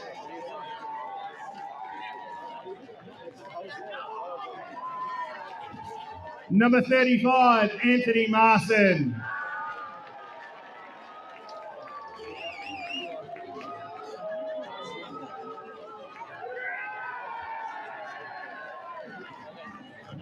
Number 37, Harley Fairbank.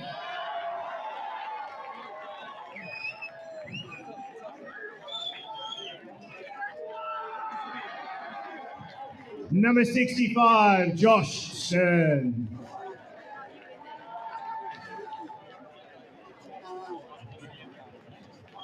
Assistant coach, Andrew Sharp.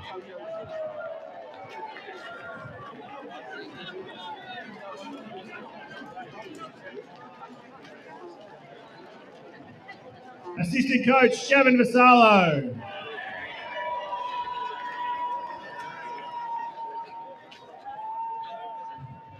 Assistant coach, Mick Maloney.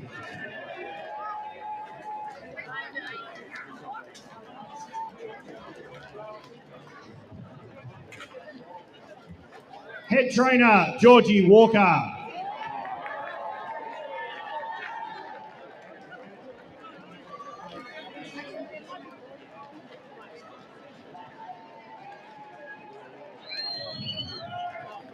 Team manager, Mark Durden.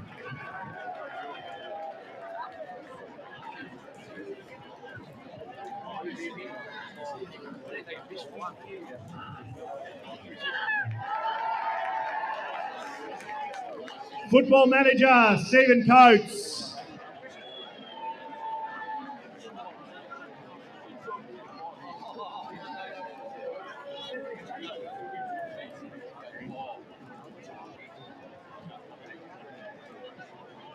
The North Park Senior President, Grant Connolly.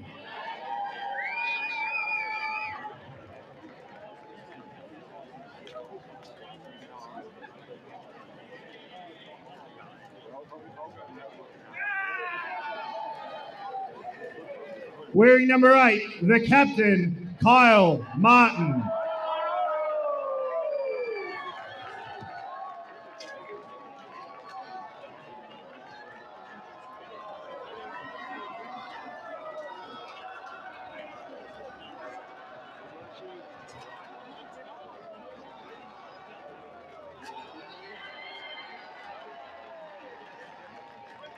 Ladies and gentlemen, the Premiership coach, Stephen Hughes.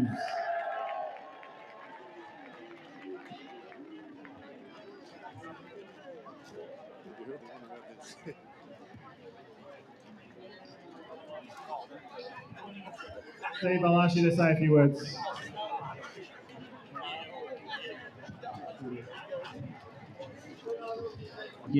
Thank you. Just to start with, thanks very much to the league for putting on a fantastic final series.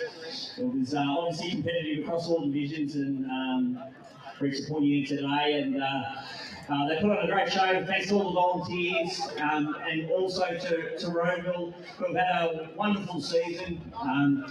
So we moved 2 games throughout the home and away for series, but also really well coached and a young group. I know they're on for bigger and better things. Well done to Ben and his group. Congratulations on your season. And finally to my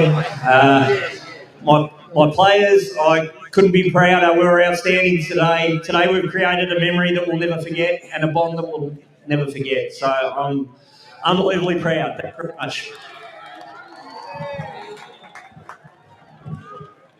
And to all the noble faithful out there, we fucking did it! Yeah! Ladies and gentlemen, to assist with the presentation, please welcome to the dais David Spence, a life member and premiership coach during the 80s for the Noble Park Football Club.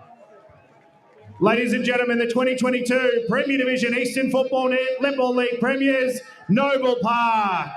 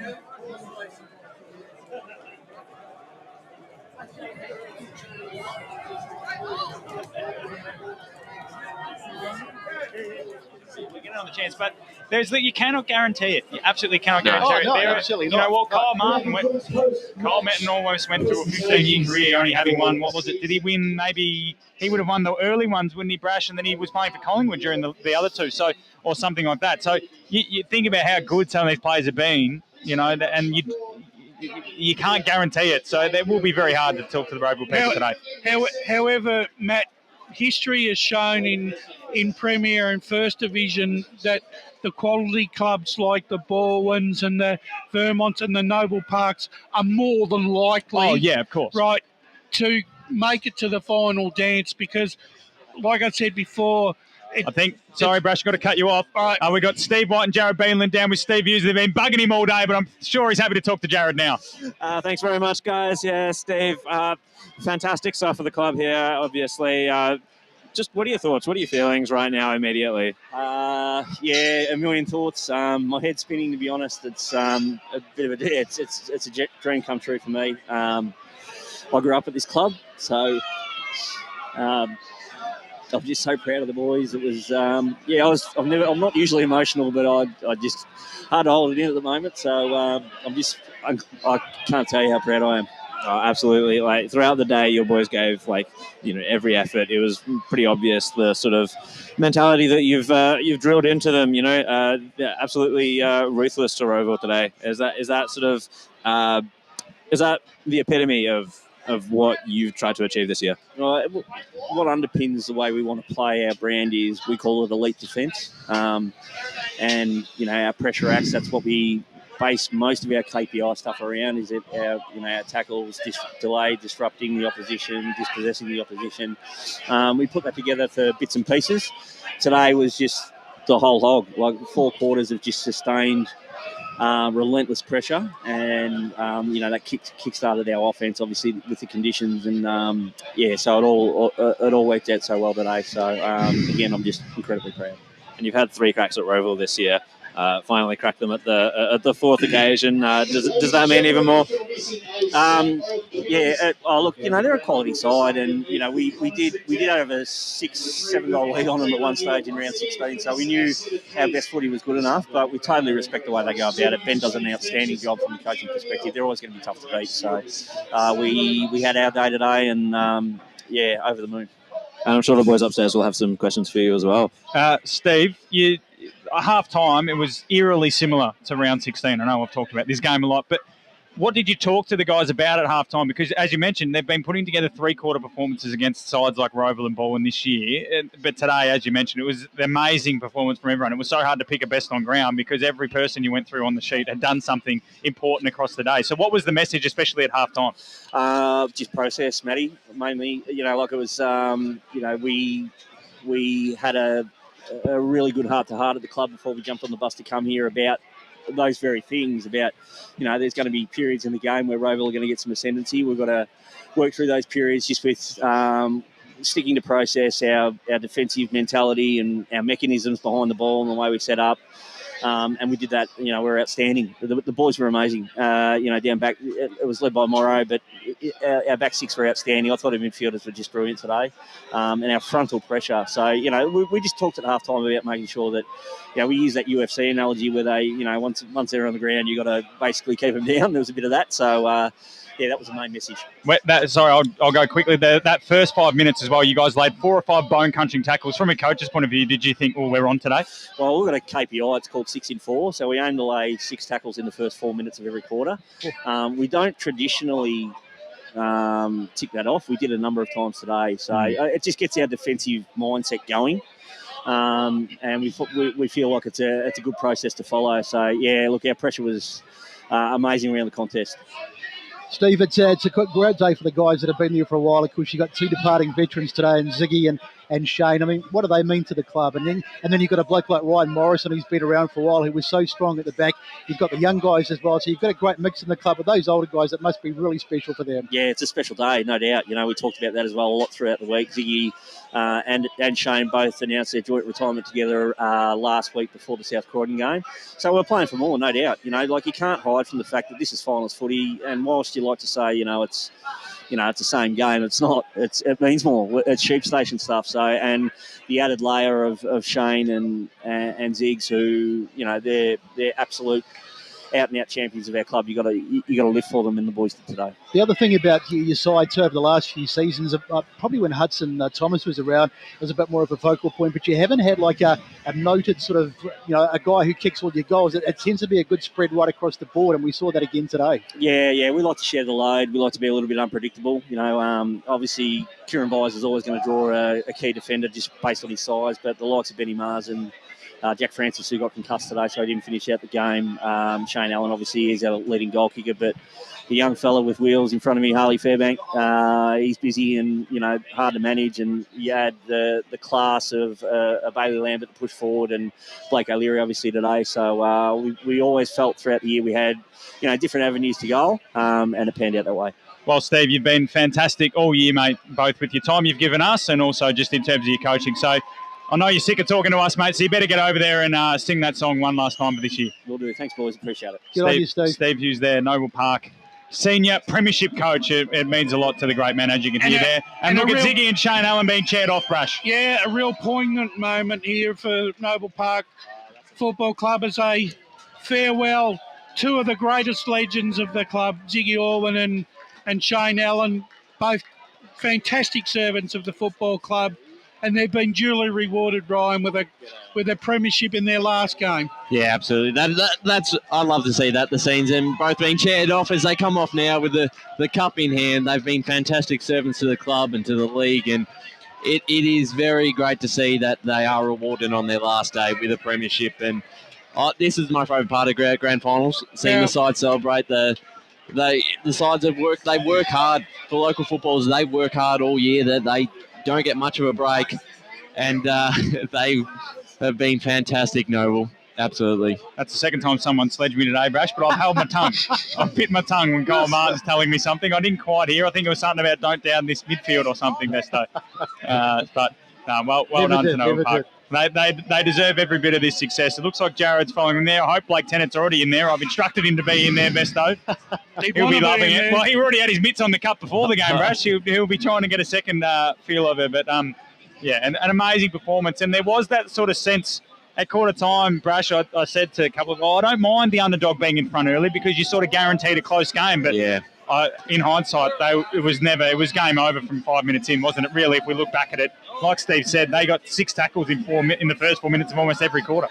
Yeah, I think that, and that's the thing. It comes down to, but you've also got to have the players to execute the game plan that you want. There we go.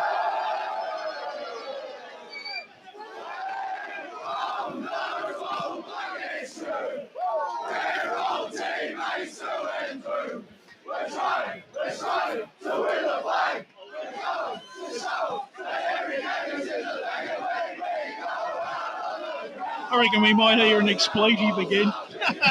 Yeah, we'll just warn them.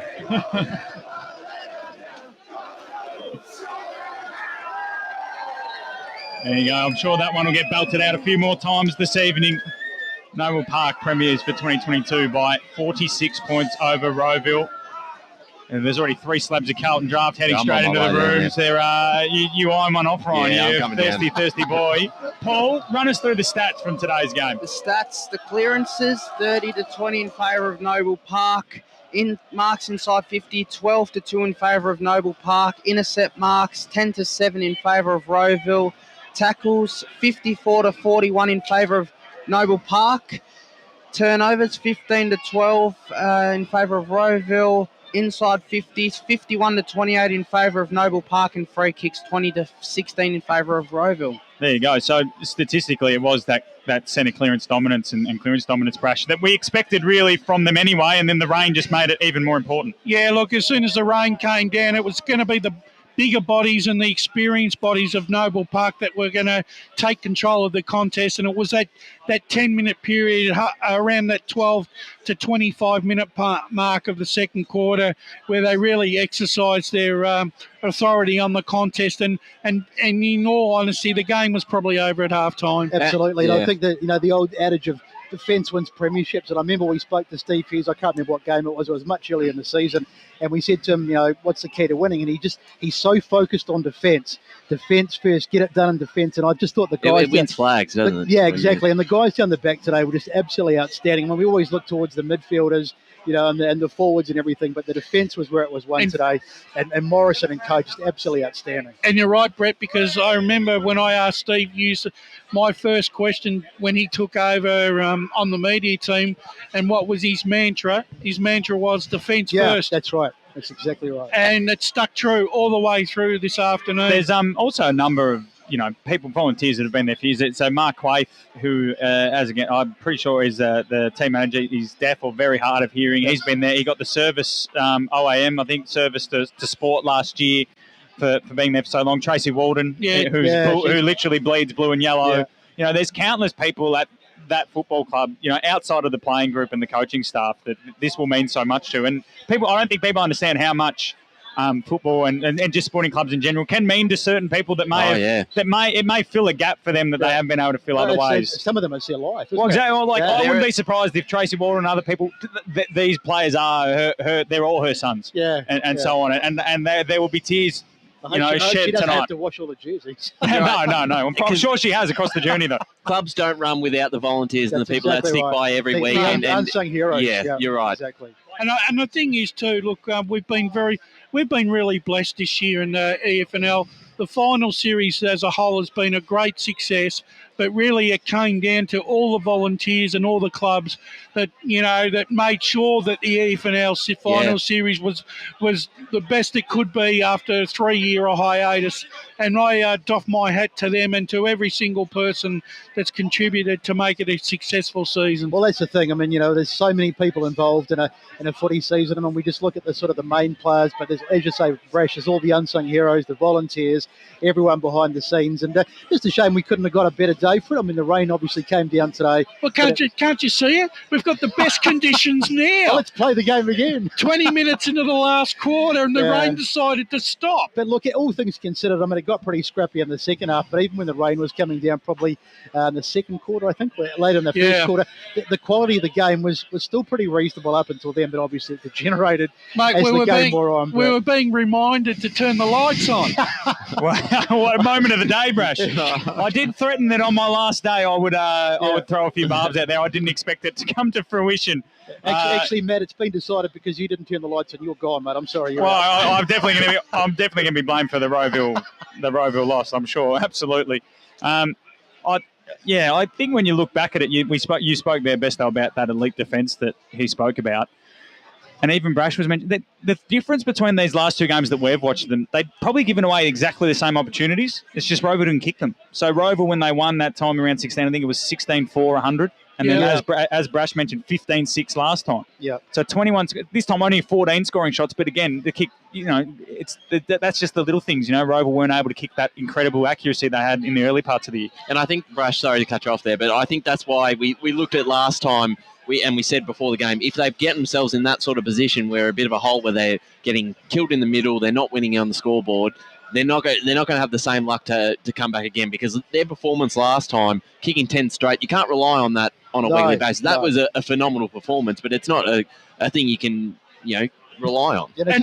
Sorry, Brash, I was going to say, just goes to show too that form throughout the season, I mean, it's all you have to go on, but I mean, Noble have been beaten 3 times out of 3. And yet I've got to apologise to Ben Corfey, the Rowville president, who, when I finally tipped Rowville yesterday, came up and told me that I definitely jinxed them. And, I'm sorry, Ben. You shouldn't have played so well throughout the season. I actually, the thing is, though, look, we see it when we watch, football at a high level, right, how the game goes up another notch in a final series. Well, I'm here to say that it happens at local football too, because we've sat here and watched a lot of finals. I mean, and it does go up a notch. It's when the creme de la creme of the players come to the fore. The intensity today was off the planet. Yeah, it was. Nothing right from the word go. Yeah. That opening 15 minutes was as frenetic and bone-crunching of a start of a grand final that you want. Both sides were throwing everything but the kitchen sink at the contest, and it was just going to be a matter who weathered the storm early and who was going to take advantage of it. Absolutely, and like you said, that first 5 minutes, it was frenetic without a score. It was just people just crunching into each other and bashing each other up, obviously within the rules of the game.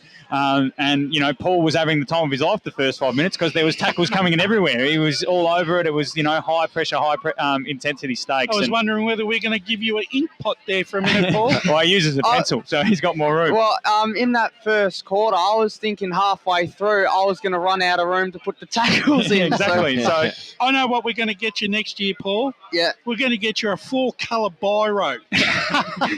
The red, the blue, the beige, the blue, and all that. The ivory and the... Yeah. I don't know. I don't have to have beige in them. No, that's not one they got. Blue, green, red and black. That's it. That's right. Yeah. And we'll get your name engraved on it as well. Paul Spencer, no one can pinch it. We're getting close to the end here of the stream, so I'll just run through the scores and then we'll have to sign off here, guys. So it was obviously the 19s. Blackburn got up over Park Orchards there with the best on ground, Nathaniel Barnes from Blackburn. Blackburn then followed it up with another reserves premiership. That time, the best on ground player was I can't remember now. I've completely lost my train of thought. I can't remember who won that. Gavin Lowe. There you go. Gavin Lowe won the reserves best on ground. And then here in the senior game, it was Noel Park 9-16-70 with 2 goals to Blake O'Leary, who was best on ground, the Cliff Tompkins medalist, defeating Rowville 2-12-24. We'll start with our bounder riders, Jared Beanland. I think Steve's behind you as well. Jared, Steve. Thanks very much for a long and enduring season. Obviously, Jared had a little Euro trip in the middle too, so he's had the best of both worlds. But well done today in trying conditions. Yeah, honestly, it was a lot to deal with, but it was worth it. It was absolutely worth it to see a fantastic grand final and to be there amongst the atmosphere that the Noble Park and the Rowville supporters provided. It was great. And Steve, as a Perth native, you would have loved those conditions. Fantastic. You were just mentioning the first game of the season out of the base, and you were on the boundary that time as well. Conspiracy. No, well done to you guys down there. Fantastic work and. Yeah. Great end of the season, and congrats Noble Park. And now it's time for the grand final tomorrow at Besto's. Exactly. And if Besto's lucks anyway, Sydney will lose tonight as well, but Paul's not happy about that one. Paul, fantastic work in the Stats Centre all year, mate. You've been a great addition to the media team, mate. So well done today and well done all year. Ryan and Brash, ever present. I think Ryan might have outdone you this year, Brash. I think he's every week. You might have missed a couple, Brash, to have a little bit of a rest. But well done to you two. Great work in trying conditions again today to be analytical, but beautifully well done. Yeah, too. And before you sign off, mate, I think I'll speak on behalf of the team. I'd like to thank you for leading us in such difficult times. You've led from the front. You've introduced some new blood to the team. We've all had a wonderful time, and on behalf of myself and the rest of the media team, thank you very much for looking after us and being our leader. And we look forward to you moving on to bigger and better things. And I'm sure you'll be as successful as what you were when as you are as our EFNL media manager. Well done, Matty. Well said. Thanks, Brad. As a parting gift, we'd like to give you this complimentary light switch. Parting Rex Hunt. Best though, you got your wish, mate. You got to call a Noble Park grand final. Now you can move on to try and call a Cats one. But well done, mate. Yeah, and I just wanted to echo what Brace was saying. He actually stole my thunder because I was going to say, what a great job you've done. It's been a pleasure working under you. You put in some great initiatives with the podcast and everything else you've done.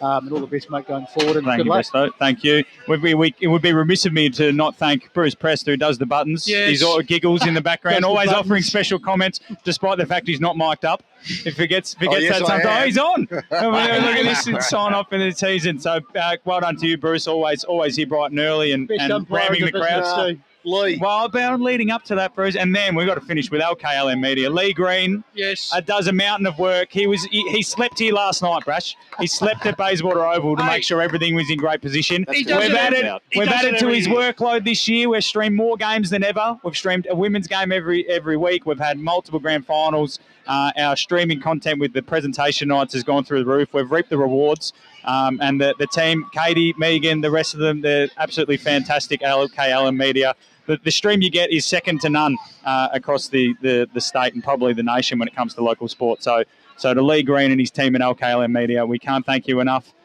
for your efforts. And to everyone else on the media team across the year who has contributed, we thank you for your efforts as well, especially the boys who did the early games today, Jono, Trent, Jared, of course, was there as well. Blake, who called and did social media out there in the rain, was caught in the pouring rain. He got done by the fuzz.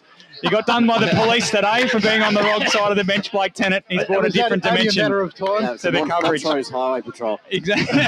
The Troes. The Troes is their affectionately known. That's what we're going to be following on next year.